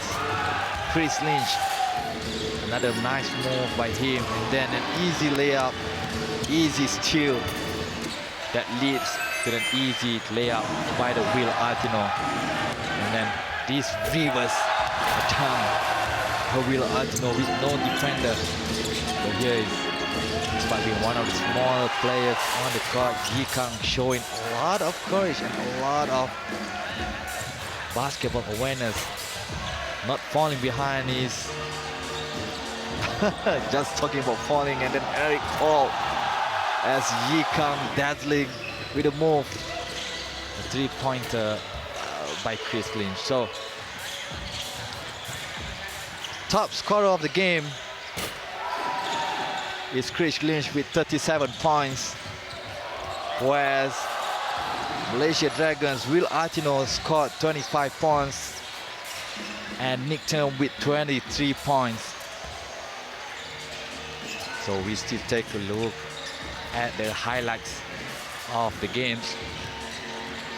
Here, Nick Tam, this being called offensive as he extended his left hand. So the statistics of the games, you can see the Dragons 39 field goals compared to only 36 for the Watching Kings, 7 3-pointers for the Dragons compared to 8 for the Watching Kings, but not a very good percentage. Free throws 15 compared to only 3, so the Dragons has been attacking the Watching Kings, and also they has been collecting all the rebounds. The turnover for both teams, the Dragons, that's quite a lot of turnover, and assists 19 to 15.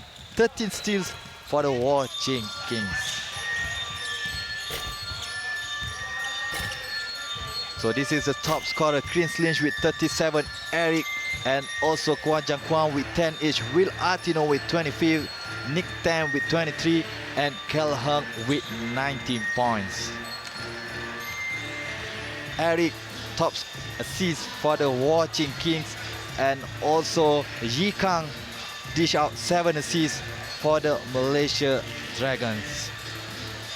And then top rebounder Chris Lynch with 14, and Simeon Levichev able to grab 15 rebounds for the Malaysia Dragons.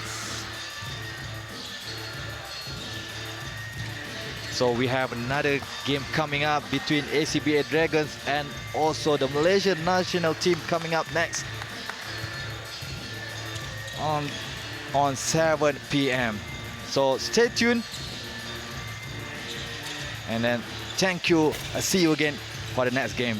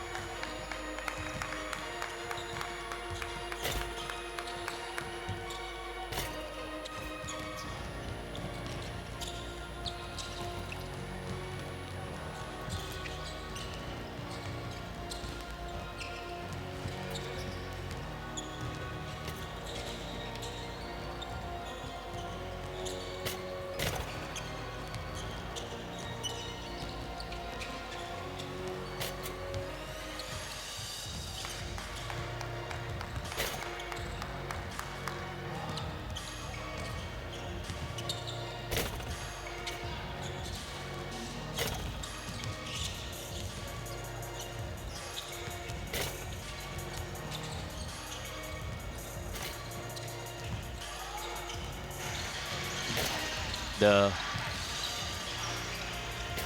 This is the first game in this 5th day.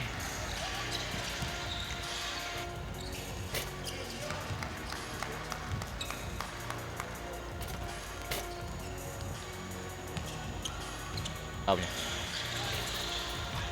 Hello, hello, testing 1, 2, 3, testing 1, 2, 3.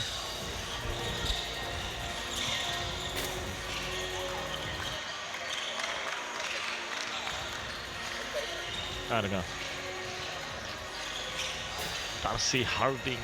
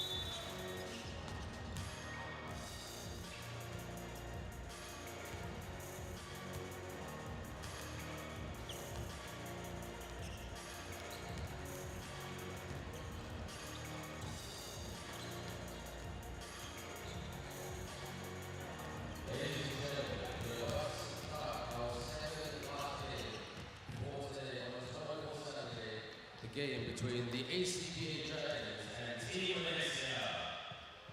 We'll now start by introducing the ACPA Dragons, the defending champions of this tournament. Please give them a big round of applause and I'll call their names on board. Number 28, Cooper Woods. Number 6, Abe Bolton. Number 8, Caleb Bolton. Number 23, James Tran. Number 1, Stephen White. Number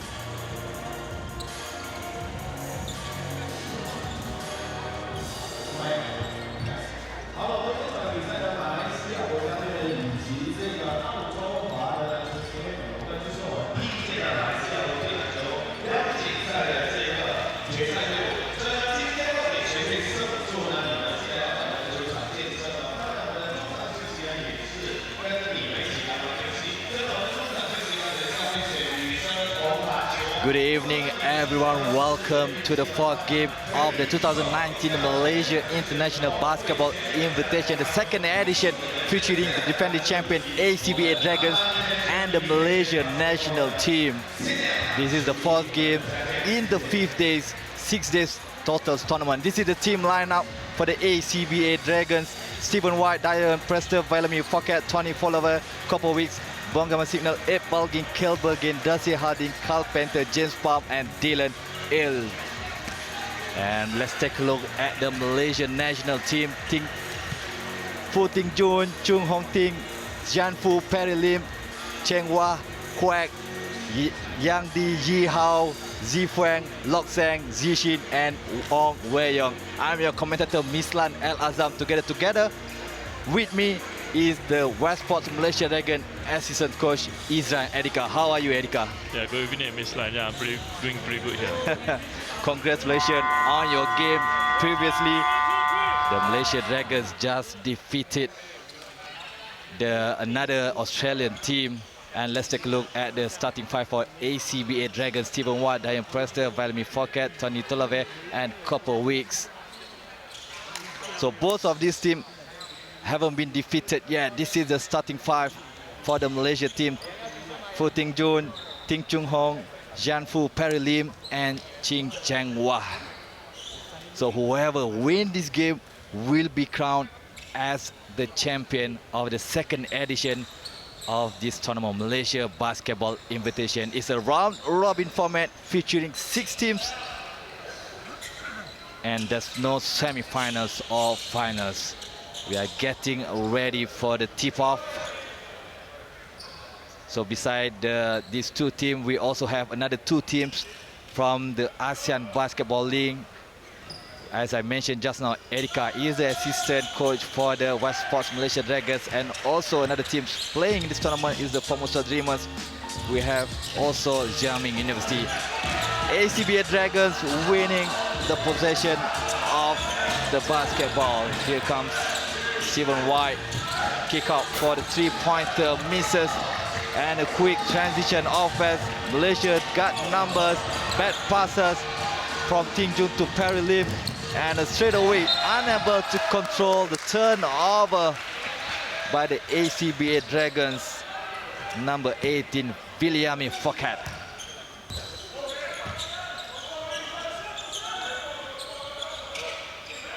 Ting Jun, Cheng Hua to Perry Lim, trying to find his teammate Perry Lim. Back to Ting Jun. Ting Jun driving a good defense by the Australian team. Cheng Hua trying to create space. Misses the easy layup.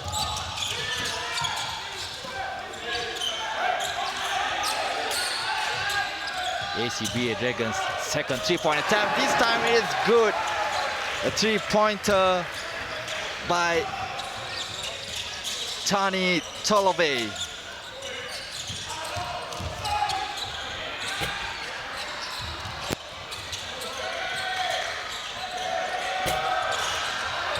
See Cheng Hua with the offensive rebound. Perry Lim attacking aggressive, and a hook shot in and out for the Malaysia national team.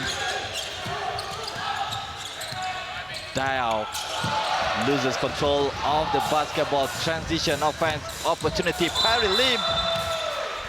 Is it a fall? Is it a travel? Yeah, Miss Line, as you can see, the Malaysia team trying to play speed game with the SABC Dragons. And as we know, SABC is quite physical with their body, and they try to make an adjustment, play with the speed game. So that's the strength of the national team, the Malaysian national team. They have the speed advantage. They like to play fast. Here comes the ACBA Dragons. They are leading right now with 3. Tony Tolove kick it out. This is Tony's second time not able to connect. Mei kick out to Ting Phun and Perry Lim. Oh, almost got stolen there, deflected. Cheng Hua Driving in, Chenghua trying to create space. Nice fake there, Chenghua still unable to connect for the Malaysian team. An easy driving, easy, good body control there shown by Stephen White. Much more experienced, a veteran ACBA team. Perry Lim. Ooh. Almost loses his footing there, Perry Lim. Yeah, you can see at the moment Malaysia quite struggle to find their foot in the game. You can see they try to create the game through Perry Lim, but as I said, the physical is quite different there. Once again, the ball goes to Perry Lim. Ooh, dangerous. Caught pass there. Almost loses the ball. Still control, but then denied by the rim. Jan Fu just now. Good pass underneath the basket. An easy 2-point by Kopowicz. Here once again, the height advantage that the Dragons, the ACBA Dragons have. Mei trying to find a space, loses the control of the basketball. Ooh, saved by the whistle. Here Mei, also fondly known as Mei, also known as Ting Chung Hong. One of the young promising talent of the Malaysia national team. Inbound, Ting Jun. To Perry Lim. Step back, Perry Lim. Malaysia still unable to find their first points. Tony Tolove driving in aggressively, but good defense there by the Malaysia team.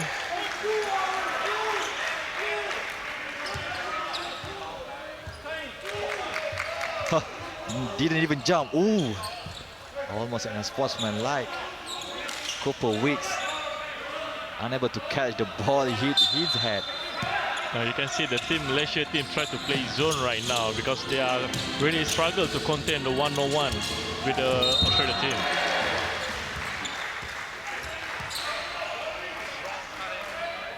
Kopowicz once again showing that power, driving in, and now he will take the 2 free throws.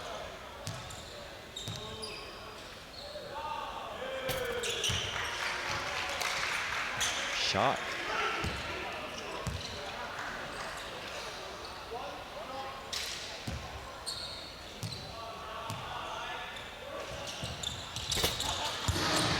Makes the second free throws for Kopowicz.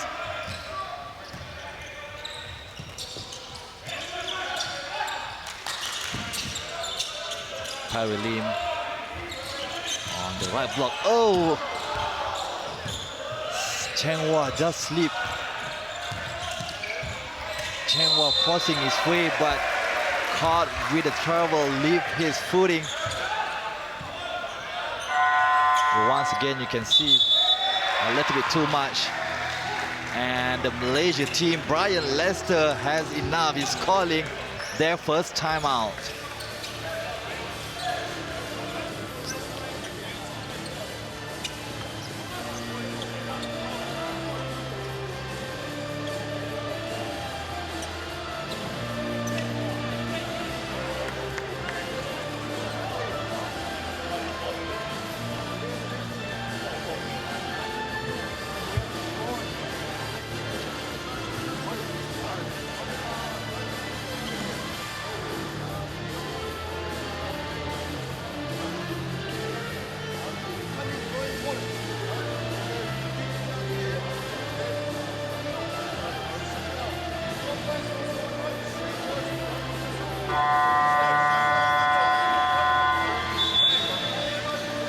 So Erika, what do you think that the Malaysian national team need to do as of they are struggling with the shot? They, like you said, they are trying to get the ball to Perry Lim. Almost every possession they've been giving the ball to Perry Lim. Yeah, what I think is the all ball movement, they need to be more sharper because you can see they are struggle with the physicality, and then the Malaysia team need to move more quicker than them to get an open shot. ACBA Dragons. Kalbogen, nice inside pass and easy a 2-point shot for the ACBA Dragons. 10-0 run. Almost hit the 5 minutes marks. 2-pointer, not again. Jean Phu. Still in the Malaysia possession. Ting Jun, kick it out. Nice pass, Perry Lim. Finally 2-point for the Malaysia team as Perry Lim. Nice pass. This is the off-ball movement that Erika said just now, and they perfectly run it up. But then come the ACBA Dragons straight away to answer with a 3-point shot on the other end. Once again, Perry Lim asking his teammate to move. Mei Mei with a 3-pointer, challenge 3-pointer, didn't even hit the rim. That's good defensive rebound by Kel Bulgin. Another shot corner and another back-to-back basket from the same spot for the ACBA Dragons.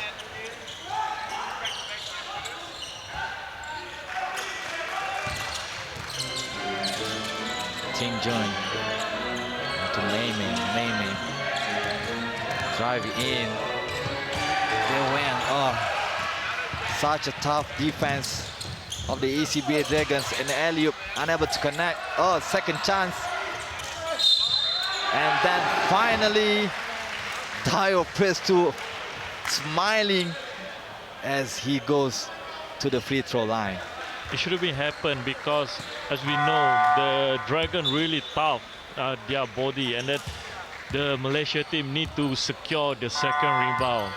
They need to battle no matter what to get the rebound. The battle of the rebounds between the national team. As you can see, exactly 3 defensive rebounds, 2 offensive rebounds on Dion Bristow alone. And he misses, unable to convert the 3-point play. The ball will goes to the Malaysia team.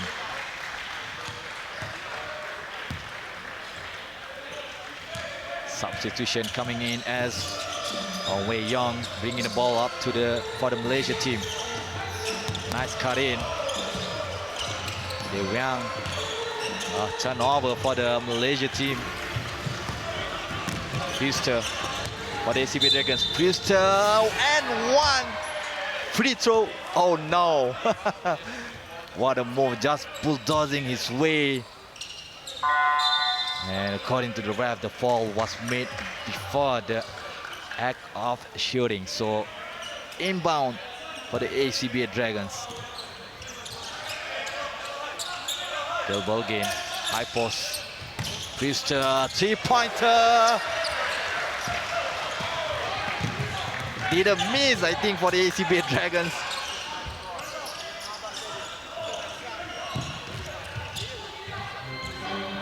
Oh, dangerous. Caught skip passes by the Malaysia team. They need to be more careful. Yeah, you can see the Malaysia team bringing Quet Tian Yen to match the physical, the height. And you can see the Dragon really shot really well from the 3-point line, 67%. Quack being physical. Oh, loses the footing. And a traveling call. Good call by the ref. Good defense by Carl Pointer. Not giving up any inch of Quack Tian Yuan.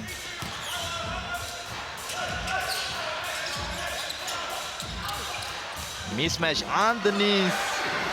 Good pass. That's an easy 2-point for Phuket. And the lead is getting bigger for the ACBA Dragons. Another turnover, bad passer from Yi Hao. 3-on-2 possession. Mid-range jumper, ACBA Dragons. another basket being made. What a play between them. Such an experience. You have to remember, this is the defending champion. They won the tournament. And then another turnover by the Malaysia. 1-on-2 and easy by Kale Bulgin. No defense there by the Malaysia team. Yeah, you can see the Malaysia team quite struggle with their turnover right now. Every possession, I think 6 in a row, they keep doing unnecessary turnover. Finally, an answer, much needed basket by the Malaysian team. Di Wee Young with a 3-pointer.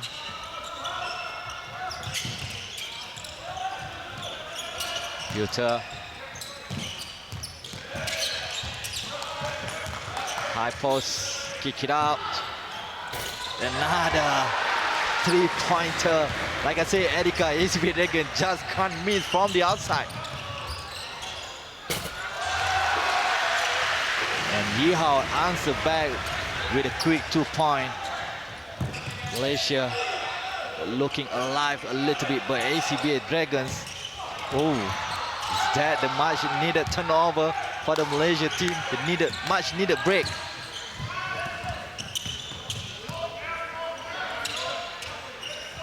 Yihao driving in, 2 defender, Yihao. Then back to Yihao, step back, 3-point block by Priester. 3-on-2 transition offense. Once again, the 3-pointer. That is, I don't know how many, I lost count how many 3-pointers the ACBA Dragons made, Erika. They already make 6 out of 8 3-point. Thank you for the stat check. Priester slowing it down. 33-7. The ACB Dragons leading. Kyle almost got an N1. Kyle Penter.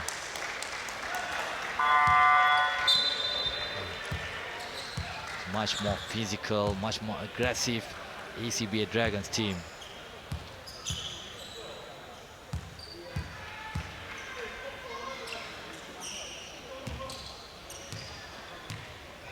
Penter, his first point of the game.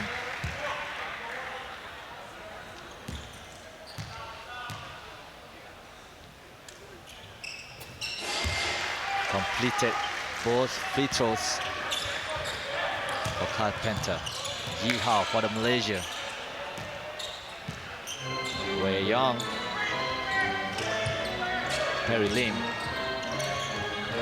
Kwek Tian Yuan driving in. Kwek Tian Yuan. That's the end of the first quarter where ACBA Dragons dominated 35-7 for the Malaysian national team.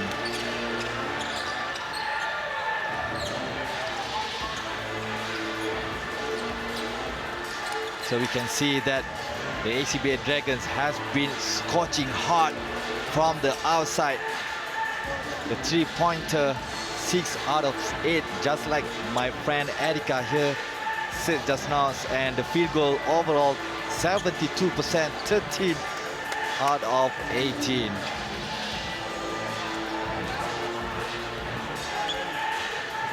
As you can see, Miss Lan, the Malaysia team quite struggle with their game because they keep forcing the unnecessary turnover and easy shots that are made by the Dragons. What the Malaysia can do is they need to play more pace and try to stop the transition offense from the Dragons.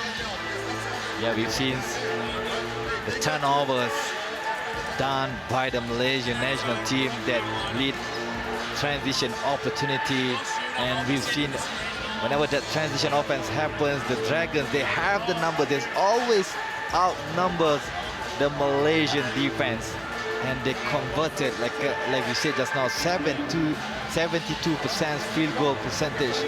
That's quite high percentage made by the ACBA Dragons.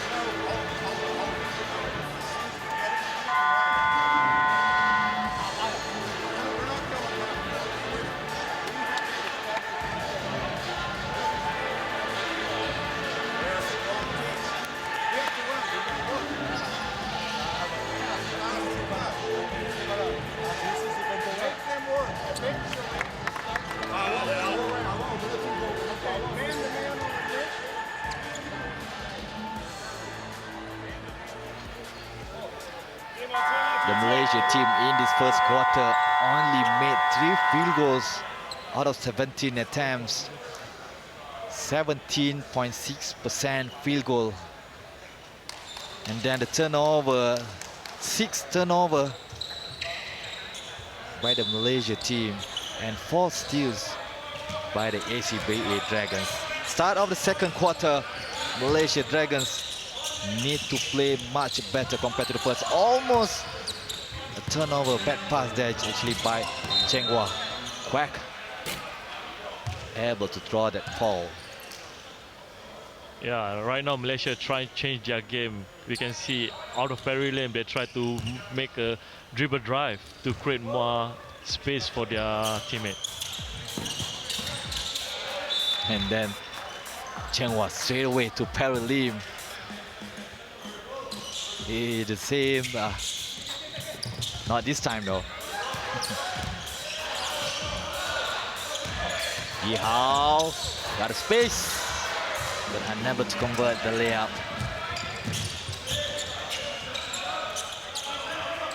A ball game to signal, nice move, strong, but couldn't find the net.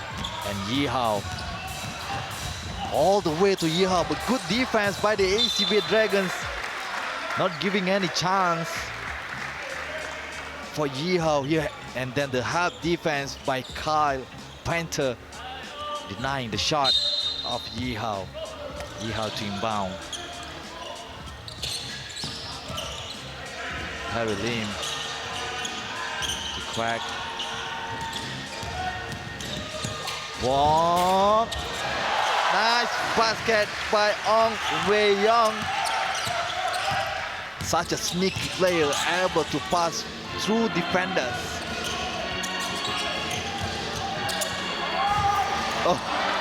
Oh, look at the hang time shown by Cooper Weeks.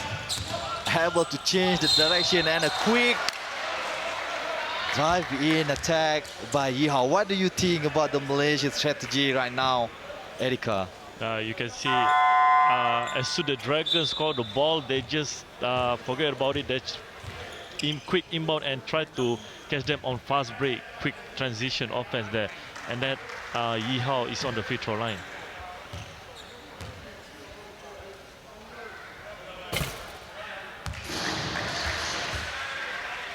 Yeah, the way that the Malaysian national team plays, they will quickly go for an attack whenever the opponent score.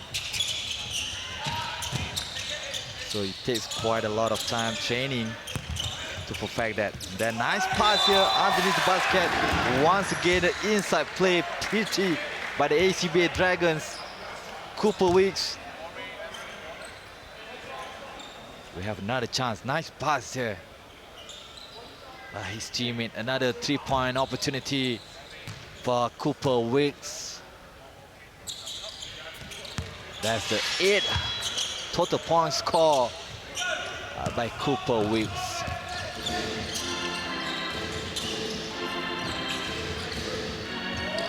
Yi Hao to Cheng Hua. Back to Meme. Perry Lim, step back 2-point. Good defensive rebound by the ACBA Dragons.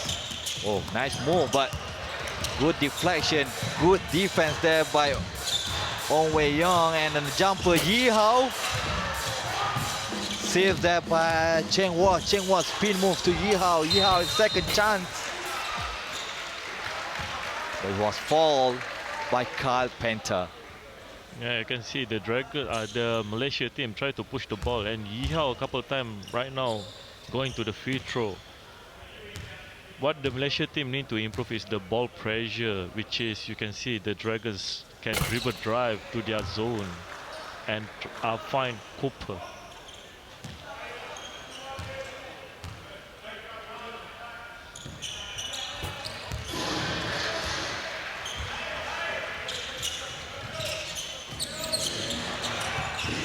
Almost 30 points differential right now, 28 to be exact. ACBA Dragons leading with 40 points. Malaysia only scored 12 points. Another 3-point attempt. Finally misses for the ACBA Dragons. A red sides. And then the turnover, bad passes by the Malaysian national team. Cooper Weeks had to fall there. By Onway Young. He was the last man. Good defense by Onway Young. Cooper Wick with 2 free throws.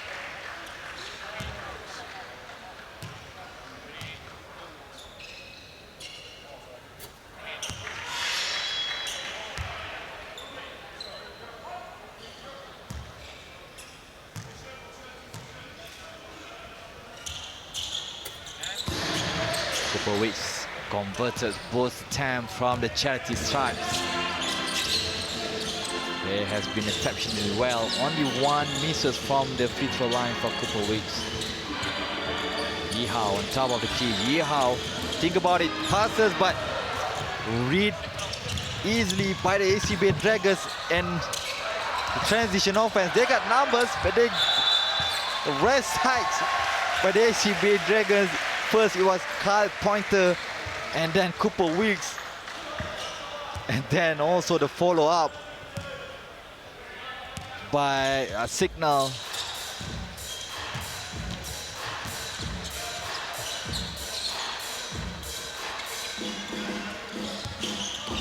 Terry Lim.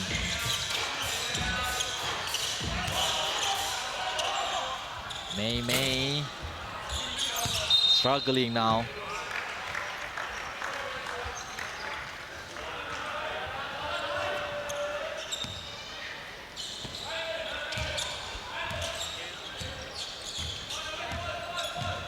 See, it's not just about the good passes, the good offense by the ACBA Dragons. Their defense has been stellar. The Malaysian national team struggling to find an easy shot.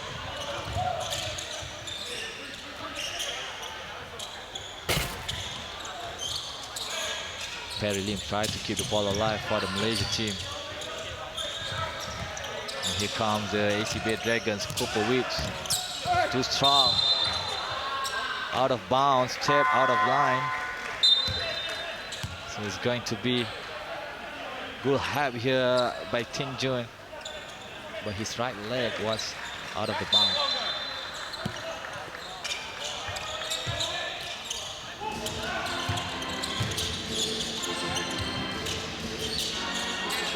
Another 3-pointer made by the ACBA Dragons. An easy 3-pointer shot made just like in training. Ting Jun a little bit too short. Ooh. Go. Bolgin with the ball. Being defended. Bolgin, the mid-range jumper.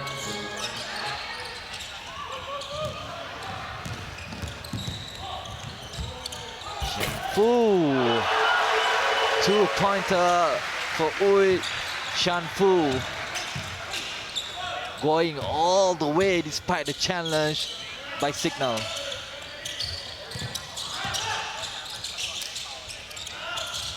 Another 3-point attempt. And it's raining 3-pointer here at Maba Stadium for ACBA Dragons.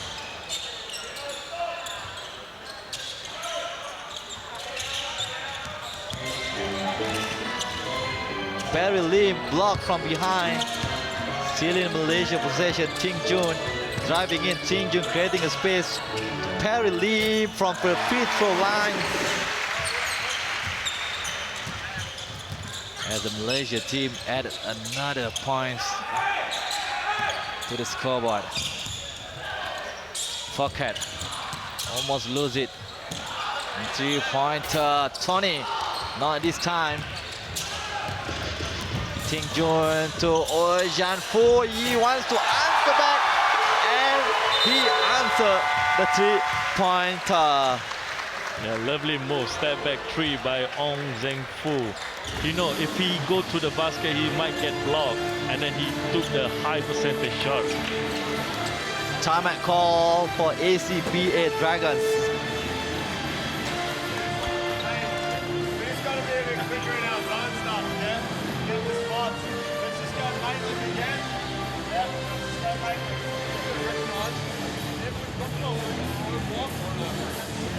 As you can see, Tony Tolove, the man with 12 points, 4 3-pointers, all from the beyond the arc. And Kel Volkin dishing up for assists. Dion Prester with 5 rebounds. Kel Volkin with 4 rebounds, and Signal with 3 rebounds. Go three. Alright, that last one. Alright, go your scout. Don't overhelp. Going down here, we're going Carolina through the zone.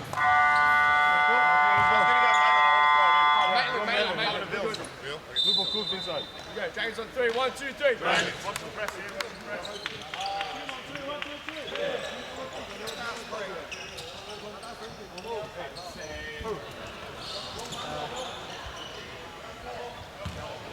4 minutes, 30 seconds left in this second quarter.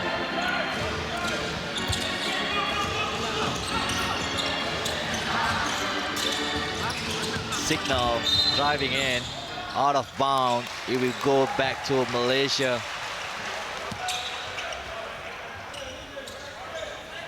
Now, A much better quarter for the Malaysia team. Erika. and now the Malaysia team put Zing Fu. He's a big guy who can really shoot the three to try to space up the floor. Jingfu number 13 for the Malaysia team. Oi. Step back. Oh, way shot. The 3-point attempt by Wei Yang. James Palm. Cooper Wick strong to the basket for an easy 2-point for Cooper Wick. 12 points total.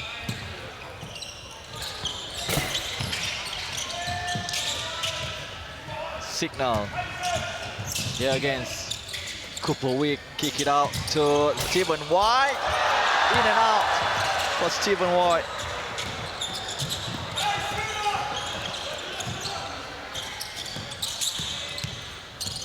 Kim Jun. Wei Yang looking for Lok Sang. Easy 2-point. A miscommunication on the ACBA Dragons defense there.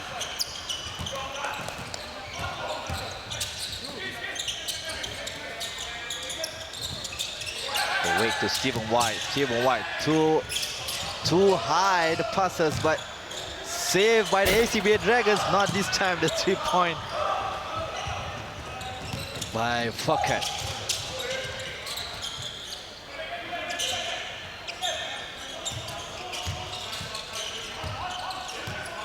Wei Yang, Lok Sang. Oi, Jiangfu. Is it a travel? It is a travel. Loses his footing. Oi, Jiangfu. Yeah, you can see Zeng Fu tried to make a step back and took an extra step. Substitution coming in. Cheng Hua for Ting Jun. And also Wei Yang, Yi Hao coming in for Jianfu.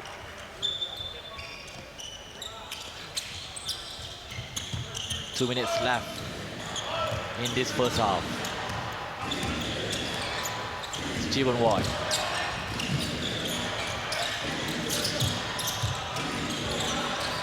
Cooper Wick splitting two defense there. It's not the most agile, fast player on the floor, but he finds his way to the basket. Lok Sang for the Malaysia team. Cheng Hua to Yi Hao. Yi Hao 101. Not denied there. And then mid-range long jumper. Cheng Hua able to save the possession for the Malaysia team. Lok Sang to Yi Hao. Yi Hao. Good defense by the ACBA Dragons. Quick release by Ji Fang. Yeah, that is what I'm talking about. Ji Feng is putting in the court so he can space up the floor for the team Malaysia to drive and try to create a good selection shot.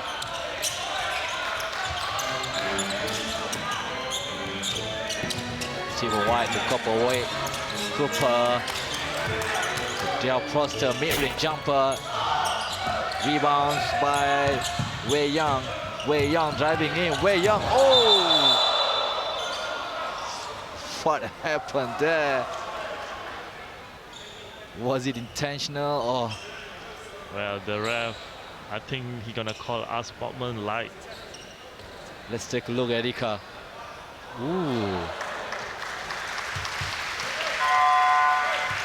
Well, you can see Stephen White sleep and Wei Yang drive straight to him, and the ref gonna call unsportsmanlike.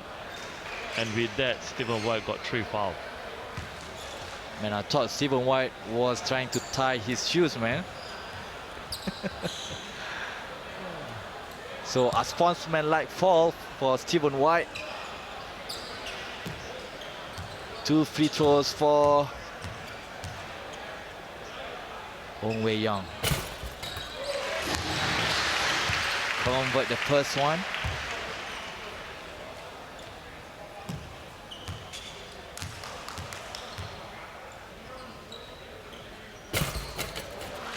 Also the second free throws. Ball possession, 40 seconds on the shot clock for the Malaysia team. And a timeout being called by Brian Lester, the head coach of the Malaysian national team.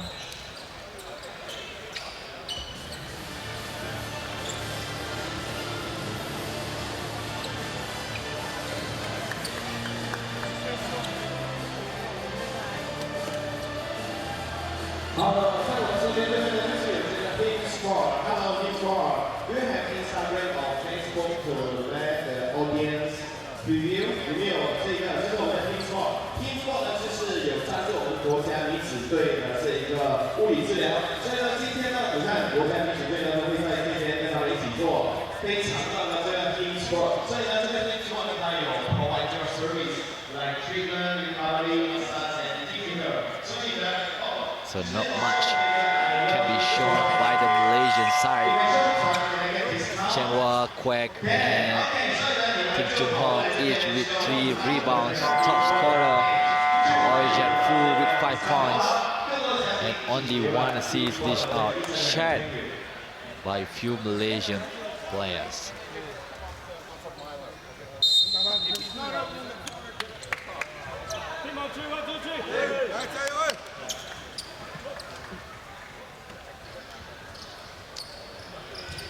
So no more timeout left for the Malaysian national team in this first half. ACBA Dragons still have 1 more timeout to be used. 38 seconds left. Malaysia ball. Yi Hao, quick 3-pointer. Misses. Cheng Hua, a little bit aggressive on Puter, coast to coast. And he got fouled.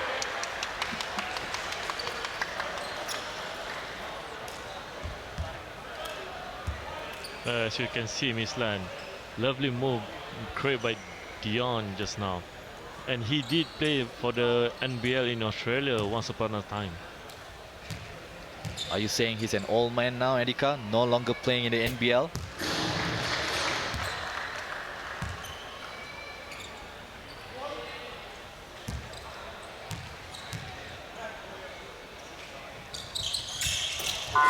Krister converts both free throws. And then it's ACBA Dragons calling the timeout.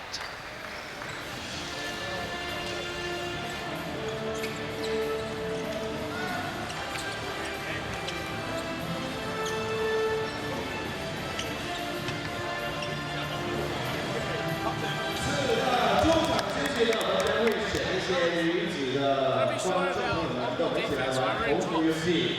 The last one, I got to play way too easy. Out of this, we're going 12. 12 for 8, 12, back into matches. Okay? Match up, 12 into matches. Alright?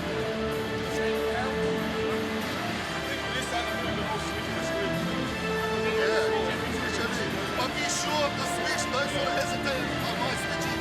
That's just how that switch.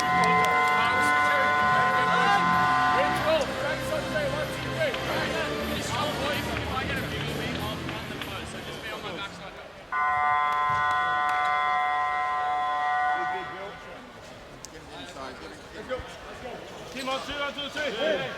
28.5 seconds left in this second quarter. Almost to the end of this first half. Malaysia will have one chance to score. Full court press by the ACB Dragons. Yi Hao. Jinghua Ong Wei Yong.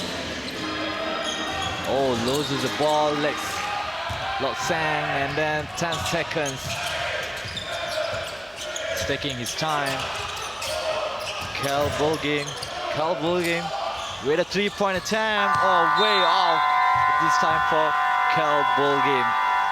That's the end of the first half between the ACB Dragons in blue leading the way with 54 points as the Malaysian national team struggling 26 points. So we're going to take a short break before we continue with our halftime show.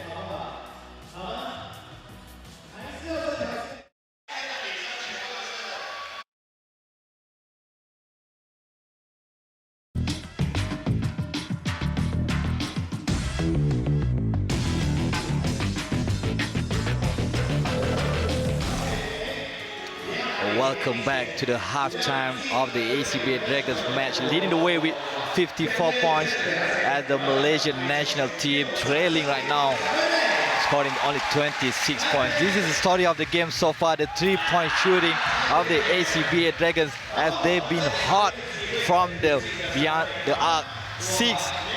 8 actually out of 14 three-point attempts has been able to convert by the ACBA Dragons. Yeah, Mr. It's very true that the Dragons really hot on fire from the three-point line, scoring 8 just now. And you can see towards the second quarter, the national team tried to picking up, and their bench player outscored the Dragons 17-9. Yeah, the Malaysian national team play much better in the second quarter as they're able to match the firepower of the ACBA Dragons, scoring 19 points. Same with the ACBA Dragons. However, the story of the game is in the first quarter where they've been starting on fire from the start, hitting the score. The Dragons, the Malaysia team only able to score 2 points after so much points being scored. The biggest scoring run by the ACBA Dragons is 17-0 run. Yeah, you can see that actually the Malaysia Dragons, they quite struggled the first quarter, which is they turn out the ball over. And easy point and easy transition made by the Dragons. And you can see the second quarter, Tony, he really on fire on this game, which is his score 4 3-point for the Dragons. Yeah, the top scorer for the ACBA Dragons couple weeks with 14 points, whereas Tony scored 12 points. All points scored from the three-point shot, and also Dion Twister also add another 10 points for the ACBA Dragons.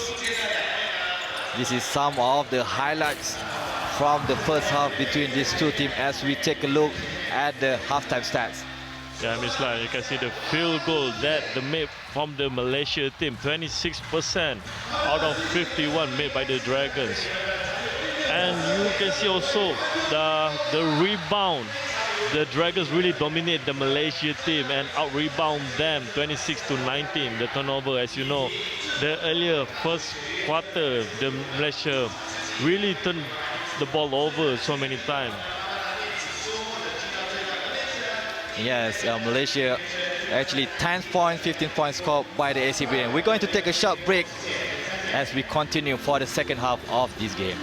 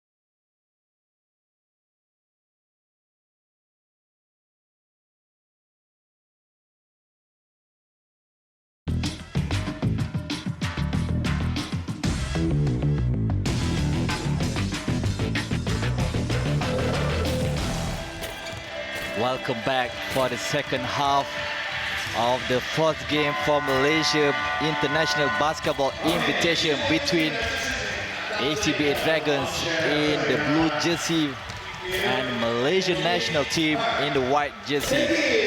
I'm your commentator today, Mislan Al-Azam, together with Izan Erika, the assistant coach for the Malaysia Dragons.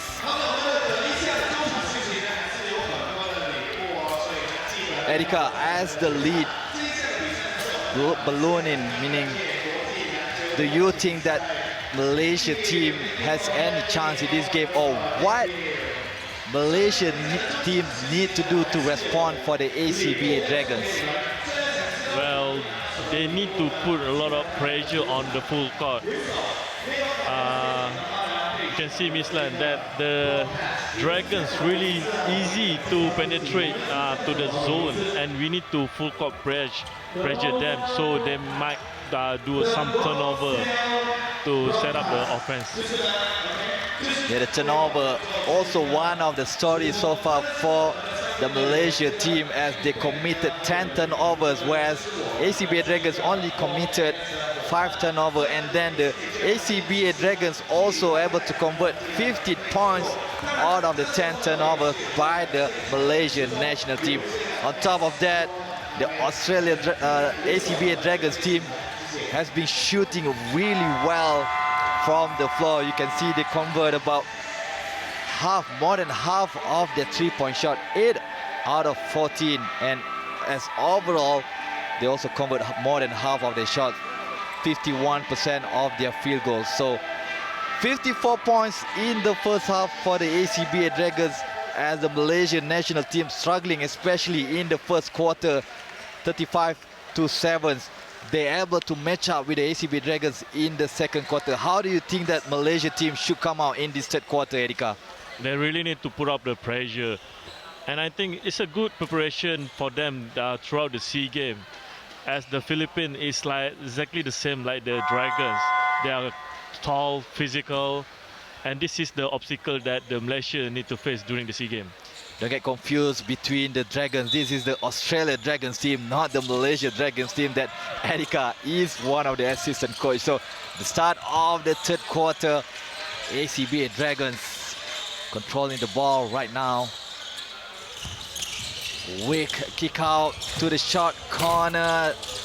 Not this time. The second chance, the third chance for ACBA Dragons. Cooper Weeks able to convert the second chance.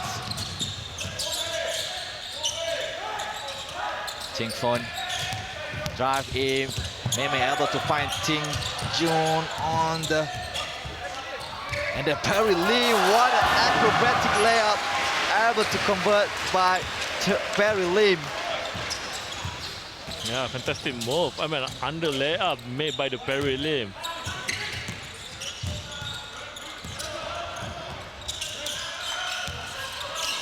Low post move. Another three-point shot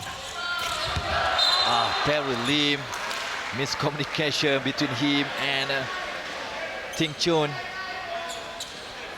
as both of them unable to grab that defensive rebound. But Mislan, you can see the Malaysia team collapsed really small throughout the paint because they wanted the test Australian shooting team on the second half. Meme driving in, kick it out. Ting Jun. Meme trying to find a space, step back, three-pointer, not this time as Perry Lim able to save the ball. Second chance. And Ting Jun convert the second chance opportunity for the Malaysian national team. Wide open. Steve White. Low post. Cross court to Priester. Priester kick it out back to Stephen White with a three-pointer. Easily made by Stephen White, that three-pointer.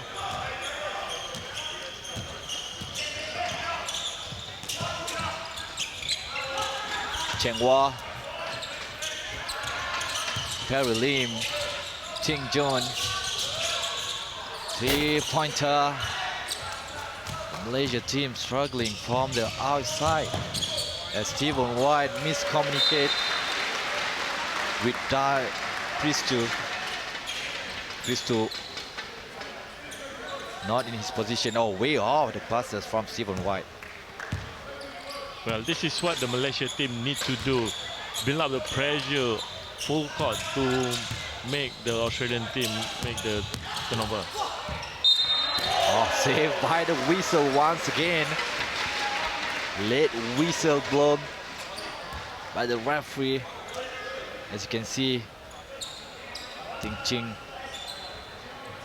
Ching Hong, nice drive there. 29 points difference. So this is the second edition of Malaysia International Basketball Invitation. So the whole purpose of this tournament is to prepare the Malaysia men and women teams for the Southeast Asia game coming up at Manila. And the ACBA Dragons is the defending champion, winning the first edition.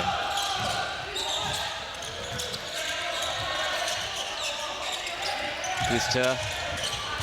Oh, loses the control. Good defense there by the Malaysian national team. Right now, we see the Dragons really make some silly turnover. Yeah? It's a different compared to the first half, which is they really make their 3-point. And right now, they quite struggle to find their rhythm in the third quarter.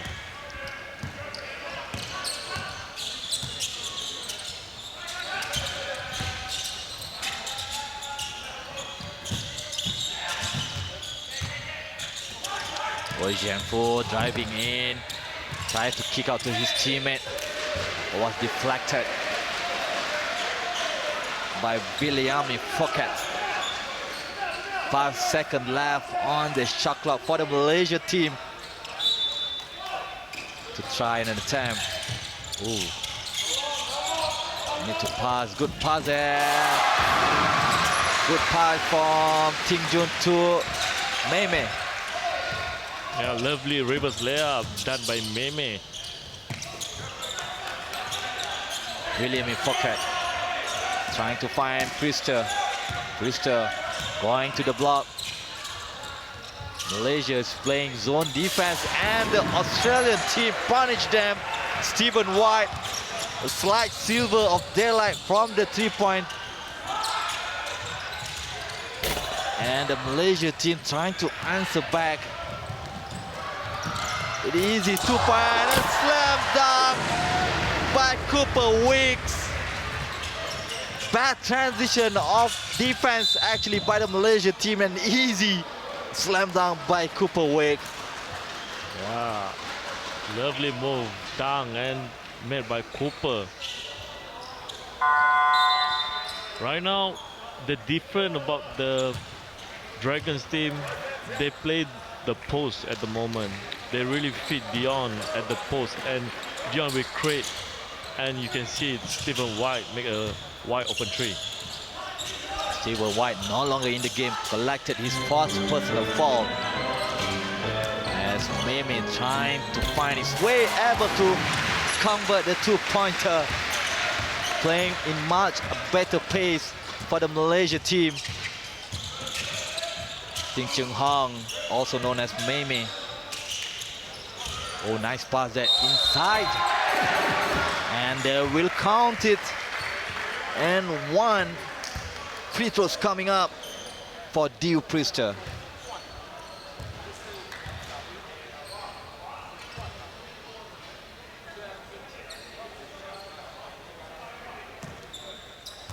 Former NBL player. NBL is the Australian National Basketball League.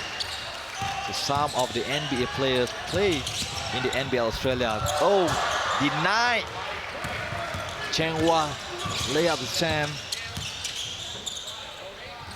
by Tony Tolove. Tony, sweet reverse layup. Ho ho.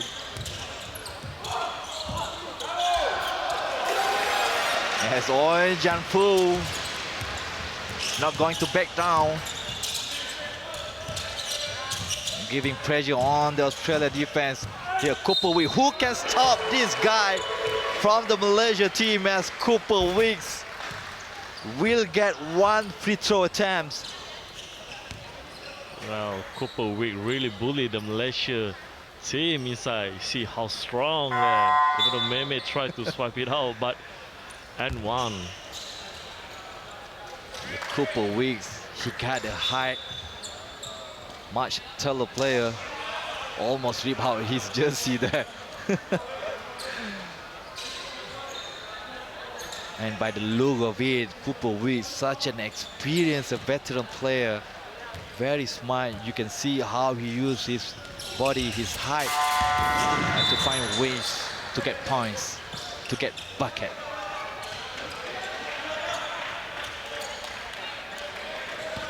Cooper Weeks going to the bench, taking a little bit of rest time. Wei Yong, the lock sang for the Malaysia team. Yi Hao thinking about it. Quack, ball movement from the Malaysia team, but they need to try. Quack, 5 seconds left. Kick out to Yi Hao. Yi Hao to, and then able to make it the two-point shot by Ong Wei Yong at the buzzer. It seems that Ong Wei Yong struggling with his ankle. He asking for the sub from the Malaysia team. Oh. That's a travel. Good call by the referee. Tony Tolove unable to find his teammate. Got caught up mid-air. And took the extra step. Wei Yong going to the bench. Wei Yong. Inside to Quack. Quack! Got blocked by Fokat. Fokat giving up two. Oh, a little bit too far for Priester. Fokat. Bad passes and a sportsman-like fall. As Dewey Jiang almost had an open lane. A good call there by the referee.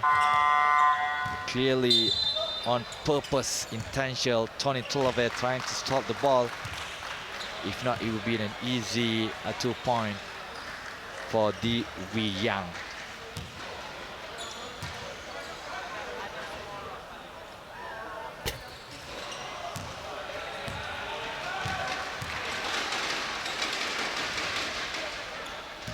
Wei Yang misses both free throws.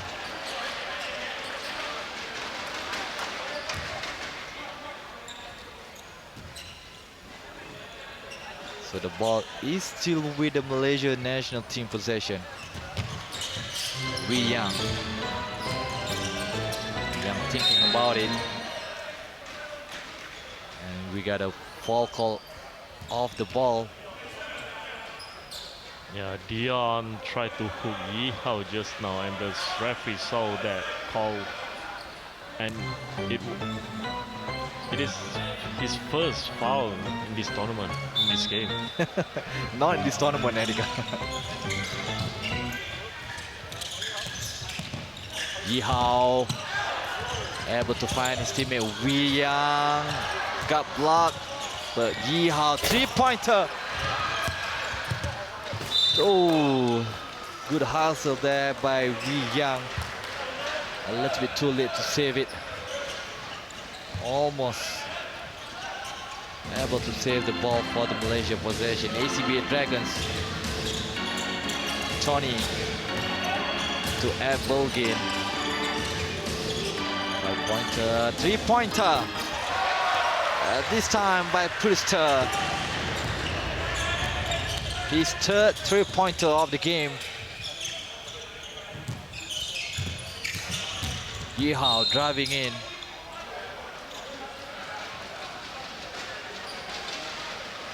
So Yi Hao is going to the free throw lines as the ACBA Dragons exceeded the limit of the team foul. There was the 5th team foul for ACBA Dragons in this third quarter.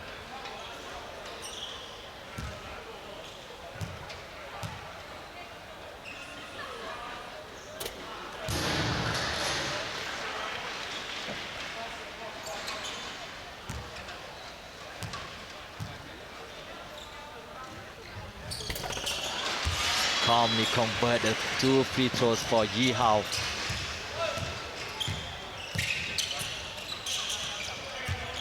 Tony Tolove inside, turnover,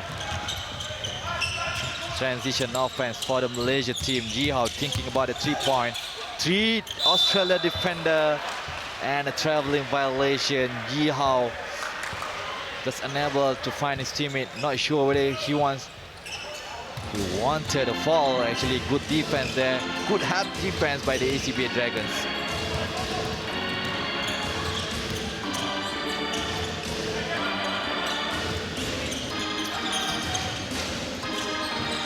Signal, take the 3-point. Good defensive rebound by the Malaysia team. Janfu. Janfu take the 3-pointer. Oh, not this time. Well, it's like at the moment we can see that both teams are struggling to try to score the basketball. Malaysia team did really well for the turnover, and now Janfu blocked by Tolove. What a great block by Tony Tolove. Smart read by him. Not got about of the fake shot by Janfu. And then on the other end, an easy 2-point for the ACBA Dragons. The Malaysia team struggling to put a basket. Whenever there's an opportunity there, once again, and then saved by the referee. I thought that was a clean block, Erika. It was a clean block, but the ref say that Berlin hit Ding Wei Yang just now.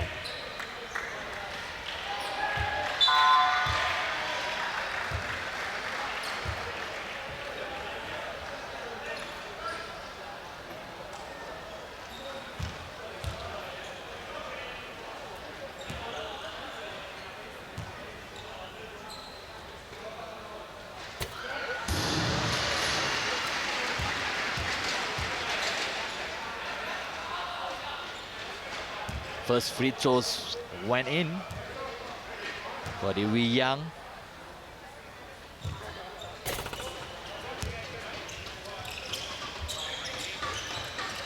He misses the second free throws. Kel Bolgin to Signal. Signal not using the screen. Give it up to Kyle Preston, and he misses. Quack Oh, got stolen. Good defense by ACBA Dragons. Good hustle by Cheng Hua. Was unaware there. Jishin. Able to sell the fall. Chin Jishin. Transition.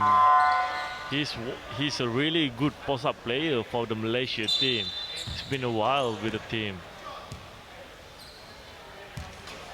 This is the first time he checks in the game.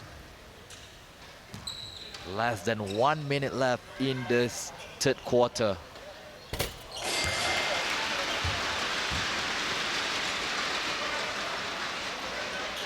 Jishin convert the first free throw.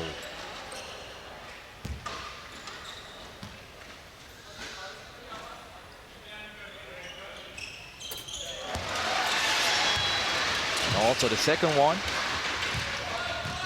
One of the veteran player in the Malaysia senior team, Chin Jishin. Ball game. Oh, mid-range jumper. James Palm assisted by Curl Bolgan. Jishin.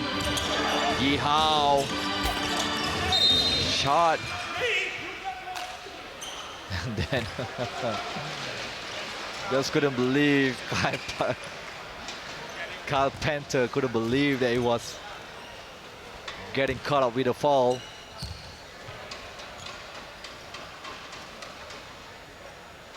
That is his third personal foul. Kwek Tianyuan. Convert the first free throws.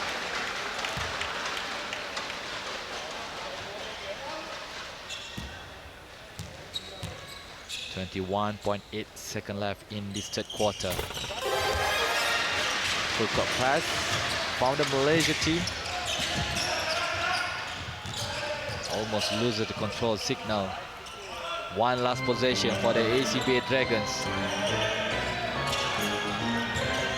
Signal to A Bolgin. 3-point shot, way off.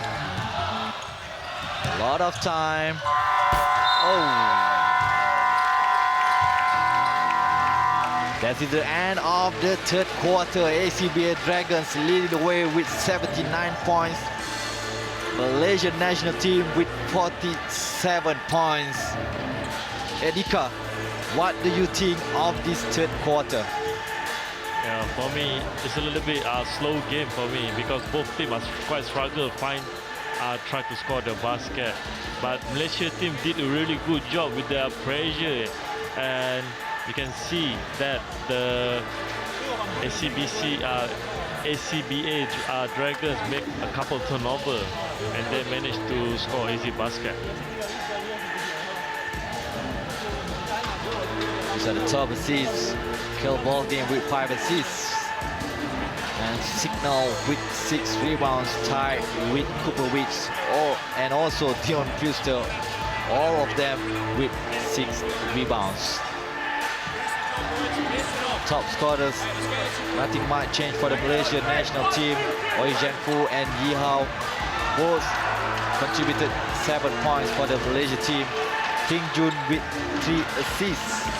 And Kwek also dished out 2 assists. Kwek with the highest total number of rebounds for the Malaysia national team with 7 rebounds.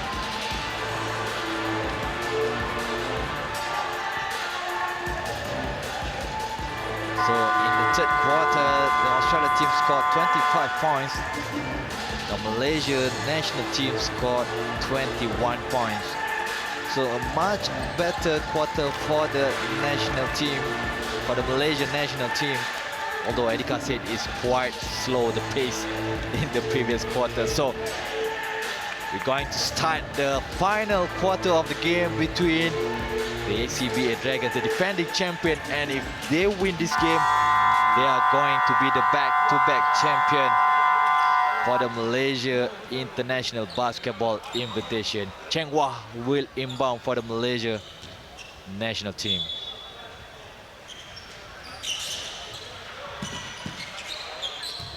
Wee Young.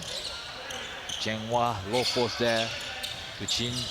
And Yi Hao, two-pointer, long-range jumper from Yi Hao.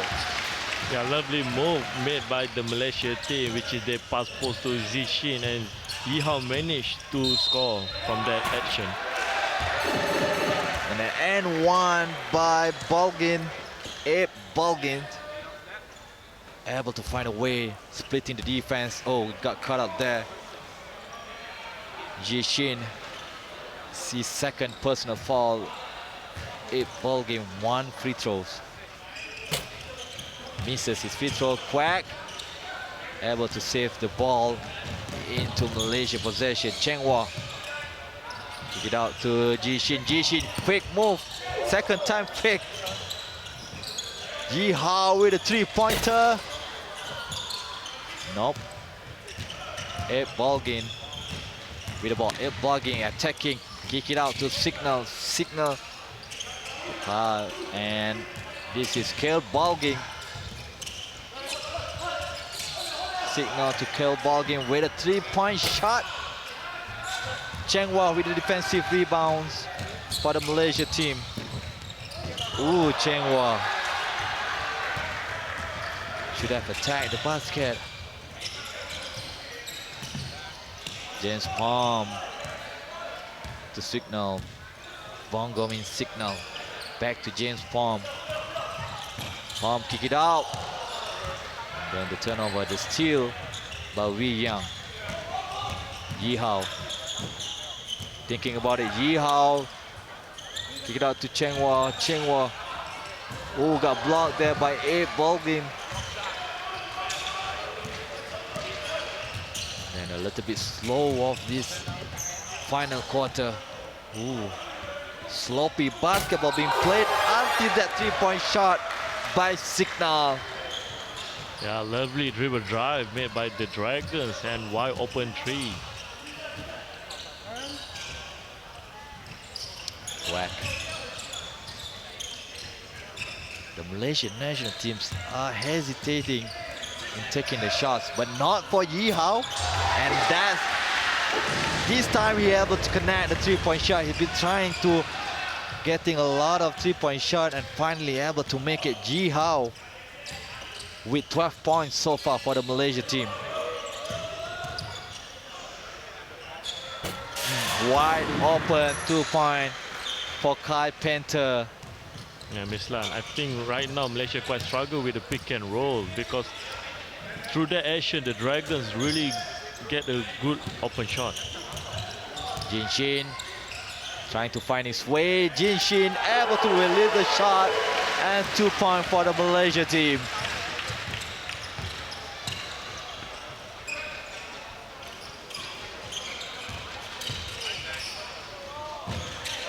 Oh, turnover there between the ACBA Dragons. Kyle Panther trying to find Kale Bulgin. A miscommunication, a rare occasion, a rare mistake made by the ACBA Dragons, the defending champion for the Malaysia International Basketball Invitation.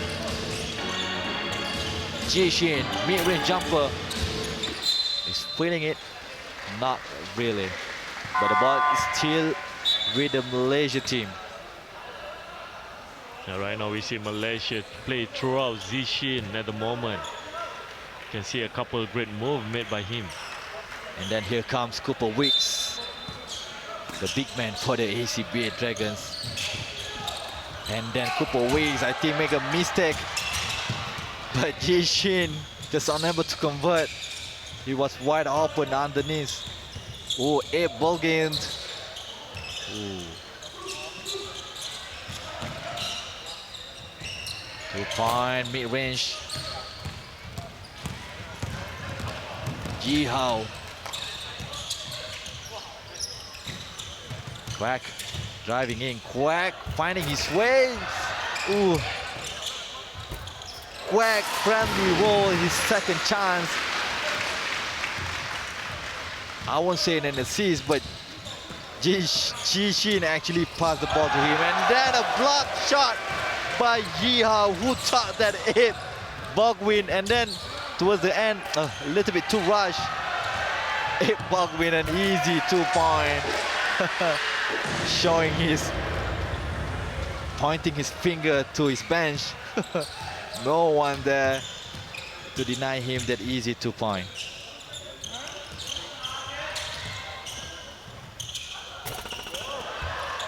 Oh, beautiful move, just unable to finish. Signal. Ooh. It's not that beautiful, but he able to finish, so that's the difference between these two teams. ACBA Dragons, they are very efficient with the shot. As we can see, Erika, Malaysia, once again, they struggle with the shot. Oh, where's Malaysia Dragons? I mean, Malaysia defense. Jishin Euros tap.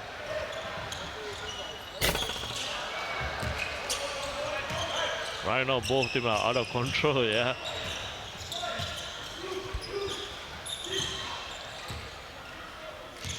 Looks like they're just like playing pickup game instead of an intense tournament now.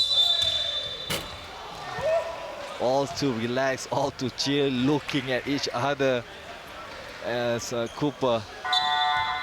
You see the body language, not just the Malaysia team, but also the ACBA team. And then we have a substitution, Yi Hao being subbed out with Zhang Fu. Yeah, I can see the coach of the Dragon really unhappy with his team, and he's put all his starting 5 back.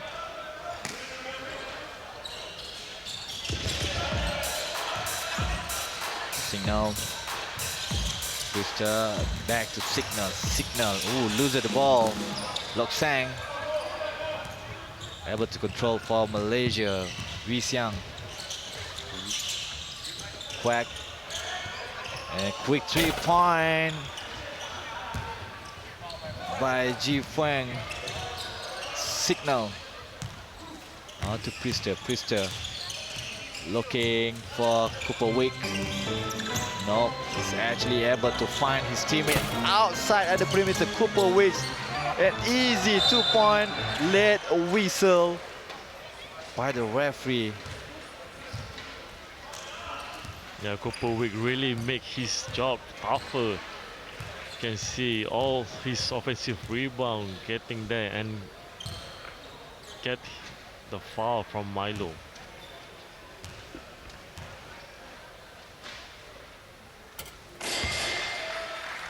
Wicks 5 offensive rebounds for Cooper Wicks. 22 points. And this is the 23rd points for Cooper Wicks. Dominated. And then Lok Sang denied this time by Tony. Quack with a layup. Still unable to find good defense, good pressure there by the Malaysia team. And Quack still unable to find his rhythm. Puster slowing down the game. Hands off to Signal. Signal, an easy 2-point, no. Look at the ACBA Dragons defense. Oh, what happened there? Oh my God, I think he's injured his knee. Lok Sang shouting.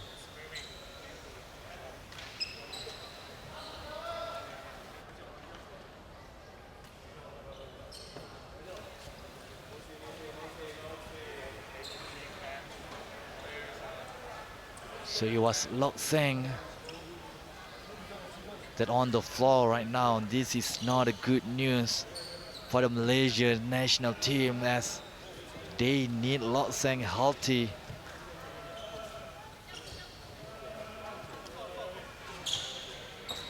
Lok Sang is in pain. What did you see, Erika? I see the knee. He twisted his knee just that moment when he traveled to land.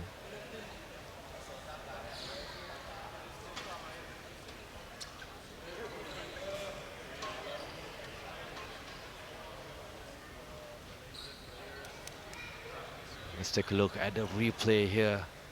Lok Sang. The angle is not that correct.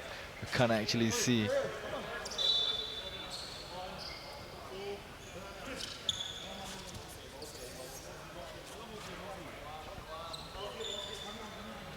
Can you explain what happened, Erika? Now, during he want to do the layup, and then he contested. He get the body contact from the Dragons, the player of the Dragons, and I think his knee was really twisted. And this is a crucial part in the basketball. Yeah, injury is part of basketball. We don't want any injury happens. Both of us, we also have our fair share of injuries playing basketball, so we can actually relate the pain that going through Lok Sang's right now. I think it's not really about the pain of the knee, it's more about the fact that how serious the injury. He probably won't be able to suit up for the national team at Manila if the injury is serious. So we are hoping that Lok Sang is okay, but from the way it looks quite bad actually, the injury.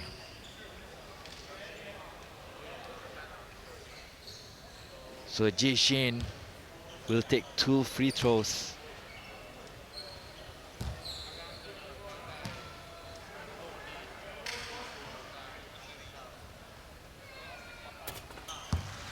And he converts the first free throws for Malaysia. Erika, what do you get? From my inside informer, he said Mat Lok Sang twisted his knee and dislocated his kneecap. Oh. So that's the first report. Not official though, it's the unofficial. So we still need to wait for the word of the doctor. And then let's continue with the game we have on the floor as Priester misses a 3-point shot. And Kwek Tian Yuan able to connect that 3-point shot. Added another 3-point, a total of 7 points so far for Kwek Tian Yuan.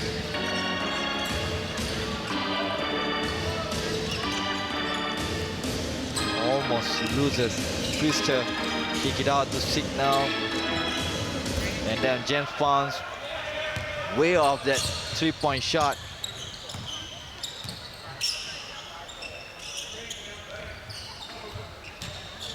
Lee Young to Kwek. Kwek will take the jumper. And then Jian Fu for the 3-pointer. Ooh, Jian Fu.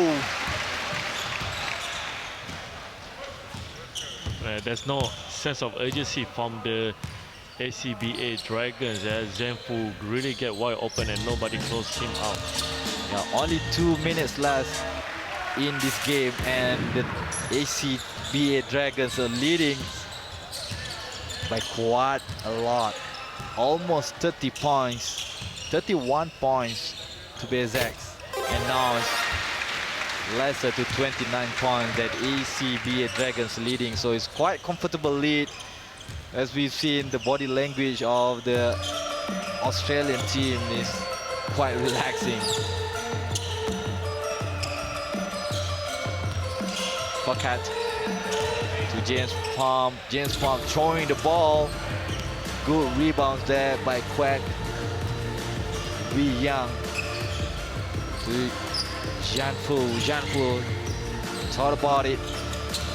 Ji Shin. Ji Shin. Ooh. Using the board. Now less than 1 minute.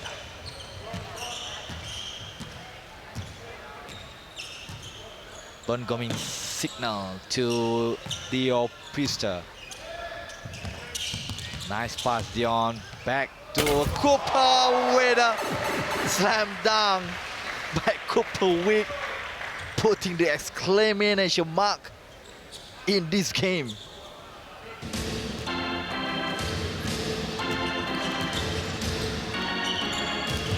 Nice. Almost nice, but the kick out. Very short. Second chance. No. Ji Feng not comfortable taking the second shot. Pocket. And that is the end of the game. As the ACBA Dragons will defend the champion, the only remaining undefeated teams, as Malaysia team face their first losses in this tournament. ACBA Dragons 96, Malaysia 65. That is the final score for this game, the full-time score for the ACBA Dragons and Malaysia.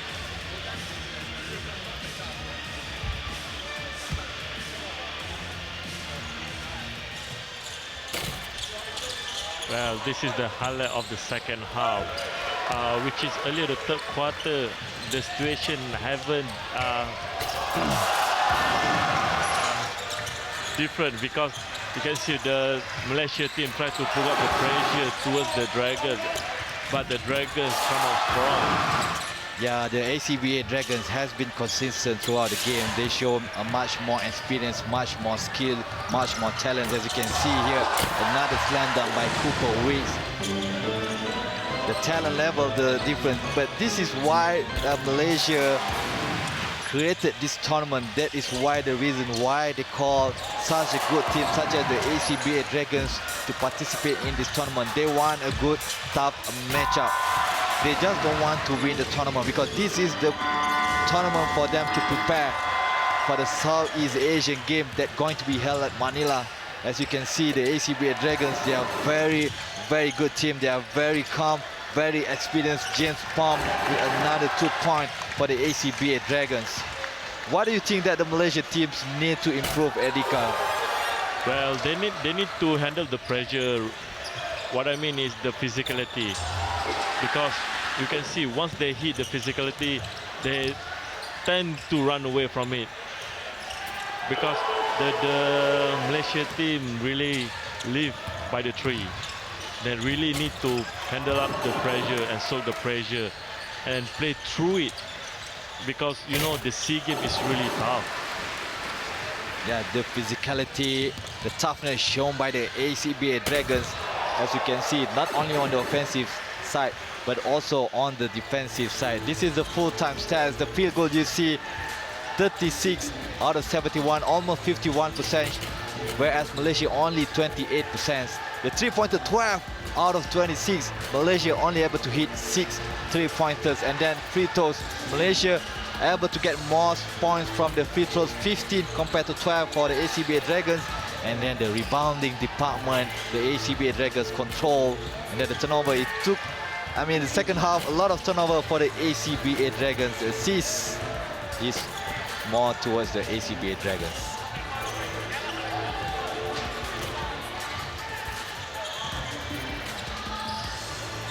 Yeah, you can see Cooper walks with the 29 point, Dion with 60 point, and Tony with 14. Wong Wee Hao 12 points, Ong Zeng Fu 10 points, Kwek Ten Yen 7 points. And then we see the top assists, Kel Bolgin with 5 assists, Ting Jun Fung for the Net Malaysia team with 3, also Ji Shin with 3 assists. And then lastly, top rebounders, Signal with 8 rebounds, Tai also with Pustu with 8, as Kwek able to get 14 rebounds for the Malaysia national team. So we have another game, the last game for today, which is between the Tohoku Gakuen against the Women's Malaysia national team, coming up next at 9 o'clock. So that's all for this game. Thank you so much from me, Mislan Lazam, and Erika.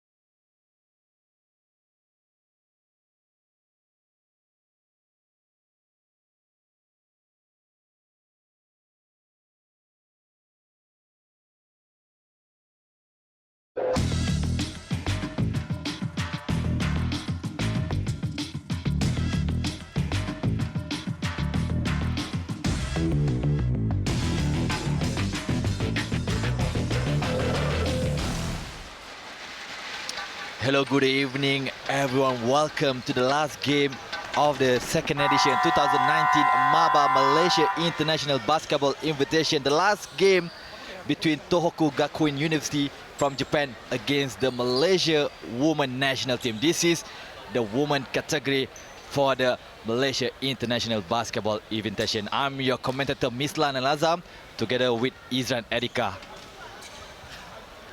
So this is the lineup for Tohoku Gakuen from Japan. As you can see, most of them are university students, Kanaho, Shiho, and so on. And then this is the lineup for the senior women Malaysia team as they prepare for the Southeast Asia Games that are going to be held in Manila. And we are about ready for tip-off. And this is the starting five for the Tohoku Gakuen. Kanoshiho, Sato Honoka, Sasaki Yui, Kakagemi Ri, Suzuki Ran. And also the starting five for the Malaysia team. So Wei Yin, Madeline Low, Piu Kai Lee, Yap Fuk Yi, and also Eugene Tin. As you can see, they are ready to go on the floor right now. As we're waiting for the referee to give the OK signal. And then the tip-off about to commence. Malaysia able to secure the first possession. Madeline to Eugene. And Kylie Yu with the first attempt. Eugene able to secure the offensive rebound. Madeline Low.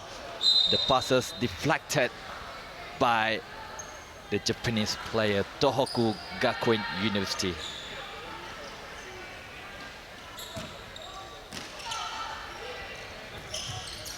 Yap Fuk Yi, top scorer, loses control of the ball as Shiho finds his teammate, and then an easy basket by Sasaki Yui. Easy 2-point despite being challenged there by Eugene Tin, and then another misses by the Malaysia team from the outside. Shiho, the playmaker for the Tohoku Gakuen University. Shiho trying to penetrate, give it up to his teammate. The scorer just now, Yui. And the attempt out of bounds. As a 3-point shot, I think from Kano Shiho just now.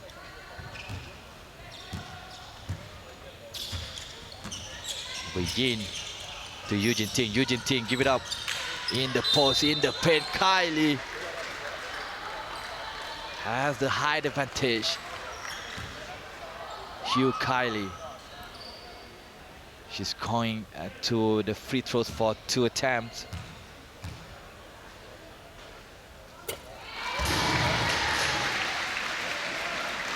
Convert the first one. And also the second one.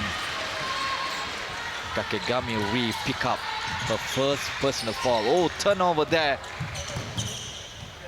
And then a quick 2-point by Yap Fuk Yi, misses.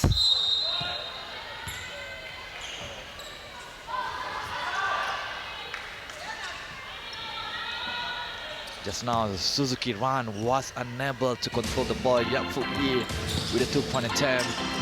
Try to get the offensive rebound.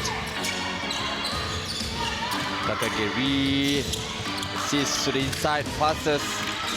2-point attempt, way off the mark. Madeline Low for the Malaysia team.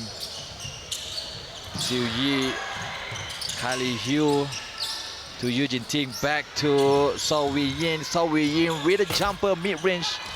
And then Yap Fuk Yi soaring high from outside for the offensive rebound, but just unable to control the ball. Here you can see once again, Yap Fuk Yi almost got the offensive rebound. Shiho with the ball for Tohoku.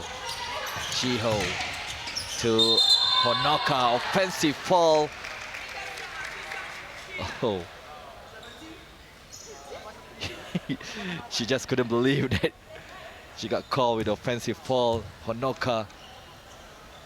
Oh, the extended unintentional Very clearly an offensive foul. Madeline Low. Madeline Low, another turnover for the Malaysia team, Medica. The drive in, Shiho unable to find. And then Shiho able to get the possession back. A three-pointer by Ree. Good defensive rebound there by Eugene Ting. So Wei Yin, cross court to Yap Fuk Yi. Kylie. Kylie finding his teammate Madeline Low from long range, and Madeline Low, the marksman for the Malaysian national team. No hesitation from Madeline Low.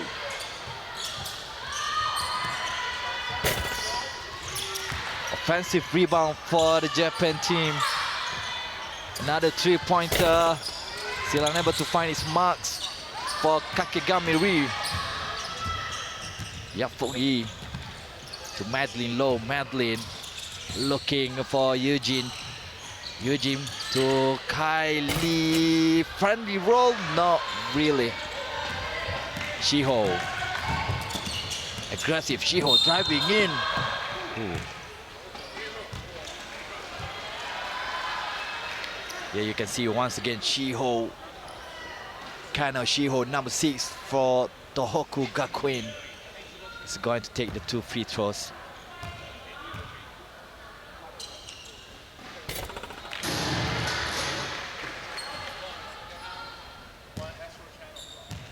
Let's convert the first one. And also the second one. Shiho keeping it close for the Tohoku Gakuen. Way to Fuk Yi. Fuk Yi, long three-pointer. Fuk Yi, one of the best shooter in Asia for the woman. As you can see, just a little bit of opening for Yap Fuk Yi, and he able to knock down that three-point shot. Timeout now for Tohoku Gakuen. Okay.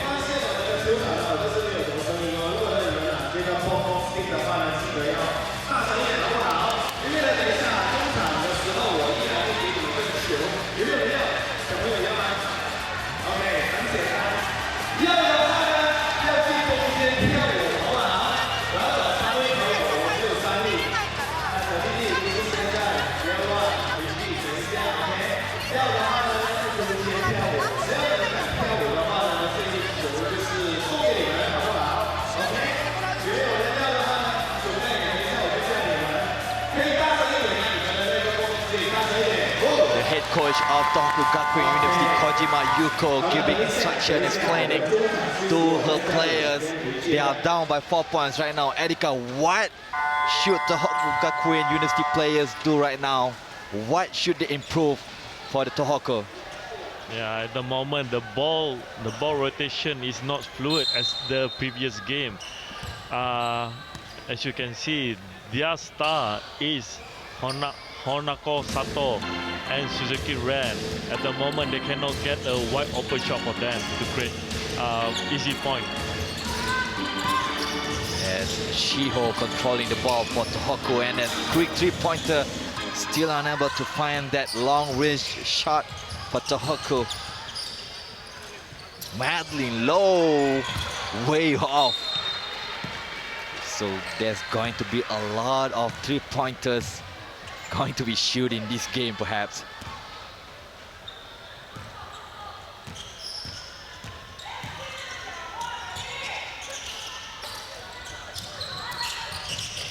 Shiho to Moeko, and a run back to Shiho. Shiho, nice pass there to his teammate. Point blank miss by Yui. And then Malaysia able to control the possession. Fuk Yi. Good ball movement by the Malaysia team. Fuk Yi, another three-pointer. Shiho with the defensive rebounds. Long pass, Shiho to Ran. She can convert the field goal.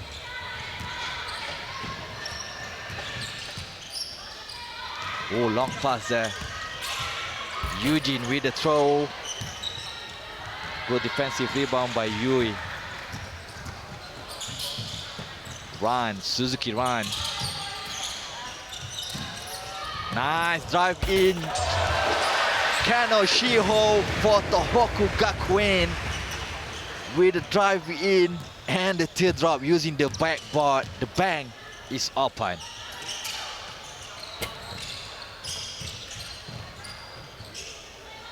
Magdalene. Cross court to Fukyi. Fukyi driving in, creating a little bit of space. And that friendly roll, the shooter touch for Yak Fukyi.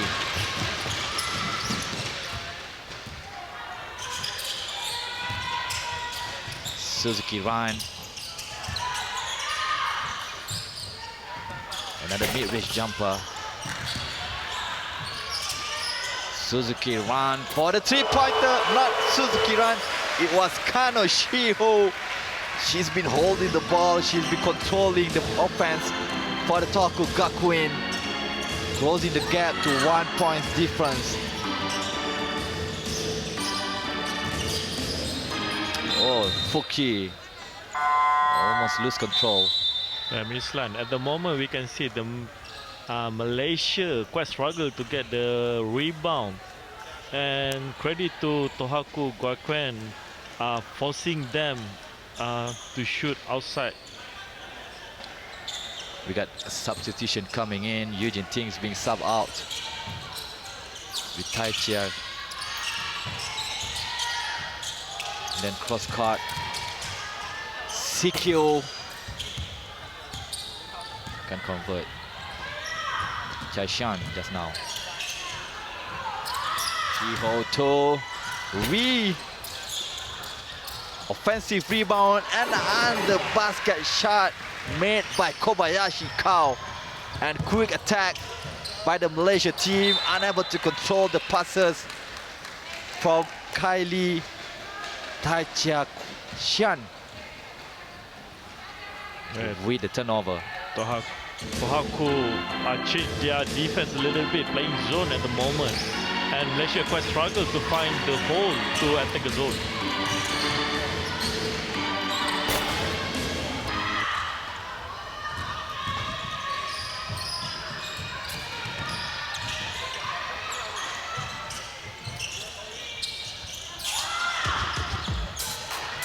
Fukyi to the inside to Kylie. Kylie still can't find a basket. Shiho to Kao. Yui to back to Kao. Kao driving in. Oh, got deflected. 8 seconds left for Tohoku Gakuen here. Good drive in by Kobayashi Kao. But was denied, deflected there by the Malaysia team. Inbound at second. Open shot, nice attempt, nice layup by Sasaki Yui. Tohoku leading right now 13-10 as Malaysia trying to reduce Fukyi with the putback.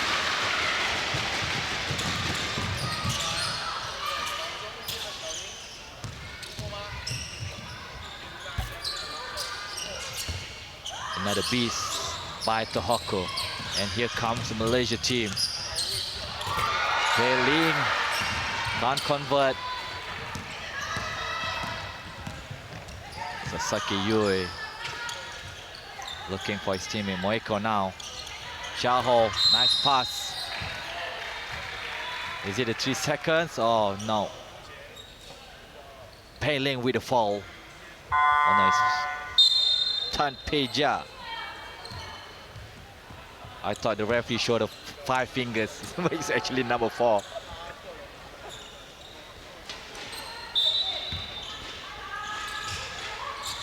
Inbound, Kano Shiho. Hanoka driving in, mid-range jumper. Defensive rebounds. Peja. To Jiaxian. Fuye, the focal point of Malaysia team. Yeah, three-pointer.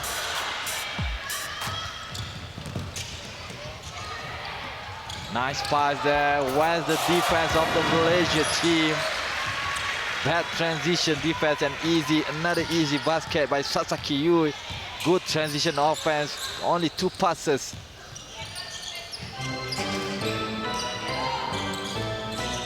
Yang Fuki. Oh, good defense, good pressure there by Tohoku team. Shiho looking for her teammate. Shiho back to Honoka. Way off. Last ball, last possession for the first quarter. Peja. Jiaxian looking, creating a space. Ooh.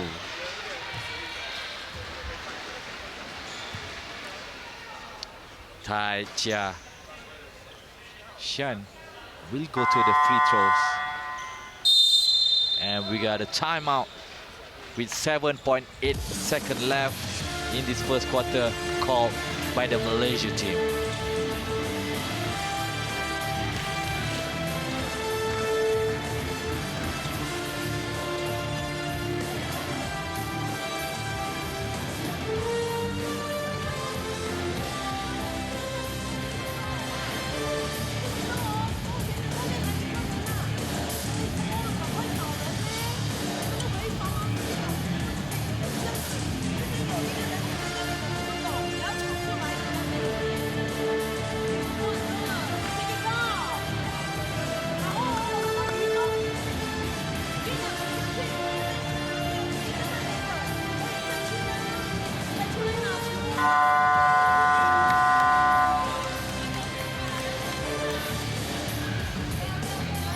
Malaysia started great, but what happened, Adika?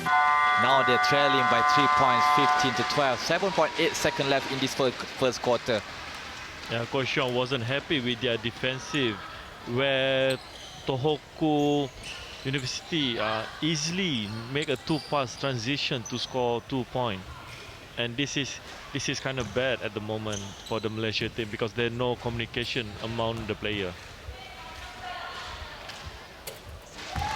Especially on the defensive end, the transition defense was bad for the Malaysia team so far, as Jiaxian able to convert her first free throws, not the second one.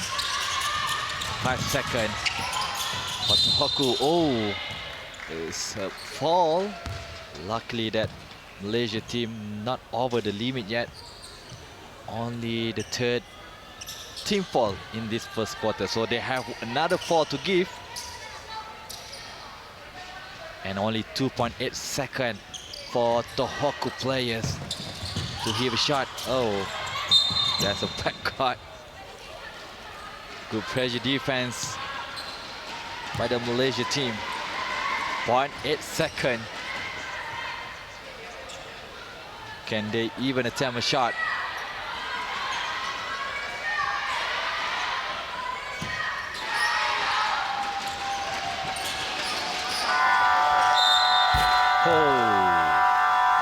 Able to make the shot.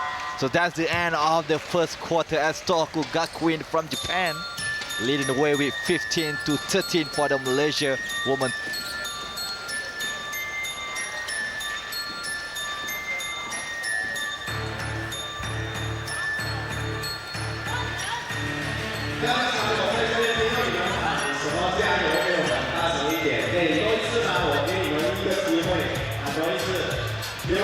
So this is the top scorer, Kana Shiho with 7 points, Sasaki Yui with 6 points, and Kobayashi Kao with 2 points. And the top assist for Tohoku Gakuen, Kana Shiho also able to dish out 2 assists, and Akaseka Moeko with 1 assist. And And the top rebounds, Kobayashi Kao with 6 rebounds, and Kano Shiho with 5 rebounds. Sasaki Yui 4 rebounds for Tohoku Gakuen. Let's take a look for the Malaysian team. Yap Yi, 7 points, Madly Low 3 points, Kylie Hu with 2 points.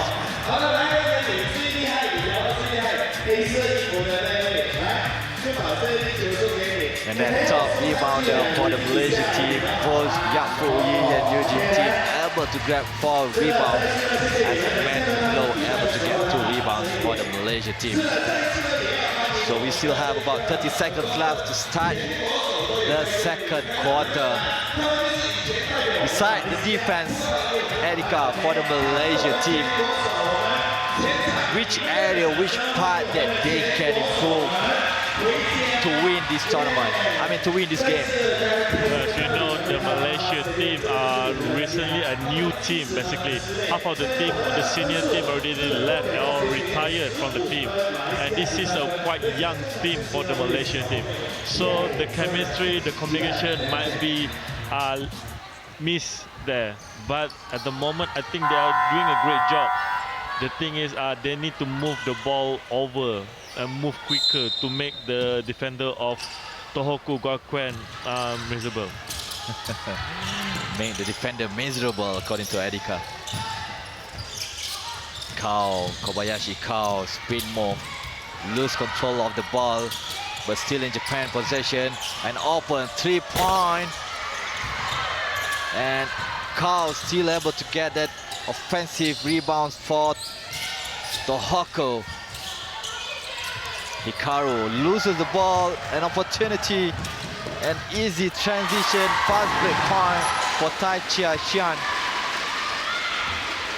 Much better defense shown by the Malaysia team. Good pick by her. Another opportunity now as Tohoku misses the attempt. Taichan, Eugene, easy, fundamental, basic move by Eugene Ting.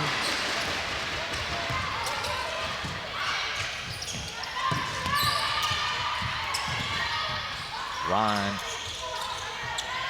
back to Moeko, run, to Kao, Kobayashi Kao loses control. They need to shoot. Able to let go. Offensive rebound by Moeko. Second chance. And a 3-pointer by Tohoku, number 21, Akasaka Moeko.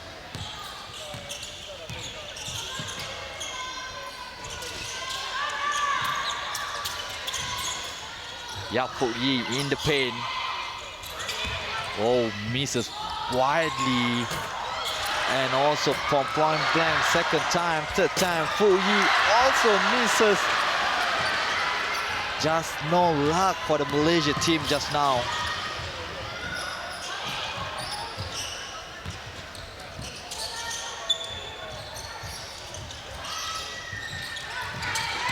Kao. Ooh. Creating a contact, able to get a foul. Trying to split the defense, a good call by the referee, a reaching foul.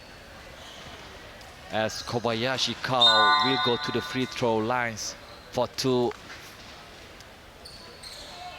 Well, at the moment we can see the two different playing style, where Tohoku space up the floor and try to shooting 3, while Malaysia tried to attack from the inside through the post play.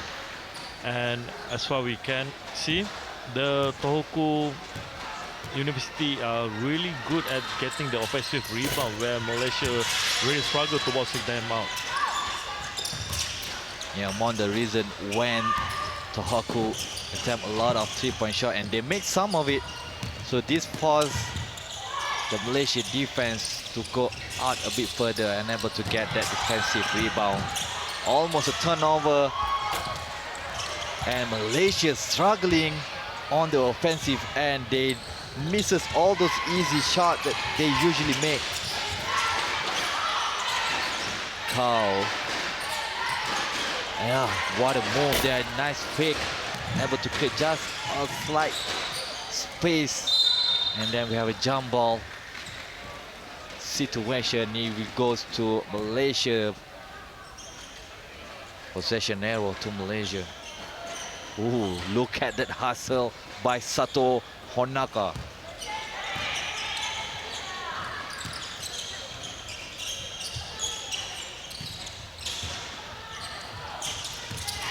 Jashan, offensive fall by Eugene Ting. Moving screen. Oh. And that is her third personal foul. So not a good news for the Malaysian team. Madeline Low coming in for Eugene Ting.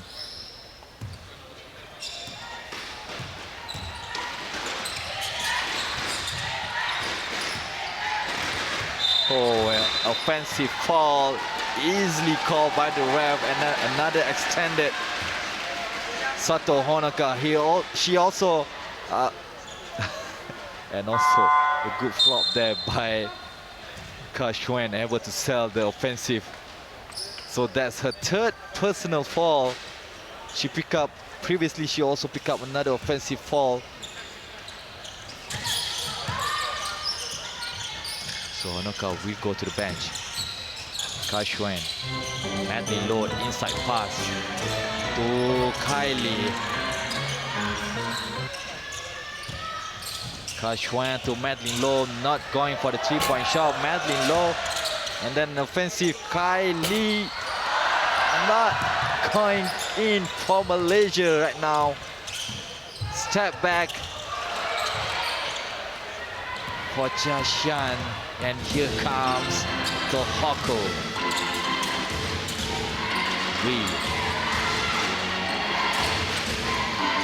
Look at the ball movement of Tohoku. Everybody touches the ball, created an open shot.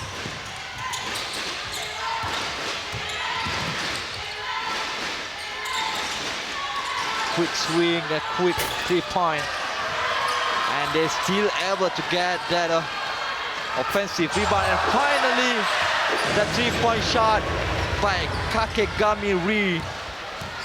The ball movement by the Tohoku.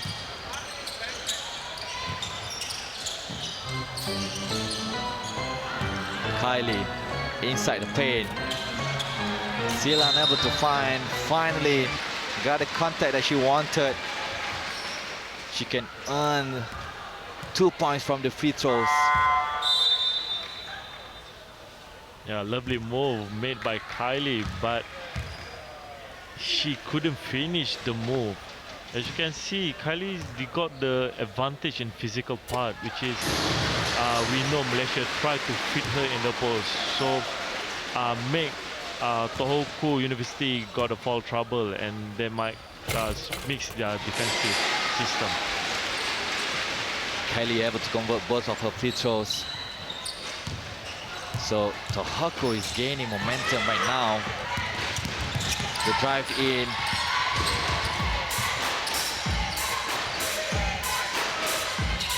Shiho, thinking about a three-point. Shiho, a little bit off from the passes. With a three-point. Ka Xuan with the defensive rebound. Transition. Nice pass, but just unable to catch for Kylie. Yeah, Medillo tried to force pass to Kylie where she haven't established his post. Yeah, a little bit too quick, a little bit too hard. The pass from Madeline to Kylie.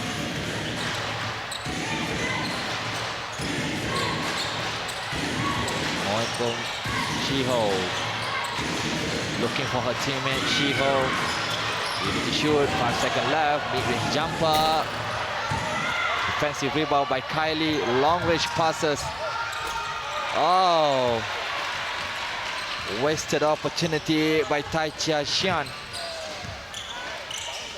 As Tohoku quick with a 2 point. Sasaki Rui for Tohoku Gakuen. Chai-chan looking for Madeline low, a little bit too low, but the 3 point from Madeline still misses. Nice pass and a friendly roll for Sasaki Yui. The connection between Kano Shiho and Sasaki Yui. 8 points differences. Kylie, top of the key to Madeline. Madeline looking for Kylie. Kylie trying to find a space, trying to create a space. They're still sticking with the plan to give the ball inside the paint, Erika. Yeah, it's true. Because as you can see, Kylie will use his advantage to outpower the opponent to get a free throw. But the thing is, Malaysia need to up their tempo on defensive part, where they really struggle on recovering all those passes and 3-point shot made by Tohoku Goiten. You have to give credit to the Tohoku players. They play really well, moving the ball and moving without the ball also. So forcing the Malaysia player to rotate, and some of them rotate slowly. They create an open shot for Tohoku. Run with the ball. Oh, now to Arena.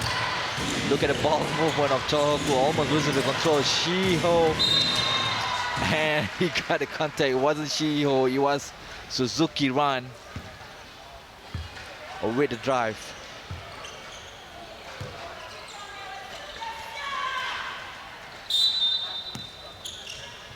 Look at the movement of all the players defensively and offensively.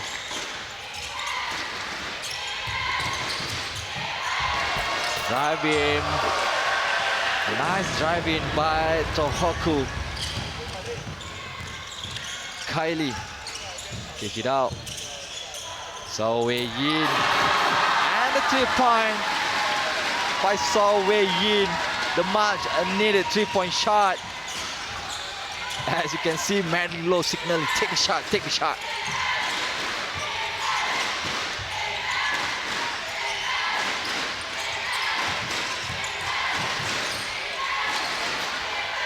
Quick 3 point by Tohoku.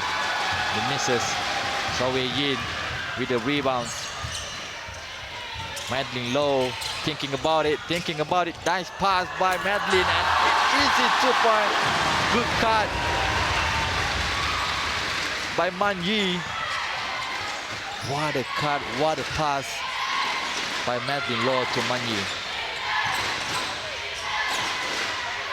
Another 3-point attempt. This time the misses.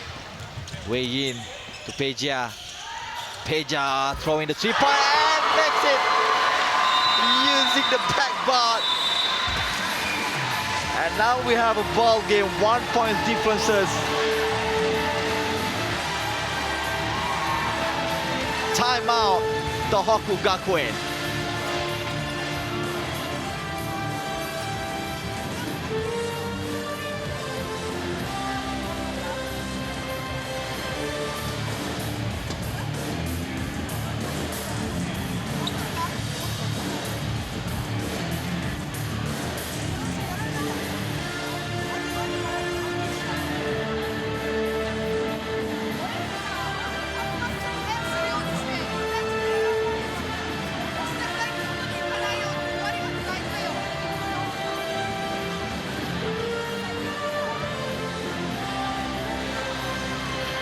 I know both of us don't speak Japanese, but Erika, what do you think the coach Kojima Yuko said to her players? Yeah, you can see Tohoku Goikuen, they kind of rushed their shot in last 2 minutes, which is they really took a bad shot. And credit to Malaysia team, 8-0 run, 2 3-point and 1 layup just now to make it game closer. Yeah, 3 out of 19 3-point attempt by Tohoku Gakuen. That's a lot of 3-point and only 3 that able to make. So Tohoku Ball movement once again.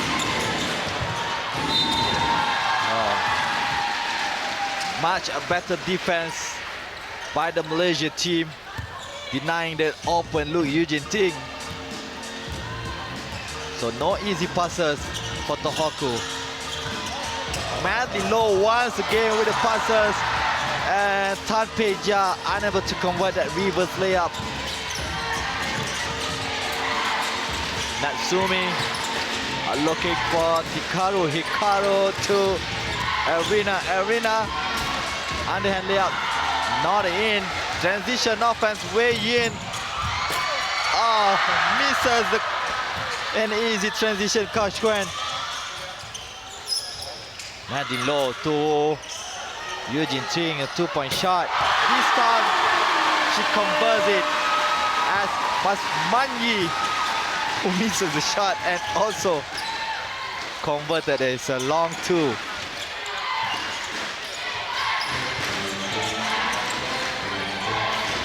Maba Stadium is alive right now with the crowd chanting for the home team. Tohoku, nice move.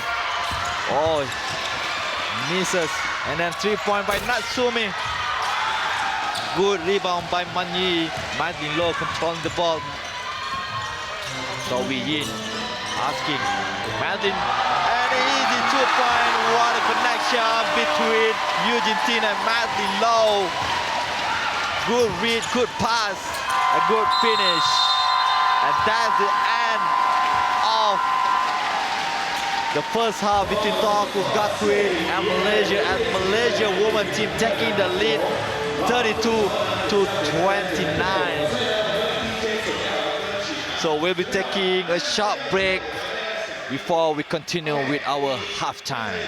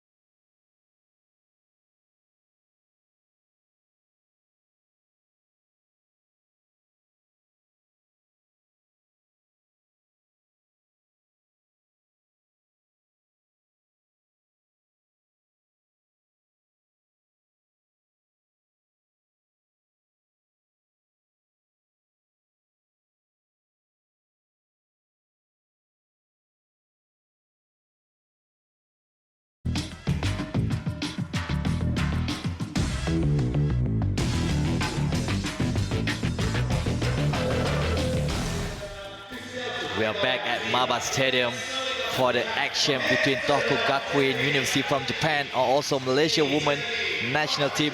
At the halftime, Malaysia is leading 32-29. This is some of the highlights in the first half as the Tohoku Gakuen starting quite comfortably. They play much better in the first quarter.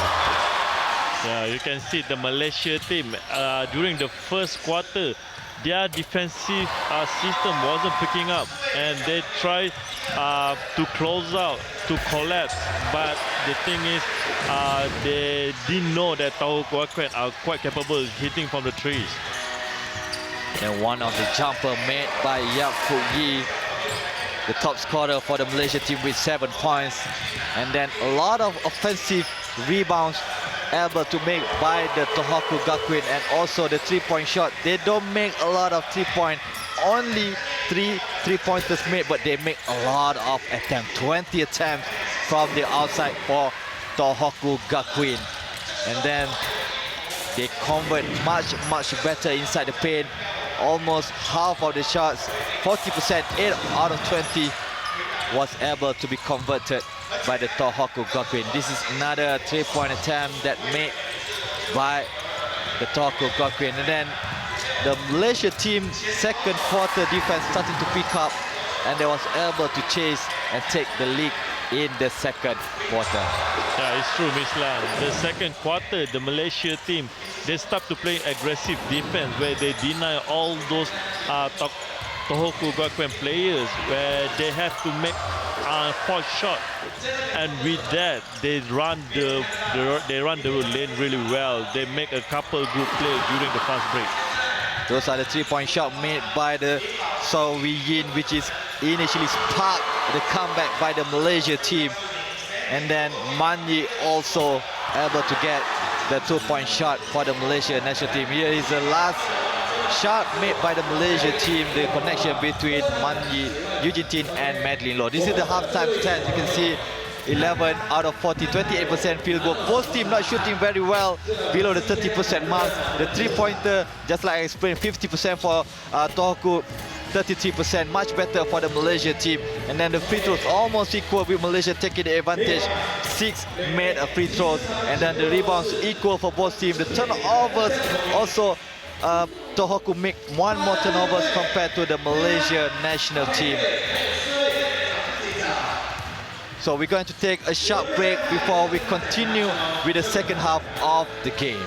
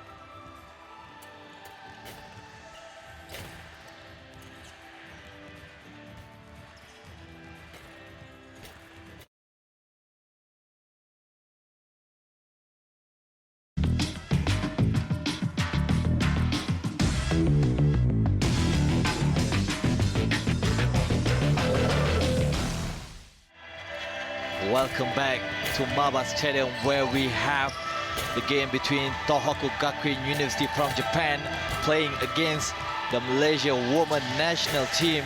This is the last game for the 5th day of the second Malaysia International Basketball Invitation 2019. The tournament is actually being organized to prepare the Malaysia men and women national team for the Southeast Asia basketball game that's going to be held at Manila. I'm your commentator, Mislan El Azam. Together with me is the assistant coach for the West Coast Malaysia Dragons, Izran Edika. Izran, how do you think the game's going to be played, and for the next half, the second half? We've seen how both teams plays in the first half. The Tohoku take a lot of three-point shot, and then the Malaysia team initially they play very bad defense. They improve. And then what do you think, or what should be done by both teams moving forward for the second half? For me, I think Tohoku Gakuen gonna play the same thing. They're gonna spray up the floor and try to hit the three-point shoot, because this is what their system that their coach apply in the university. For the Malaysia team, I think they're gonna pick up their defensive and they're gonna run the transition really fast, because this is their bread and butter. They're gonna push the ball and try to get the easy point. What about the Malaysia women team? The offense, they struggle in the first quarter. They pick it up in the second quarter, the momentum, and then they move the ball much better in the second quarter. Initially, they play a lot of feeding the ball into the big man. Do you think they're going to continue the way, or they're going to move the ball much better in the second half, Edika? Yeah, I think they're going to feed Kylie in the post and try to move off the ball movement. I'm quite surprised Madeline Low, which is he might look chubby, but he really talented and he really can shoot for the three-point line. Never underestimate Madeline Low. Never ever charge a book by its cover. So Madeline Low has always been the X factor for any team that she plays.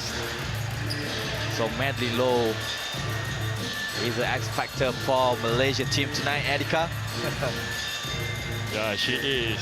We cannot forget also Fu Yi Yap, where she one of the top 3x3 during the FIBA tournament. Yeah, Fu Yi, you cannot deny her talent, her skills. She is poor scorer for the Malaysian national team. Tohoku Gakuen is playing one very good system. We've seen the way they move the ball. Initially, the Malaysia women team, they are unable to catch up with the Tohoku offense, and they're able to play much better defense in the second quarter. We're going to start the third quarter. Malaysia is leading with 3 points. And a good defense there, good steal by Wee Yin. Quick jumper, couldn't hit the net for So Wee Yin. So the ball goes back to Tohoku.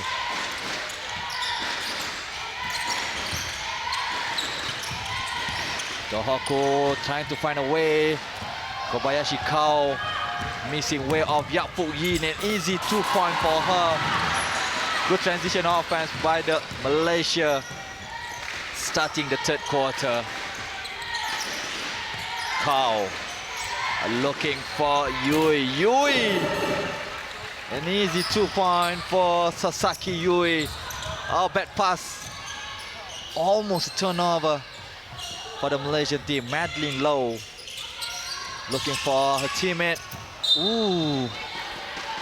Mei Chin unable to catch Madeline Low's pass. Quick release, quick offense by Tohoku. The 3-pointer Wee. And then the inside shot. They're still able to get the offensive rebounds. Nice pass.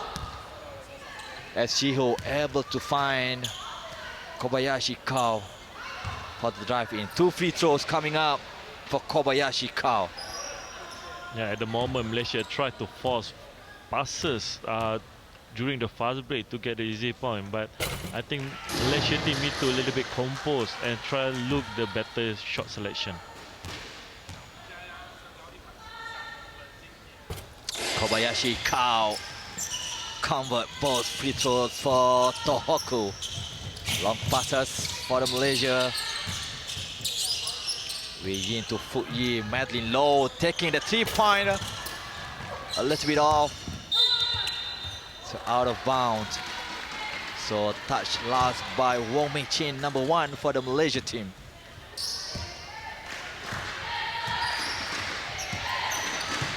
Good call by the referee.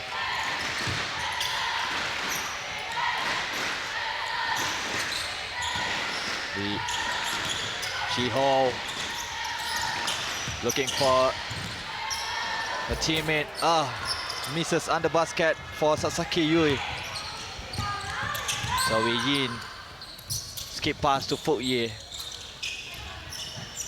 Fu Yi another skip pass, long passes to Mei Chin. Mei Chin. Wei Yin top of the key to Kylie. Bounces off.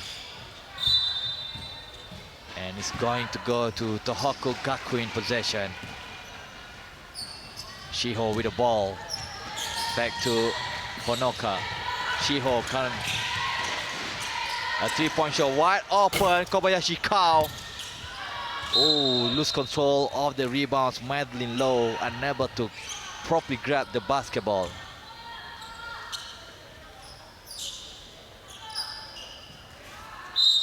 $14 seconds for Tohoku. Oh, bad defense by Malaysia team. Lucky there. Honoka unable to convert it. Easy layup. Wide open layup. Long passes to Madeline Low. Madeline open. Not going to take the shot. Kylie. Give it up to Sao Wei Yin. Sao Wei Yin driving in. Sao Wei Yin using the backboard. Able to convert the 2-point shot. Increasing the lead back to 3-point. Sao Wei Yin. Shiho to Kao. Kao looking for a teammate. Trying to get the ball to Sasaki Yui. Tohoku is playing 4-1 in, if I'm not mistaken, Erika. Yeah, it's very true. They really shoot from the 3-point line, and at the moment they're not hitting a 3-point. They scored 3 out of 22 attempts. And just when we talk about the 3-point shot, Kao was able to knock down. It wasn't Kao. Yeah, it was Kao. And they are tied right now. Nice pass. Wide open. Madeline Low shot corner 3. Yao Fuk Yi with the offensive rebounds. Back to Madeline Low. Fuk Yi to Kylie in the paint. 2-pointer.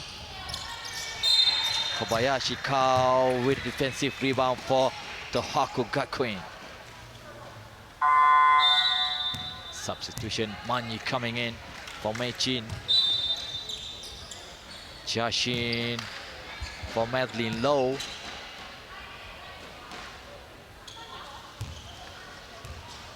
Kanashiho with the ball for Tohoku. Honoka. Shiho driving in. Shiho cutting the space, kicking it out. Moving the ball, Kao, and open 2-point layup. Nicely done by Tohoku as Kobayashi able to find a space. Well, both teams fumble the ball, turnover. And another turnover. This time from Manyi. Unable to control. Oh, she said that it was deflected out of the Japanese player hand.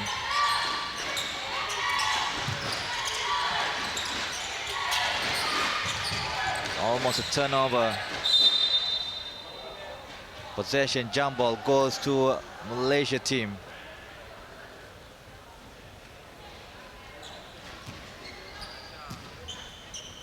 Honoka with 3 personal foul. Jashan. 3-pointer way in. Kanashiho for Tohoku. Kanashiho driving in, able to get a space. Bad passes as Wei Yin able to read the pass.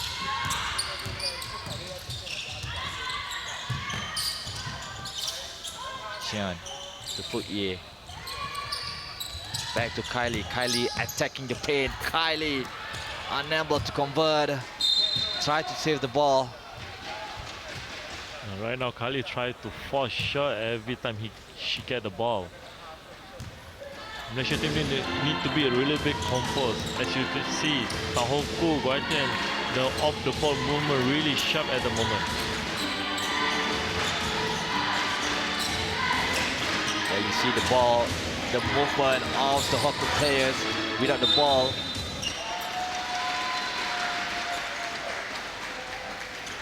So this team, Tohoku Gakuen, showed a very good systematic offensive play. So it's a good task for the Malaysia women team. And then nice pass, backdoor cut from Fuk Yi to Manyi. Take a look here, the drop pass by Yao Fuk Yi to Manyi.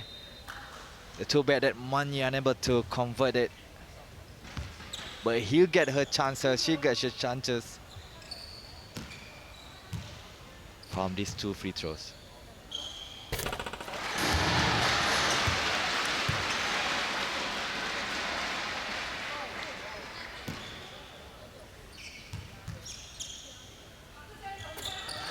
Six points total for Manyi as Malaysia tie the game at 38 apiece. Shiho. Oh, getting space, cross over. Shiho just misses the layup. And Jashan created a space. And 2 free throws coming up. A lovely move Chai Chan made just now. You can see Mislan, Tohoku Guaiken cannot even convert the layup at the moment because you can see it's similar to Malaysia during the first quarter. Oh, I thought both teams can't convert the layups. But Malaysia are converting their free throws. Malaysia taking the lead 2 points right now in this third quarter. Shiho, nice pass there inside, but misses. I think we have bad luck on this side of the court. Teams keep missing the shot from that side of the court. And Kylie finally able to find her way inside the paint. Nice move here by Kylie, using the backboard despite being challenged there by Sasaki Yui. Offensive rebound by Honoka. Sato Honoka open and 2 points for Sasaki Yui.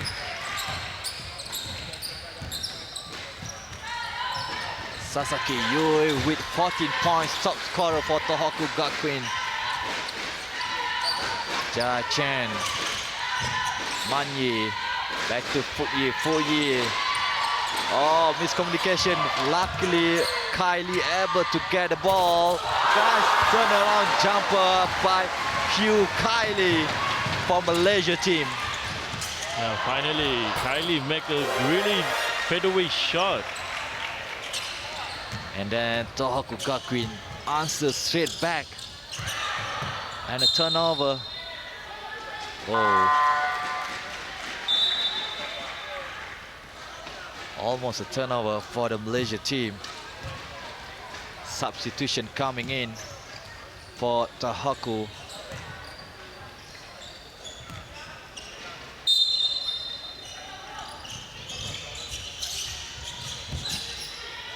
Jia Chen, Xiao Wei Yin, Yap Fuk Yi with a 3-point shot. And then good rebounds by Moeko. Moeko for Tohoku, looking for her teammate. Turnover for Tohoku. Yap Fuk Yi for Malaysia.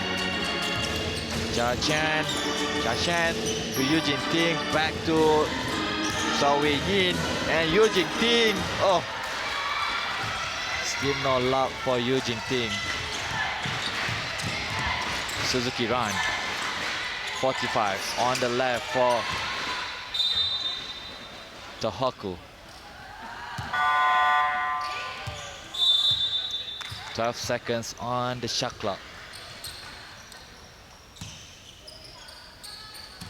Moeko will inbound for Tohoku. Moeko to Risa. Moeko. Drive in. They need to shoot. 3 seconds left. Not enough time. Honoka able to convert the 2-point. Yeah, you can see Honoka is just star player. What a move by Jia Chen. Able to find her way. Let's take a look. Splitting the D of 2 defenders of Tohoku Gakuen. Honoka looking for her teammate. Moeko to Run. Suzuki Run. Connected for the 3-point and taking the lead. 1-point lead, 47-46 Tohoku. And Yap Fuk Yi trying to answer, and she answered back with another 2-point inside the paint. Yap Fuk Yi. Moeko, a little bit of aggressive, getting chippy here underneath the basket.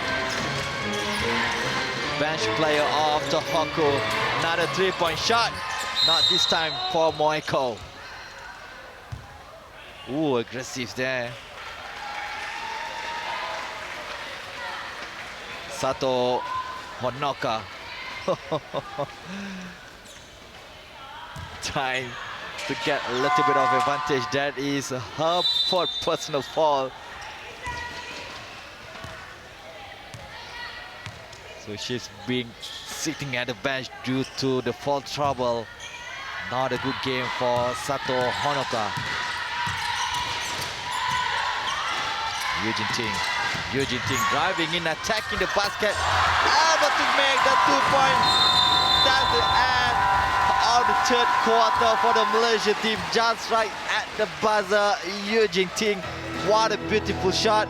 What a finish by Eugene Ting to end the third quarter. The Malaysia team is taking the lead in this quarter, 50-47.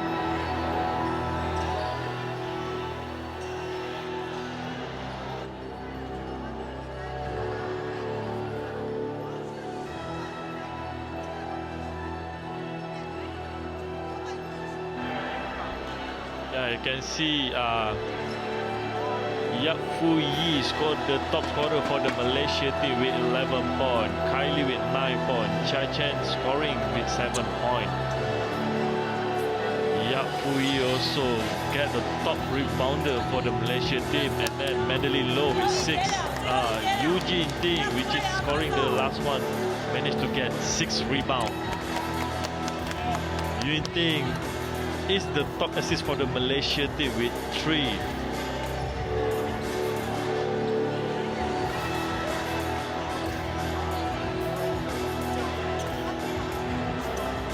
For Tahupo, Gauteng University, Sasaki Yui with 14 points, Kobayashi Kao with 11, and Kano Shiho with 7 points.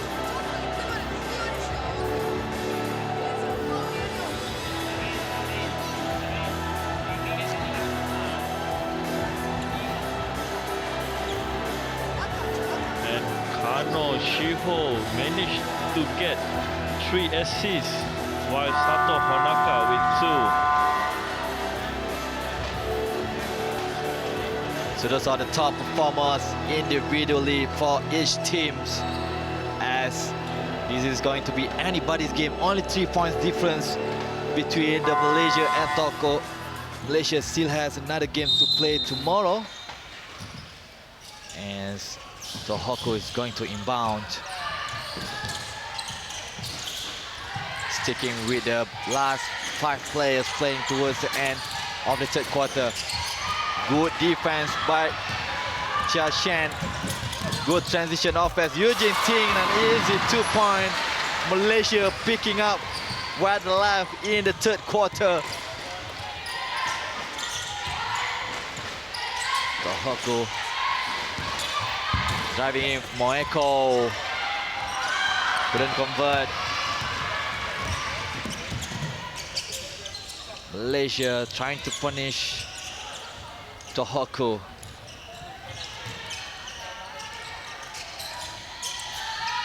Peja to Madeline Low. Madeline Low. Bad passes by Madeline Low. Here comes Tohoku. Transition offense, quick release. Still can't convert. Madeline Low to Yi. Eugene Ting can convert. Suzuki run. Suzuki run. Dish out. Nope.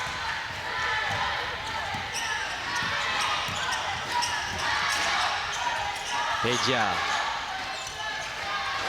to Chia Chen. Using the screen.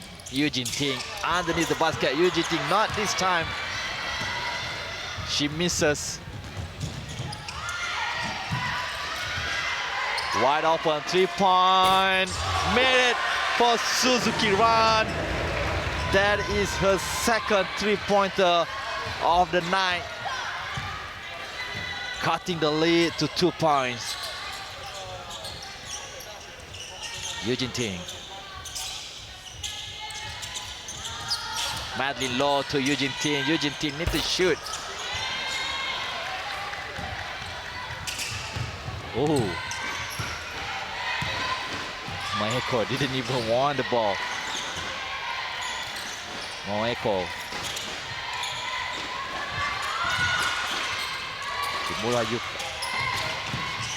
Murayuka to Suzuki Run. And 1 free throws coming up next. For the bench player, I don't even have her name on my list. Oh, I have it actually. Number 31, Nochi Risa. I thought she was wearing number 91. My mistake. So Noichi Rishao, 2 points and 1 free throws for her.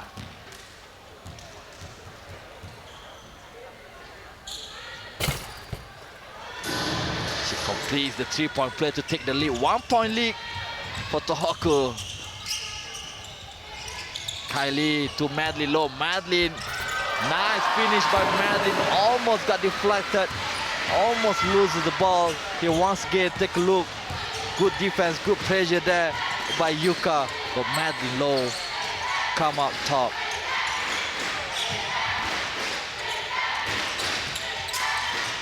Nice move by Natsumi. Puyi. Wei Yin, so Wei Yin to Kylie. Kylie trying to attack the basket. Wei Yin, 10 seconds to shoot. Yap Fu Yi cross court. And a 3-pointer by Yap Fu Yi to increase the lead to 4 points. What a dagger by Yap Fu Yi. You can see at the moment Tohoku quite struggle to find an easy basket. And what a pass from Madeline Law to Yap Fu Yi. Realize that Yap Fu Yi has the talent, the speed, the advantage, and Madeline Law just throw it up front for Yap Fu Yi. An easy finish, easy two for Yap Fu Yi. Timeout for Tohoku Gakuen.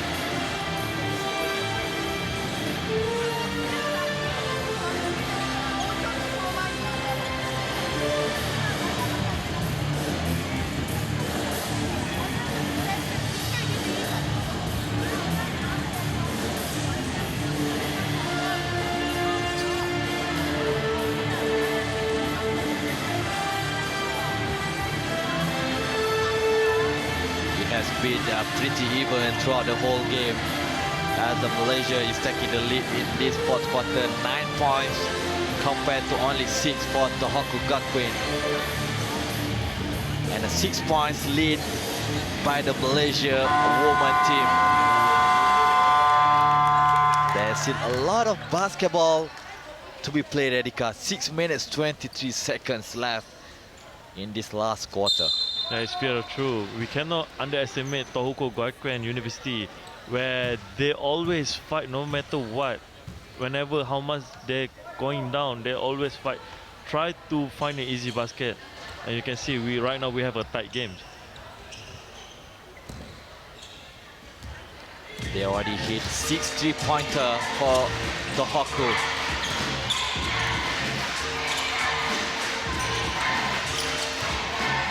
Mid-range jumper in and out.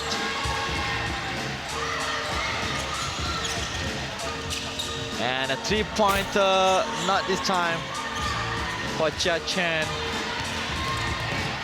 Moeko bringing up the ball.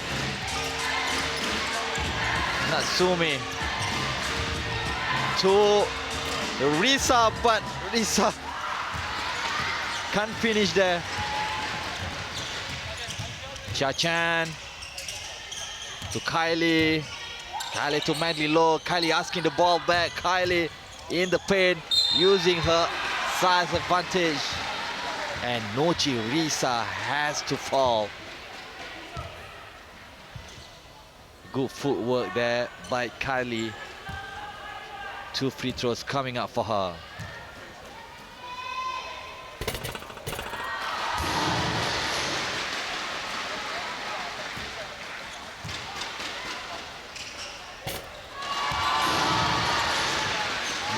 Malaysia shooting very well from the free throw lines.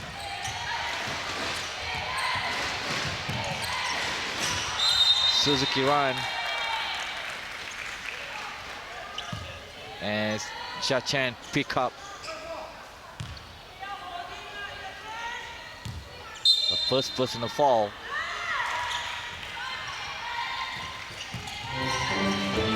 Natsumi able to find a space. Cannot finish. And So Wei Yin try to save the ball for Malaysia. This is a hustle play we need to see more from Malaysia, because they are kind of undersized and they need to get the ball or hustle to get all those loose ball.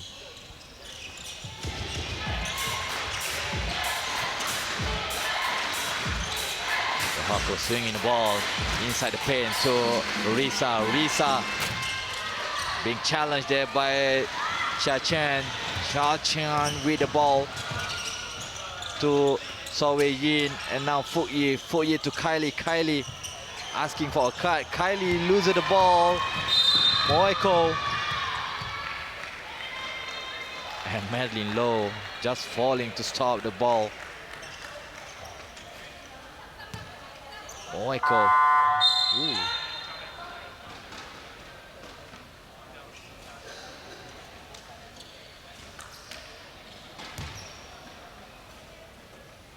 Suzuki Ran with the ball for Tohoku Gakuen. Asaka Moeko. A three-pointer misses offensive rebound. Natsumi was there. The jumble possession will go to Malaysia women team. So Wei-yin.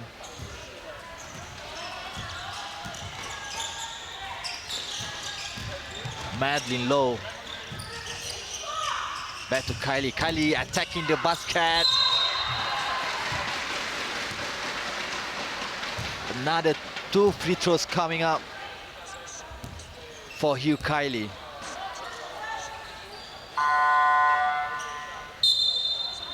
"11 points scored so far for her.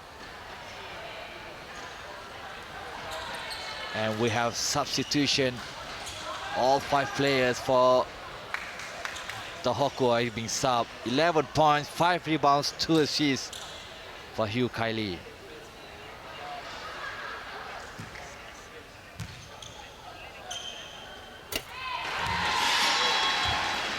Nothing but net.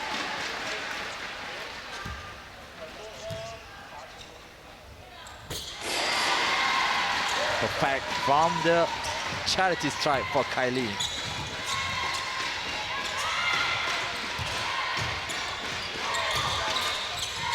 Look at the movement of the Hoku players. Shiho. Oh, misses her teammate there inside the paint. Shiho. Bad passes. Frustrated by her mistake. Shiho. Fu-yi. Hugh Kylie. Wei-yin. Looking for Madeline Lowe. Nice pass from Madeline to Kylie. An easy 2-point for Kylie. Malaysia women team is controlling the tempo so far.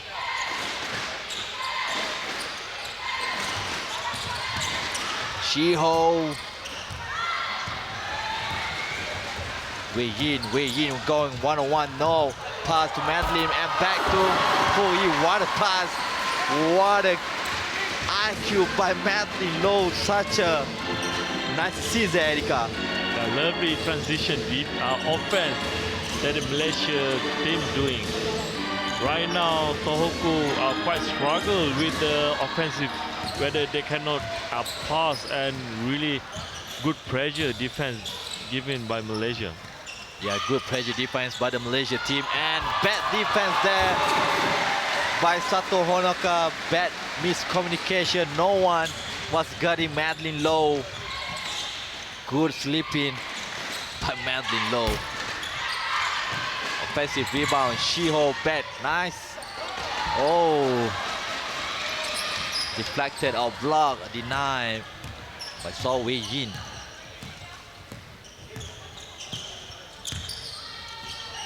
Madeline Lowe to Kylie. Kylie. Fu-yi. 5 seconds.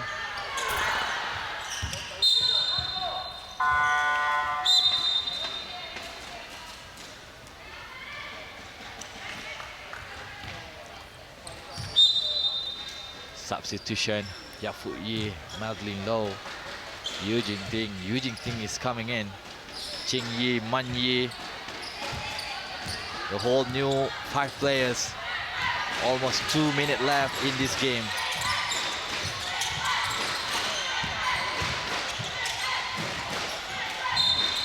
Unable to save, bad passes.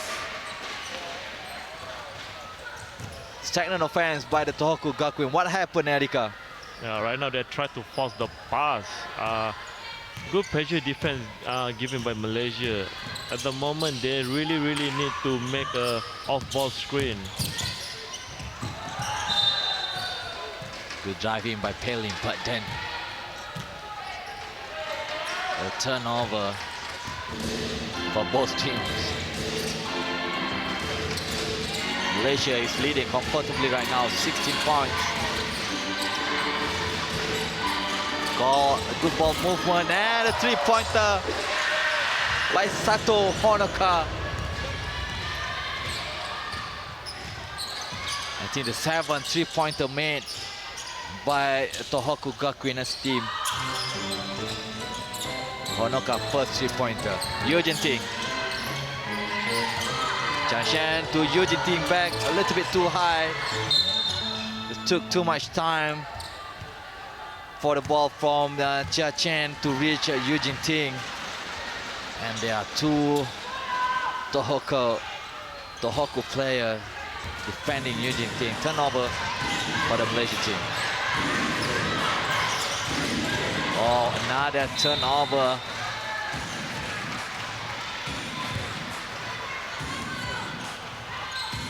Time is running out for Tohoku Gakuen.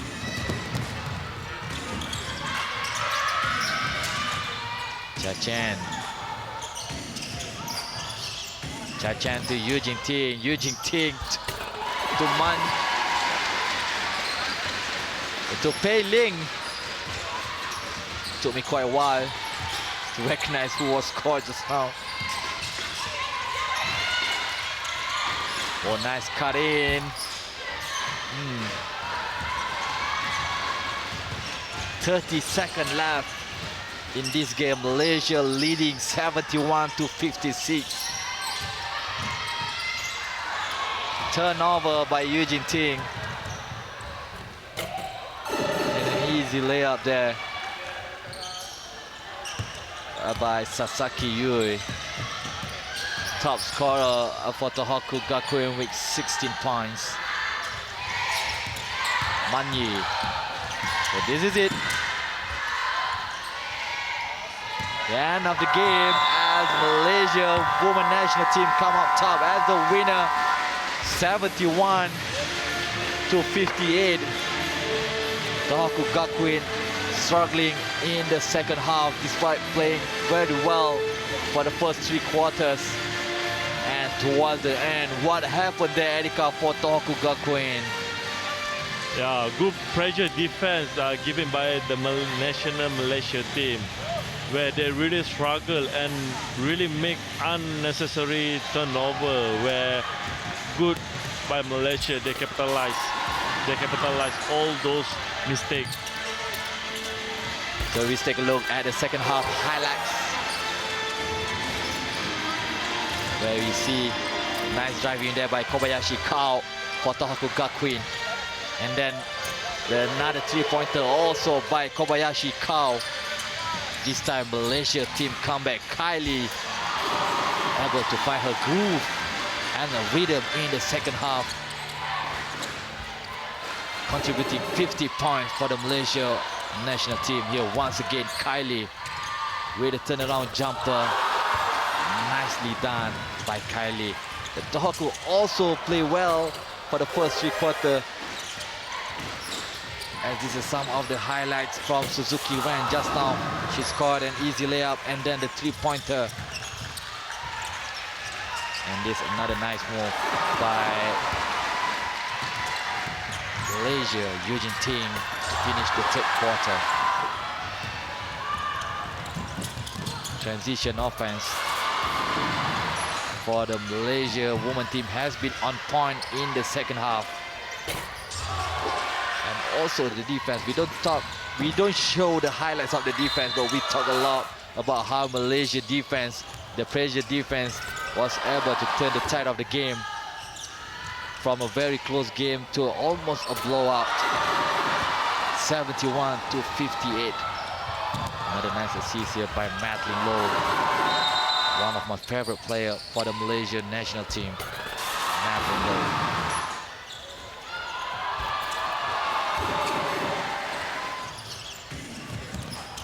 So again, another highlights towards the end by the Malaysia women national team.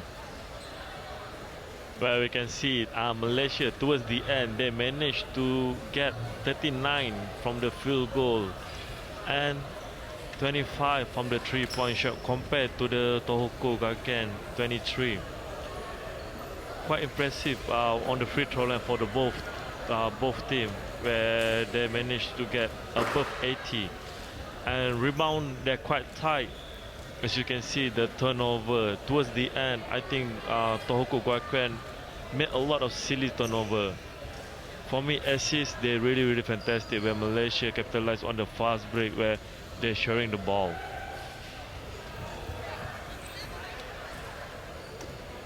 Then let's take a look at the personal statistics. Top scorer for Tohoku, Sasaki Yui with 16 and Yap Fu Yi with 18 for the Malaysia team. And then follow up by the top assist, Kano Shiho and Akasaka Moeko both dish out 3 assists, and Eugene Ting, the center for the Malaysia team, with 4 assists. Top rebounder Kobayashi Kao with 15 rebounds, Kano Shiho with 9, whereas for Malaysia, Yap Fu Yi with 9 rebounds, Madeline Low with 8, and Eugene Ting with 7 rebounds. So this is the match results for today's game. Fo Guang University losses to Chung Hua Telecom 85 to 53, and in the men's category, Xiamen University losses also to Formosa Dreamers 70 to 79, and Westport Dragons won 100 to 83 against Watching Kings from Australia. The last 2 games just now, ASCBA Dragons win against the Malaysian national team 96 to 95, whereas in the women category, the Malaysia team won against the Tohoku Gakuen 71 to 58. This is the tomorrow fixtures, where Westport Malaysia Dragons will play against the Xiamen University at 12 p.m. and also Watching Kings will play against ACB Dragons. And then this is another last 2. Malaysia will face Fo Guang University for the women category, and the Malaysian national team will play against Formosa Dreamers at 6 p.m. So that's it from us. Thank you so much. We'll see you for the next game for Malaysia International Basketball Invitation 2019.